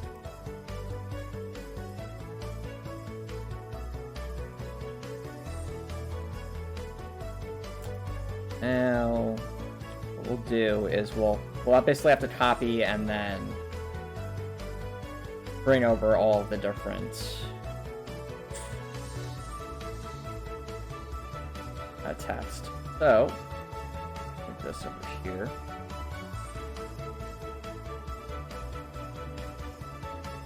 Typewriter? Yeah, it is. Okay. Okay. That. That. There we go. Delete that.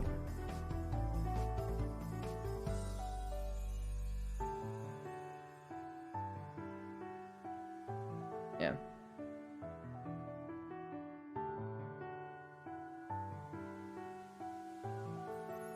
I like the word watch me more aligned with the last keys. I mean, it kind of is. You mean more like a bit, Oh, I see what you're saying. You mean like shift it a pixel down? Yeah, that does look better. You're right. You're right. Let's fix that. There we go. Thanks, cool.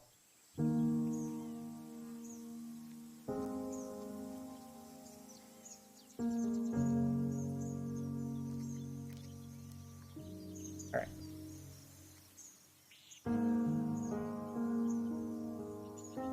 Yeah, but that's the thing, Copper Nicholson. With any worthy goal, it's not going to be you do one step, you're done. It's a process. So, I mean, for job applications, there's a whole bunch of steps you have to go through before you can get to the point where you actually have the job you're looking for. You have to, first you got to get the experience you need to be qualified for said job. Then you need to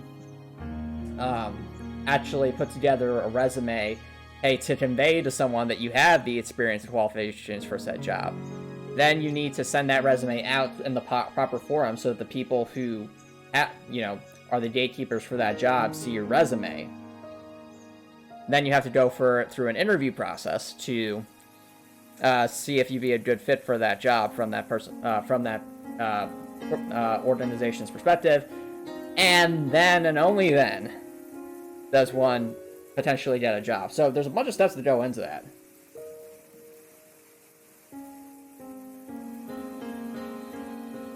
Oh, for sure, Redcore. I think, yeah, getting to the point where you get carried away working on something, that definitely takes time. But I think, like, the more you push towards something, as long as you can stay motivated, you keep giving yourself achievable goals to work towards on your projects, eventually you'll reach to the point where you'll actually enjoy doing your project more than other things like playing video games, and that's a good spot to be in. So, Gregor, if you want to get to that point, the only thing I can say is, keep making goals and keep working on your project. And once you get to a point where, like, something clicks and your project really starts to speak to you, that's when it'll get super fun. No, it's definitely worth it, Copper Nicholson. No, the benefits definitely outweigh the cost, Copper Nicholson.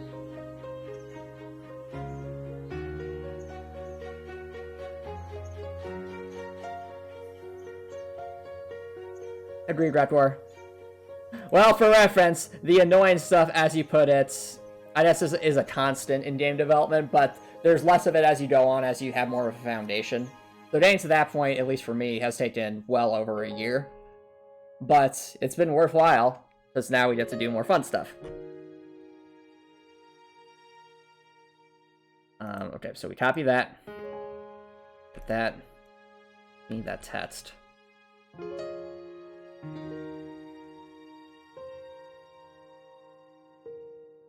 Here we go. Delete that. That.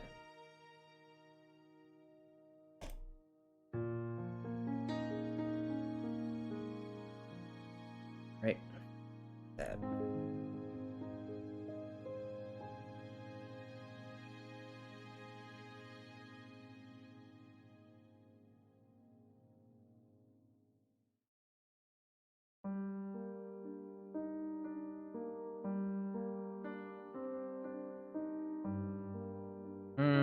That doesn't sound like a plan, Copper Nicholson. That sounds like giving up, and I'll explain why. If one just straight up leaves and runs away, or just, as you're putting it, gets in a car and drives, well, what are you gonna do when you run out of money? What are you gonna do when you run out of food? What are you gonna do when the weather gets bad? Have you thought that far ahead?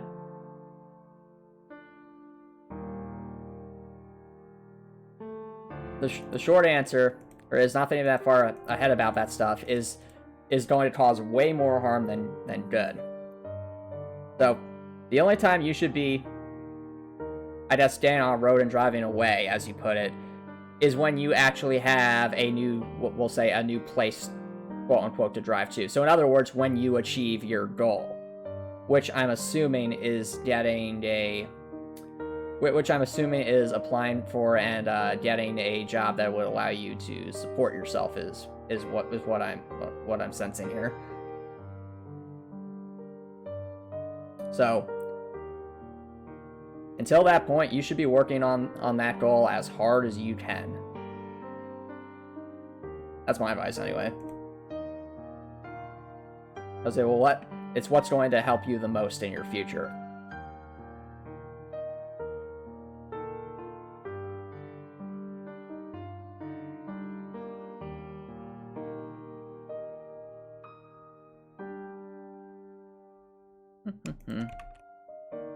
Let's put that there. It has to be sets of 2. Yeah. Delete that.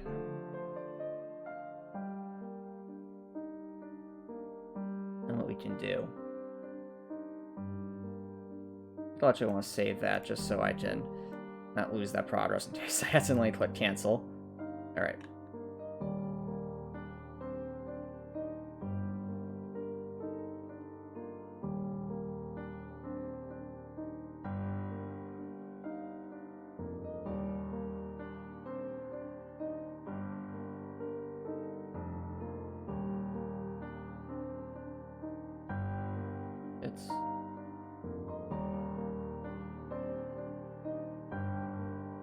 Yep, so all we need to do is just fill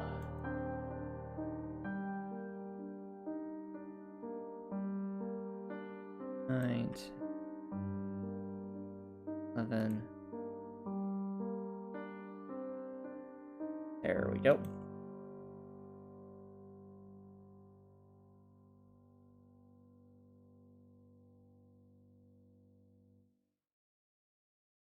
Wait a minute.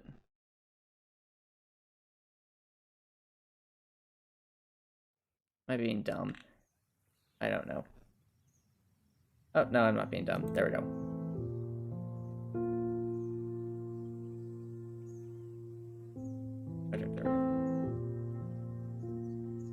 Get rid of these.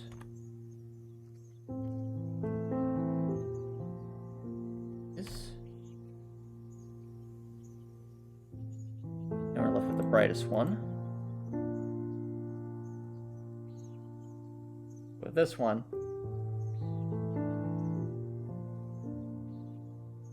copy, again, same idea.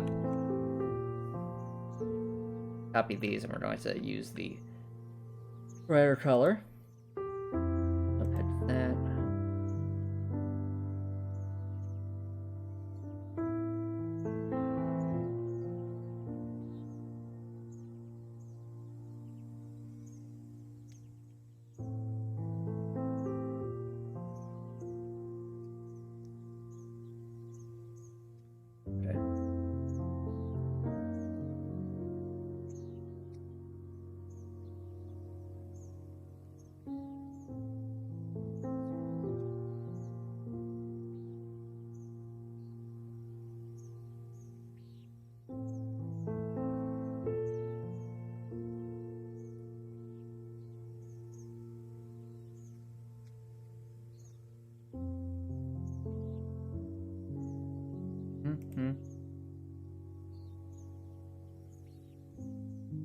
All right.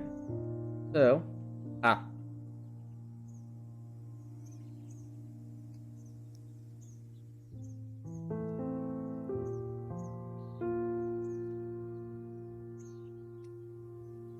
let's get rid of that. All I need to do is copy over.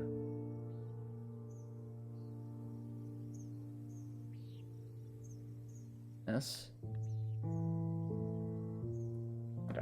Got that. I think that's probably... Yeah, it did the thing.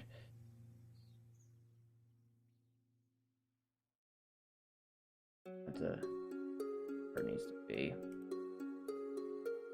Alright. That.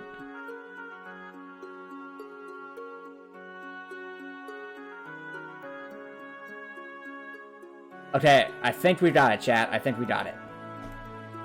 There we go.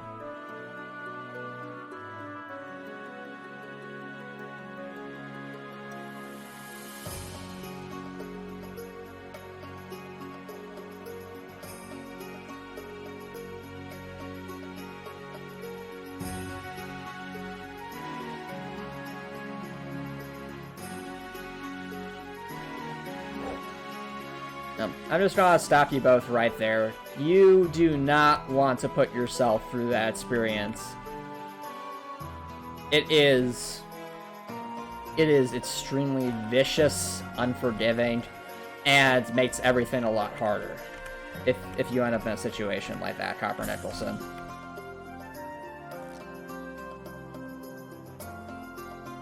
Alright, well, oh. I forgot, silly me, to set that to E. So I'll have to add the animations, but at least it's doing the right kind of thing. I just need to actually make it say the text we want.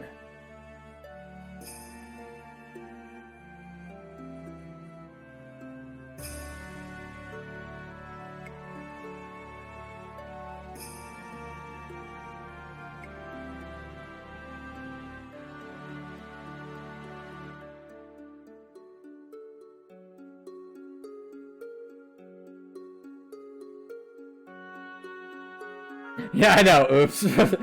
Whoops. Let's fix this.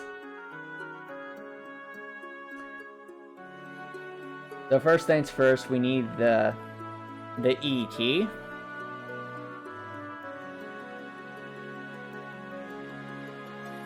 It's a pretty straightforward fix. Just a lot of copy and pasting.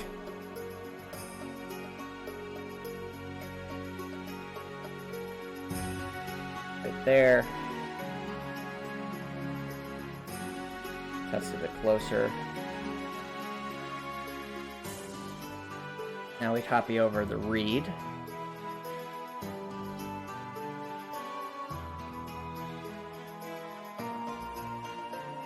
Just like that.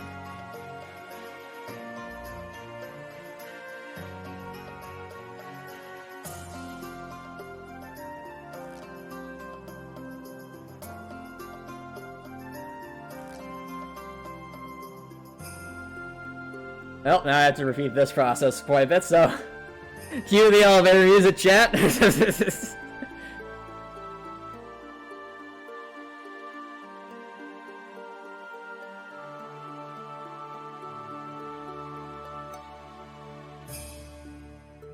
I mean, honestly...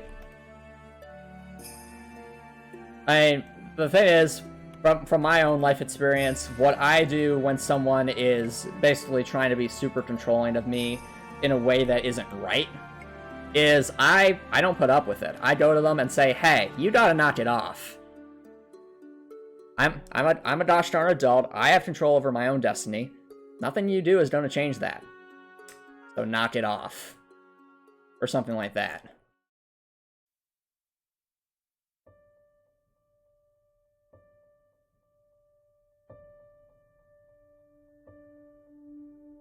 In other words, basically, if someone is trying to be controlling of me in a toxic way, I don't put up with it. That's kind of my mindset.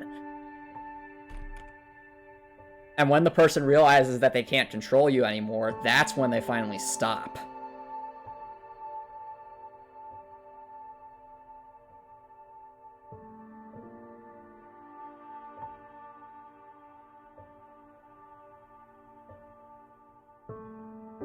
Oh, glad to hear that this is making you feel better in such hectic parts. I try to give my own perspective on things when I can. And if it helps someone else out, that's great.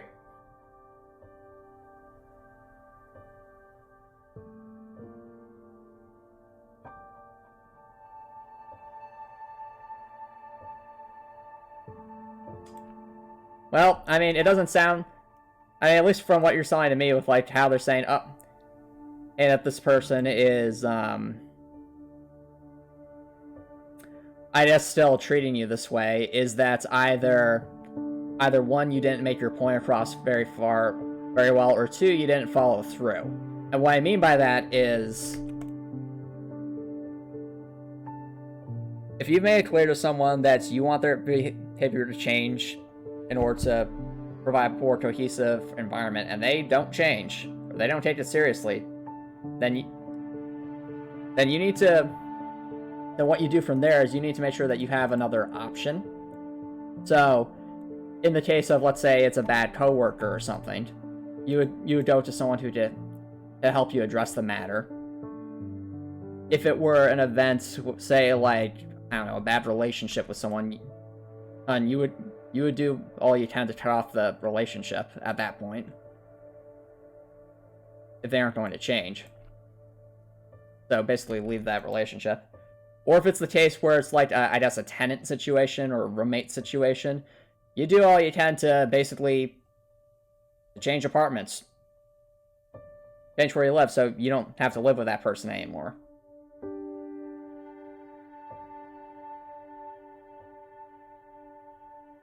Or alternatively, you present basically a course of action.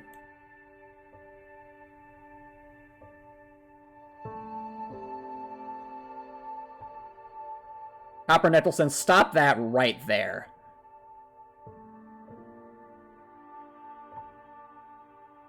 The way I see it, your best option probably is to aggressively search for like any kind of occupation, but basically is to basically be very aggressive with your job search. That to me seems like the obvious out here. Because once you have any sort of income that you could use to sustain yourself, then they don't have control over you anymore. Then you've got options. Then you can leave and they can't stop you. That's how I see it anyway. Oh, hi Drakor. I was trying to give my 2 cents on some life advice, that's all.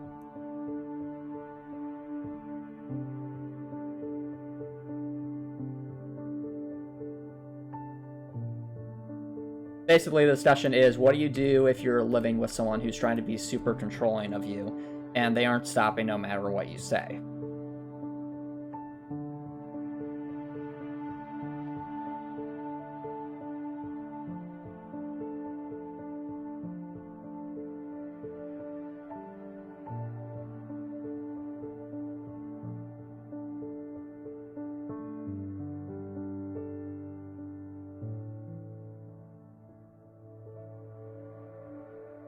But yeah, what I'm basically saying is if you find yourself in a bad situation, then you pursue what you need to leave that situation, if that makes sense. So in my case, if it were a situation where like if it were a situation where I grew up living in a household where maybe I had like a parent that was super controlling and it was a very toxic situation, what I would do is I would educate myself first. I would do everything I could to educate myself so I could get an occupation that could easily support me, and then I would look for any opportunity I could to apply for those occupations, and I would keep pursuing that aggressively until I got something that could give me an out, basically. Then once I have that out, I would find a way to live somewhere else, make it happen. That's what I would do.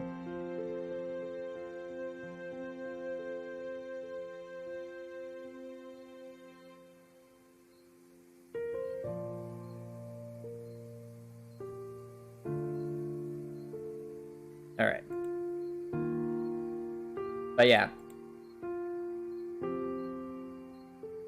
So as long as, so I'm saying, Copper Nicholson, is as long as you're, my guess is as long as you're, you know, aggressively pursuing an occupation that would allow you to do that, to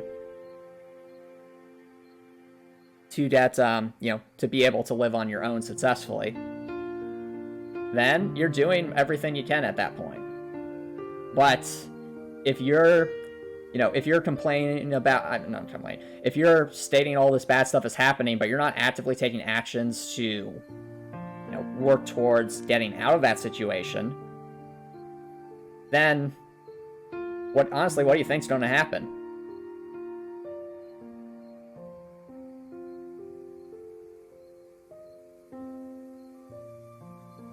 That's just my perspective.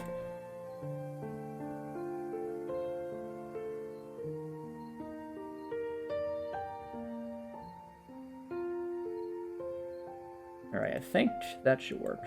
Okay. Anywho.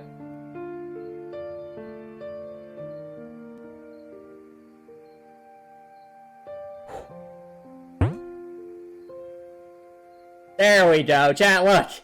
It works. Press E, does the thing. We have to be within range. Perfect! Yes! It's working as intended.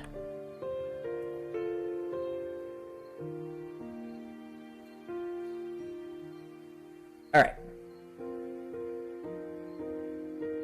So the logical next step is to duplicate this and make sure it can work properly in the next room. Okay.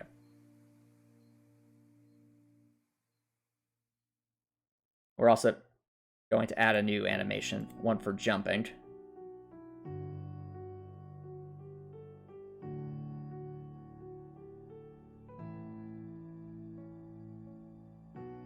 Well, one thing I like to say, Copper Nicholson, especially when working on Heartwell, is any amount of progress is good progress. So if you're actively, you know, working towards a long-term goal and you keep at it, even if it seems like you're still making slow progress, as long as you're still making progress, give yourself a pat on the back end and your own self-encouragement, because self-motivation is a really important skill to have with any long-term goal.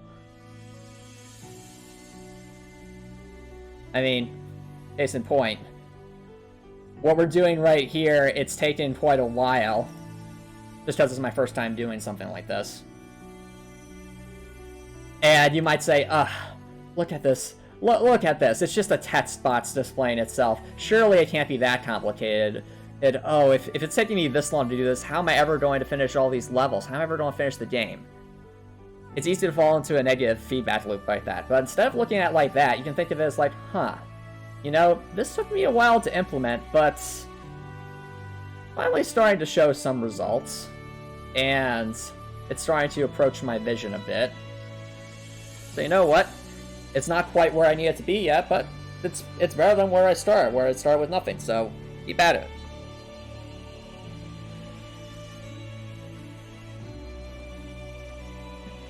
Ooh, Psychonauts 2.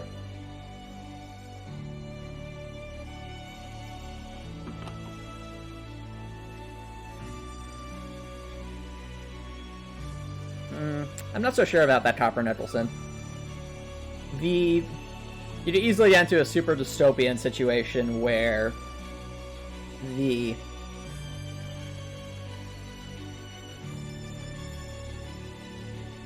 where we'll say the governing structure would be so controlling that you'd have situations where people who to be people who to be very good parents would be left out, or you'd basically get into, I guess, is eugenics the right word? Basically, social control over reproduction. And that's not a place you want to be.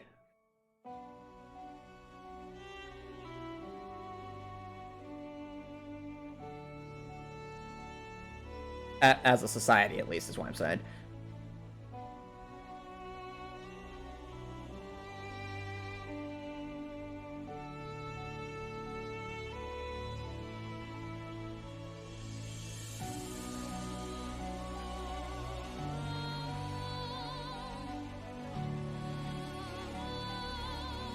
Level up Infuse.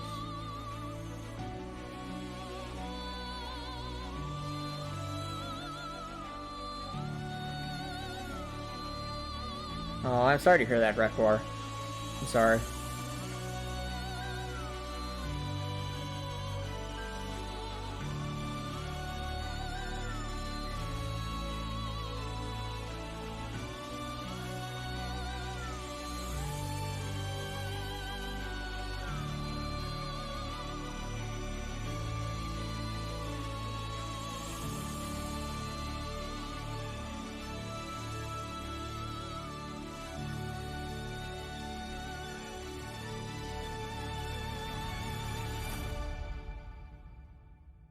Alright, so what I need is the... yeah, spacebar. Jumping.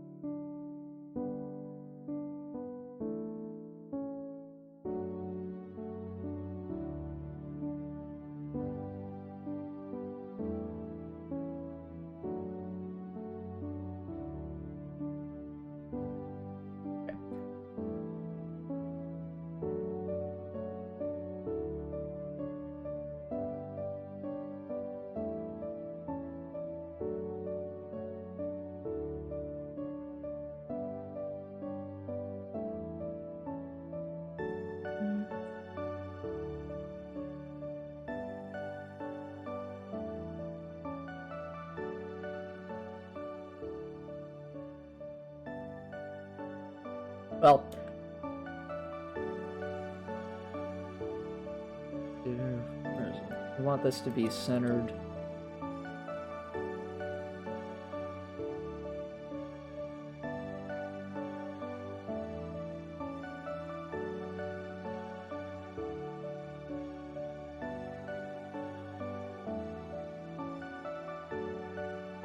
Right, I think that'll be a good spacing for things.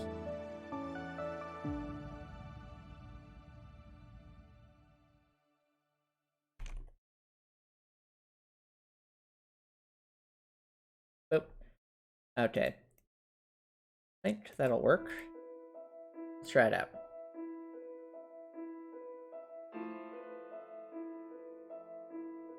Alrighty.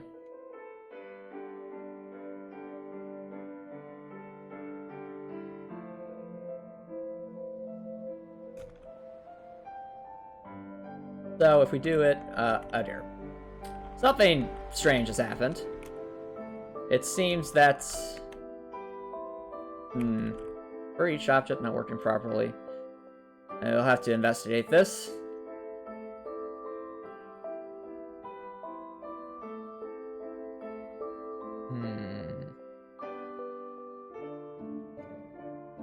I don't know. Why?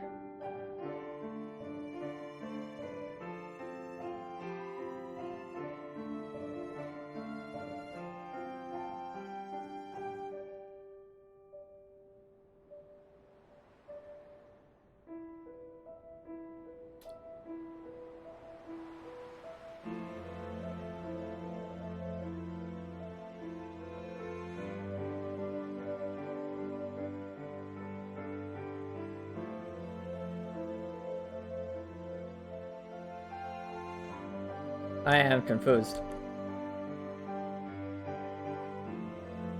Maybe if it's the other one? No. Where's before? The formula? Might not... This could be just a simple for each object messing things up.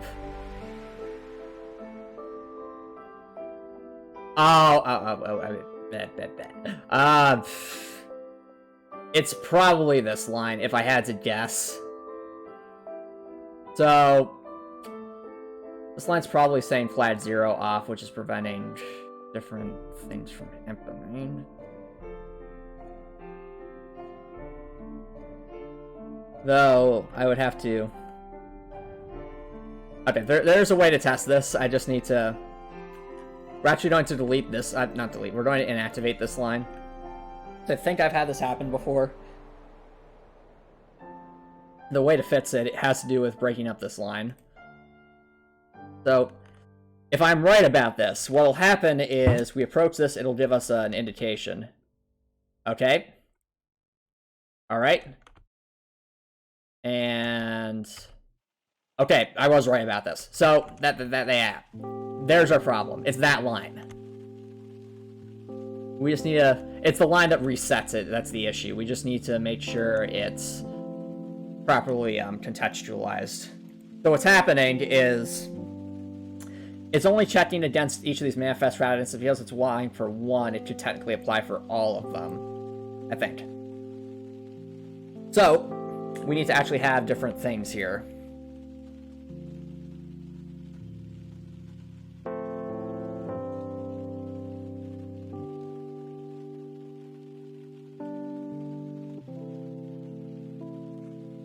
Yeah, exactly, Retro. Something goes wrong, we realize there's something super simple.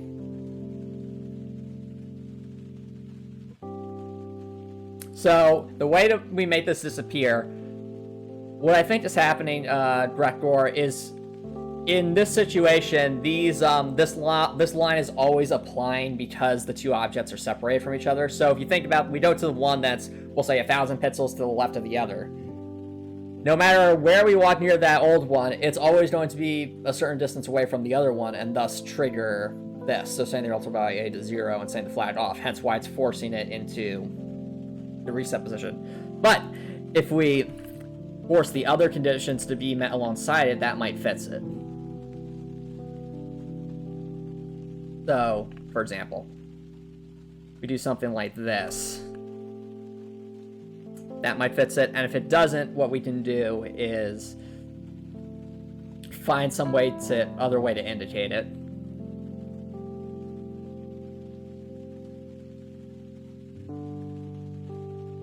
So we put that there.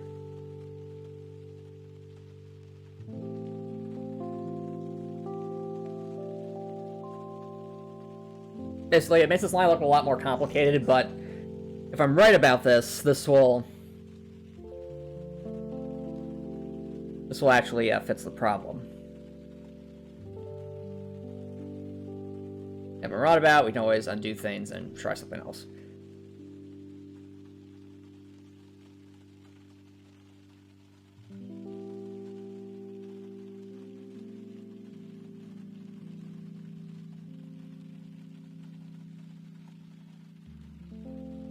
Okay.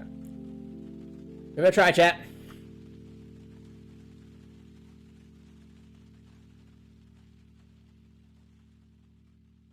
My program was always outputting 0, else this every time the variable's updated would be and set to 0 for some reason. Exactly equal to.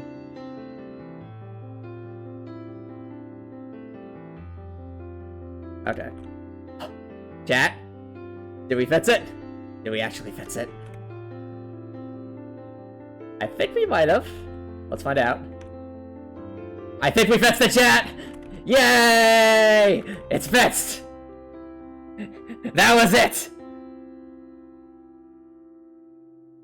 It works! Press E! Press E! Press E to win! Yes! GG for each object! GG! Alright. Now the only thing left to do is actually to change the order here, so that should be over there, this one should be over here. And I think...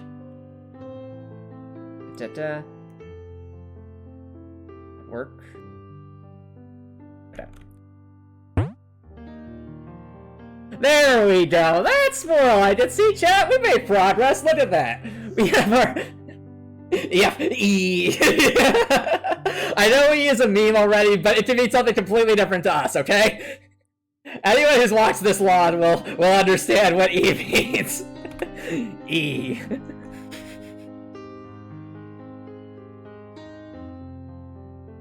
Fair enough, Ripper. I mean, sometimes I break down into some of my voices when I have something good happen. And I mean, the Sarah voice is a very fun one. You have to admit that. Okay. But it works. That's what matters. It works properly. And I cannot believe it's past 11 o'clock right now. Wow. Okay.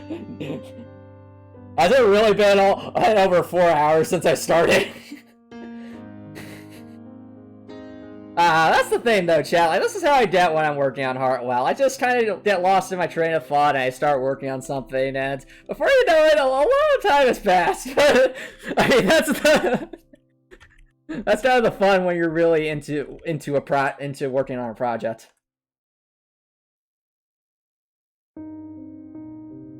All right. Yeah. Let's get back to implementation here.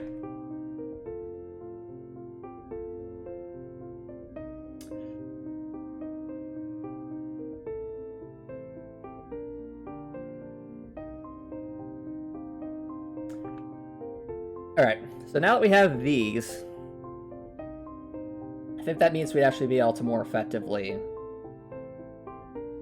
set some things up. But it is getting really late. And while I love the fact that we were able to get this to work, I don't feel like if we delve too much deeper into level design, I will definitely go past midnight, and then that would be a very bad idea.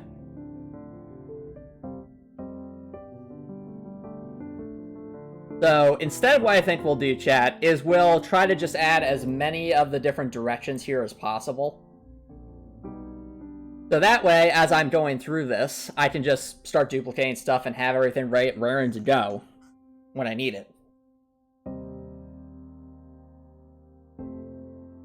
So I say, chat, give me a hard cutoff time of 11:20, okay? And then we'll start to focus on wrapping the stream up. That's what I would say.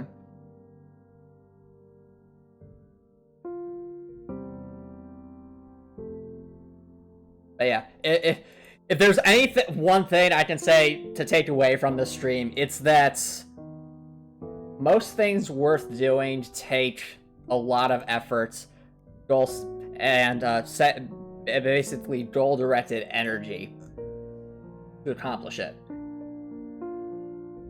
With enough planning and preparation and for the tasks that you need to accomplish, and then with the willpower to work on those sub-goals to reach towards that larger goal consistently,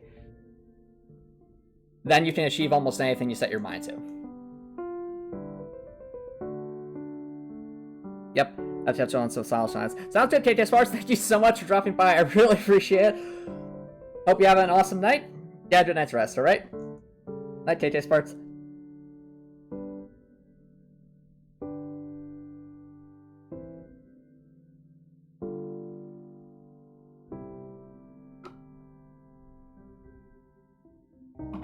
Yeah, that's a good point, Kowalski. It's like, is this guy really working on game development for 4 hours on stream? Yes! Yes, he is. No, we're not wrapping up quite yet, Copper Nettleson. I'm going to do this a few more minutes as I want to add in a couple more animations. You know, strike while the iron's hot, so to speak. But definitely don't wrap things up soon. That's why I'm saying 11:20, that'll be my hard cutoff time.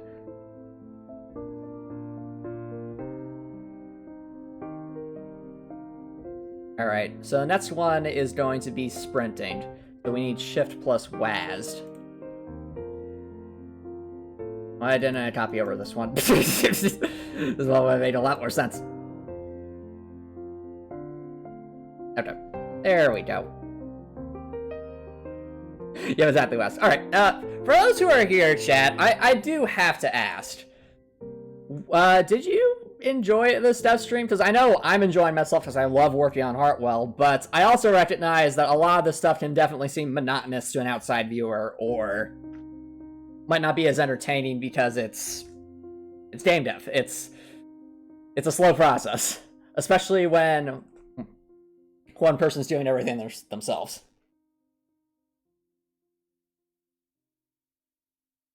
Oh, okay, Drakor, so you don't find out my nonsense because you're glad to see it? Okay. How about you, Copper, and you cool too? I'd be curious to hear some feedback from you all. Oh, okay, so it's kind of more like the streamer's having a good time, so you're having a good time. Okay, that makes sense, cool too, thanks. I'll keep that in mind. Oh, hey, I inspired you to actually open up your node and Drakor, so I think that's a win in my book. Now, I think it also kind of goes to show, like, all the monotony you feel yourself going through Drakor in the early throes of game development. I've been there. Like, I get it. Like, it can be infuriating how slow progress can be at times, but you gotta keep a clear head and you have to keep a clear head and have perspective, not just on where you are, but where you have yet to go.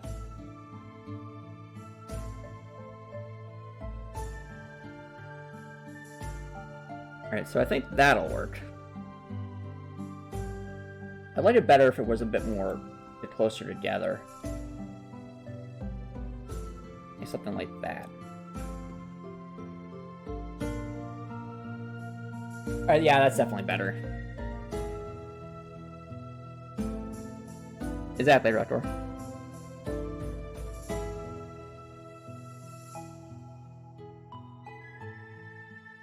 Aw, I'm sorry to hear that, Copper Nettleson. Well, if this helps you find some solace, that's good. I also hope that, if there's any, if there's any way I can motivate you to continue working on, working towards those goals that I know, like what you were saying with the job applications, I know it's frustrating. I know it's tedious. Trust me, I've been there. I've had to send out tons of applications before. It's really, really tedious work. But it's worth it, because let me put it to you this way, Copper Nicholson, if I hadn't pulled myself up by my own bootstraps, metaphorically speaking, and sent out all of those applications after I had my resume all good to go and after I had all those experiences, if I hadn't sent out all those applications and been really consistent with it, there's no way in the world I would have gotten in the job I have now, and I absolutely love my job. But I never would have gotten to that point if I had just stopped applying, or been very, half-spirited about it. So this stream kind of helps you to find that motivation again to keep trudging forward with that, with the job search process. Then I think that's a good thing.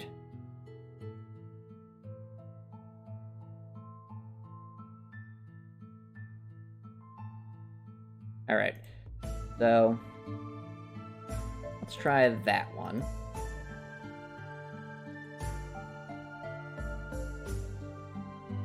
I think the way it works is it indexes to the most recent one, doesn't it?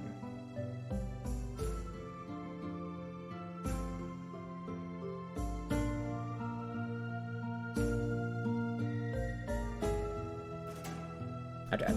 So if I go to this one, all right, that's still last. Oh, that's okay. That's the sprinting one. Okay, I think I see what's happening. So it's there we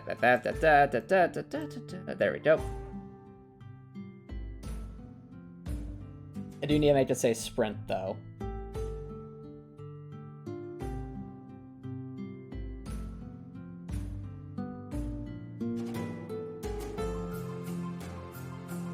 Okay, so let's sprint.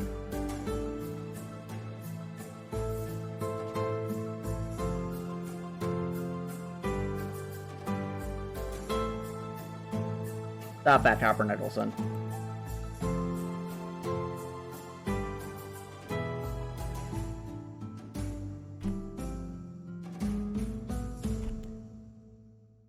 Alright.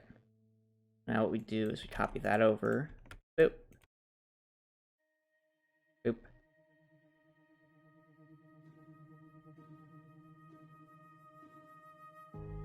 You're getting a Simpsons ad record? Oh no. Alright, there's sprint.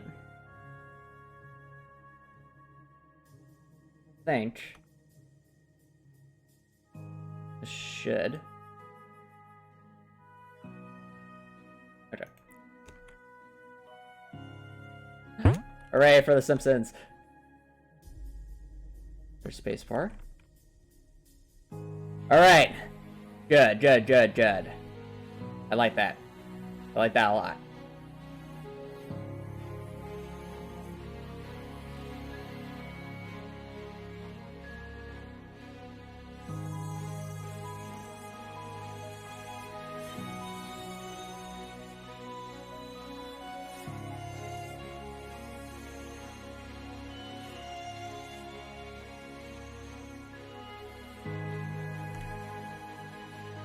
Alright.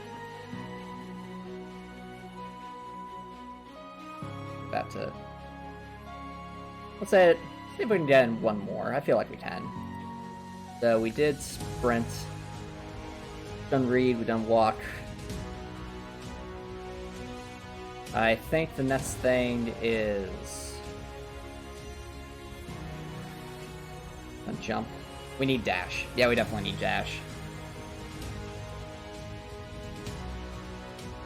Dash is the right mouse button.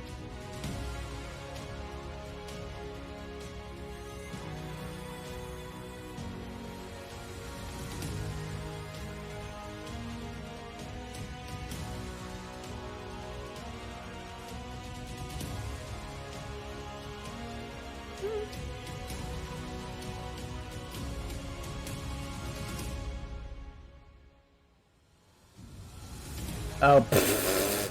Oh no, that's about his chat. Oh dear.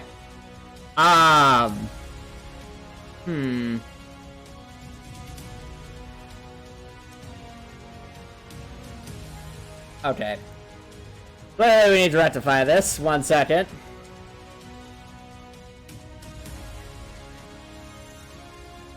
I'm thinking. Maybe make it more like a square. Let's have right mouse button and one long text like that. Do something like this. No, not that.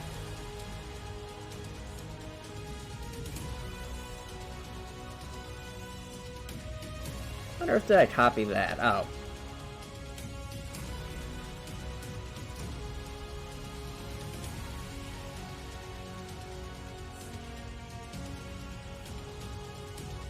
Like that.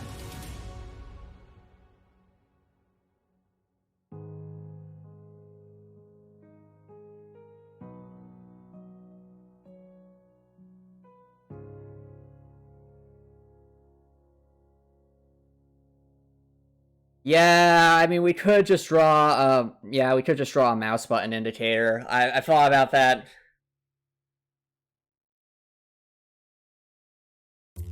That might actually end up being the way we have to do this.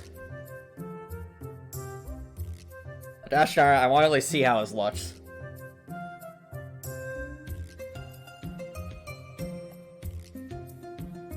We're kind of already on this,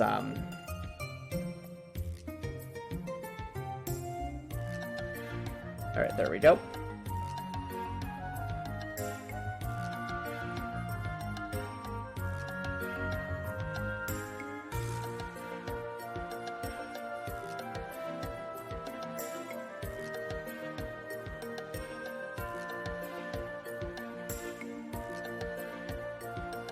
Okay. Copy that. See how it looks. Might be a bit big.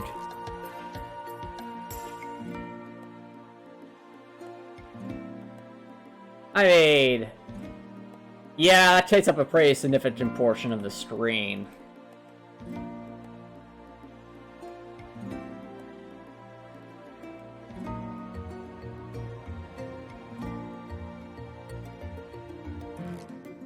Type with a mouse for three keyboards. Alright. No, you're right, chat, you're right. I think at that point, well...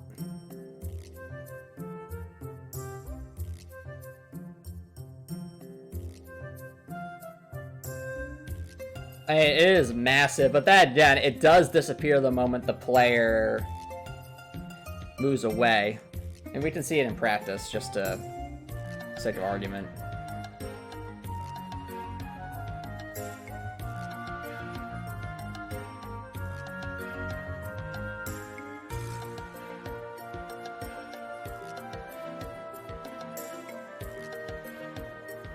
Okay, so if I did this right, it's going to be that one.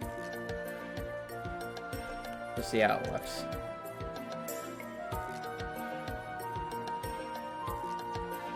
Oh, right. I need to make sure these are at different, elevations, or else bad things happen.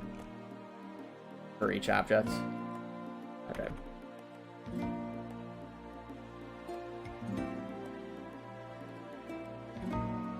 There we go.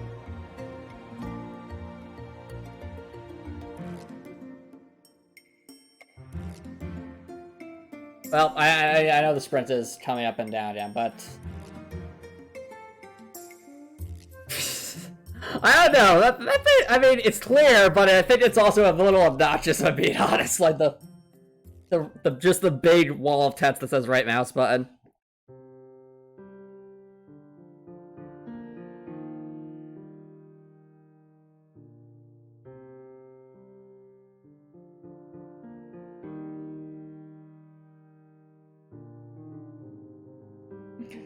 Yeah, no, I don't like that. I think just a right mouse button indicator would probably be better, honestly.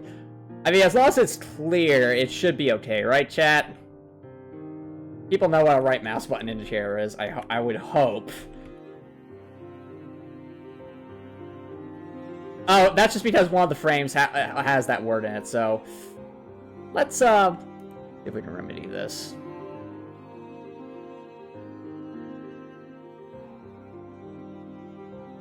What would a mouse look like? It's just an oval with two sides to it. I think something like this.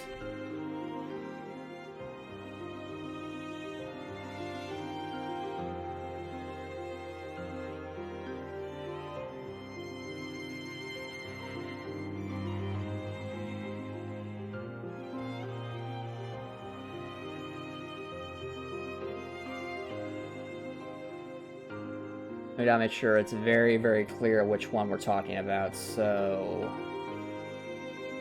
I think normally it's red. Yeah, something like that.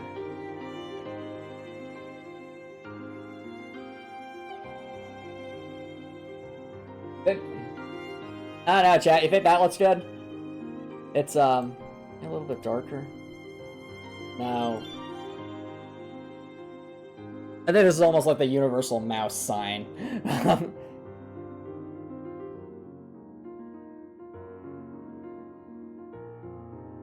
Finagle and crosscode reference, fair enough to all too.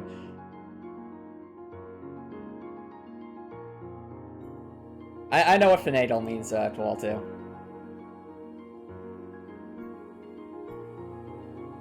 And what we could do, just to make it even more obvious, is just kind of have something like this coming out.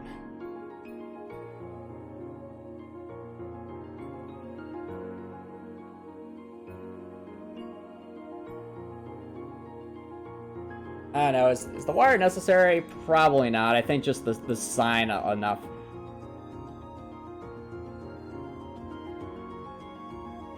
Oh, hello, yeah.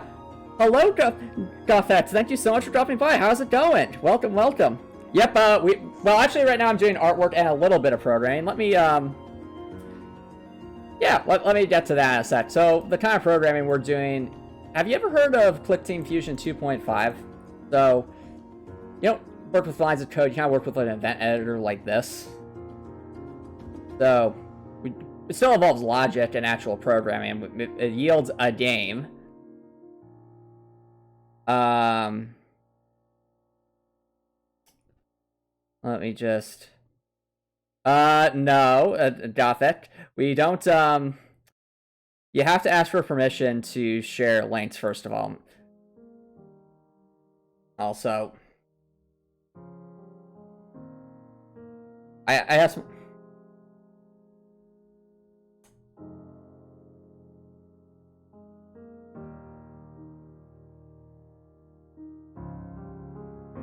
Yeah, Jonathan, I don't have to ask you to stop posting a link to another video at this point. Like, you've only just come on the stream, and I don't know what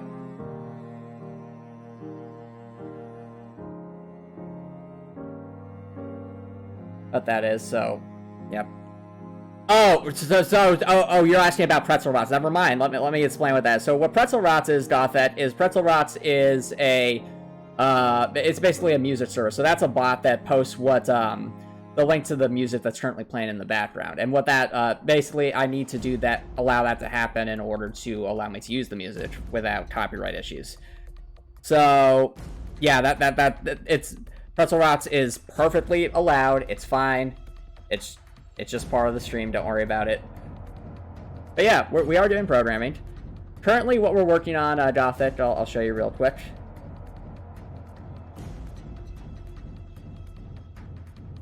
That we are trying to set up a dialogue bot showing up properly.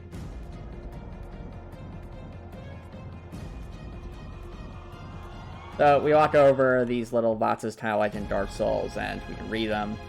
They provide different context clues for tutorials of sorts. That's kind of where we're at right now.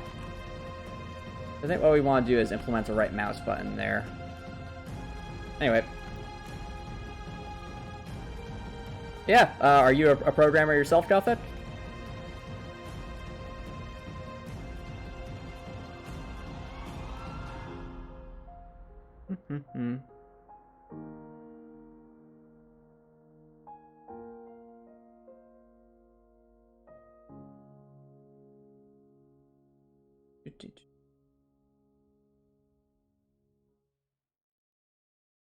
Okay.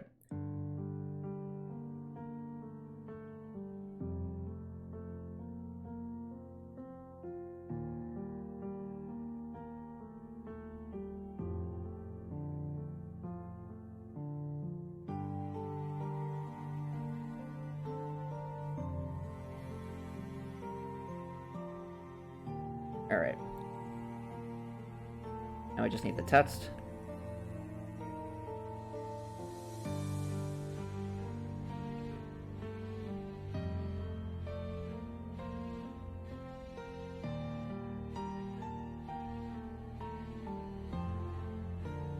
I think that'll do.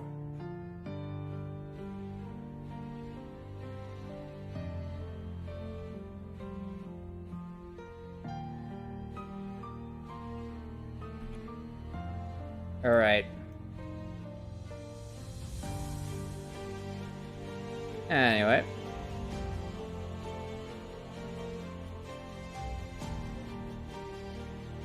So if we go down to this one, what we got? Okay, yeah, I like that.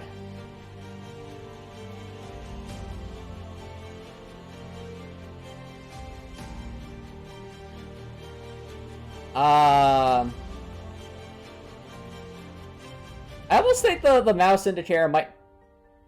What's that, Record? Do you see a problem?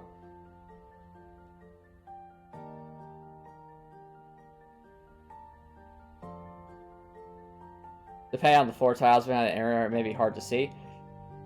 Well, we did test that out. I mean, to be fair, the placement of this would likely be up against a wall like that, so we can see what that looks like. All we'd have to do is move it, like, right there. And that would tell us.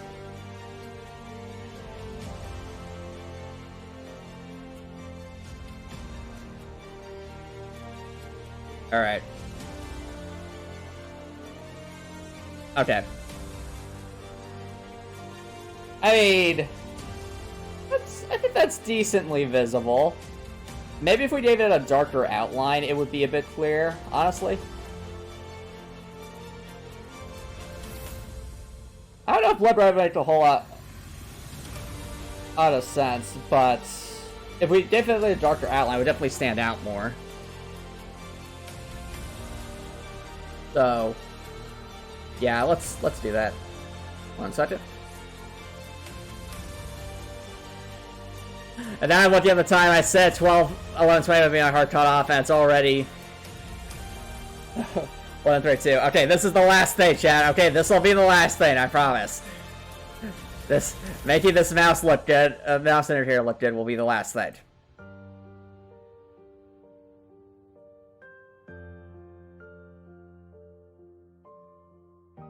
Okay, that's... Yeah, I think that's better. Much, much clearer. Run that.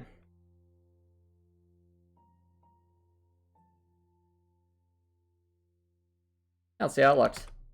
Yo, that was great. That was really good. It's like something out of Portal. So much, yes. Alright.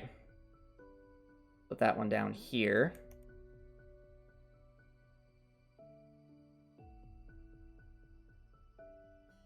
Let's also make sure that this, oh dear. Well, chat.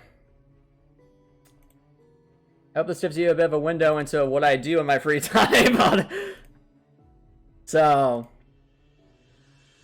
honestly, I'm happy with our progress tonight, chat. We, it might not seem like we did much because we just, we moved a couple tiles around and added that, but honestly, you know, what that does is provides a useful mechanism for me to have just helpful hints like that or little messages. And I could also potentially add those as things that might grant wisdom, though that's a subject for another programming time. But anyway, glad you all had fun. I definitely had a lot of fun.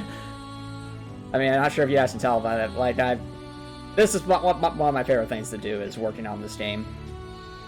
Definitely pouring my heart and soul into this game, and I hope it, and I really hope it shows, especially when the demo comes out and when the full game is out in a couple of years. But the demo should at least be out, hopefully sometime early 2022. But yeah.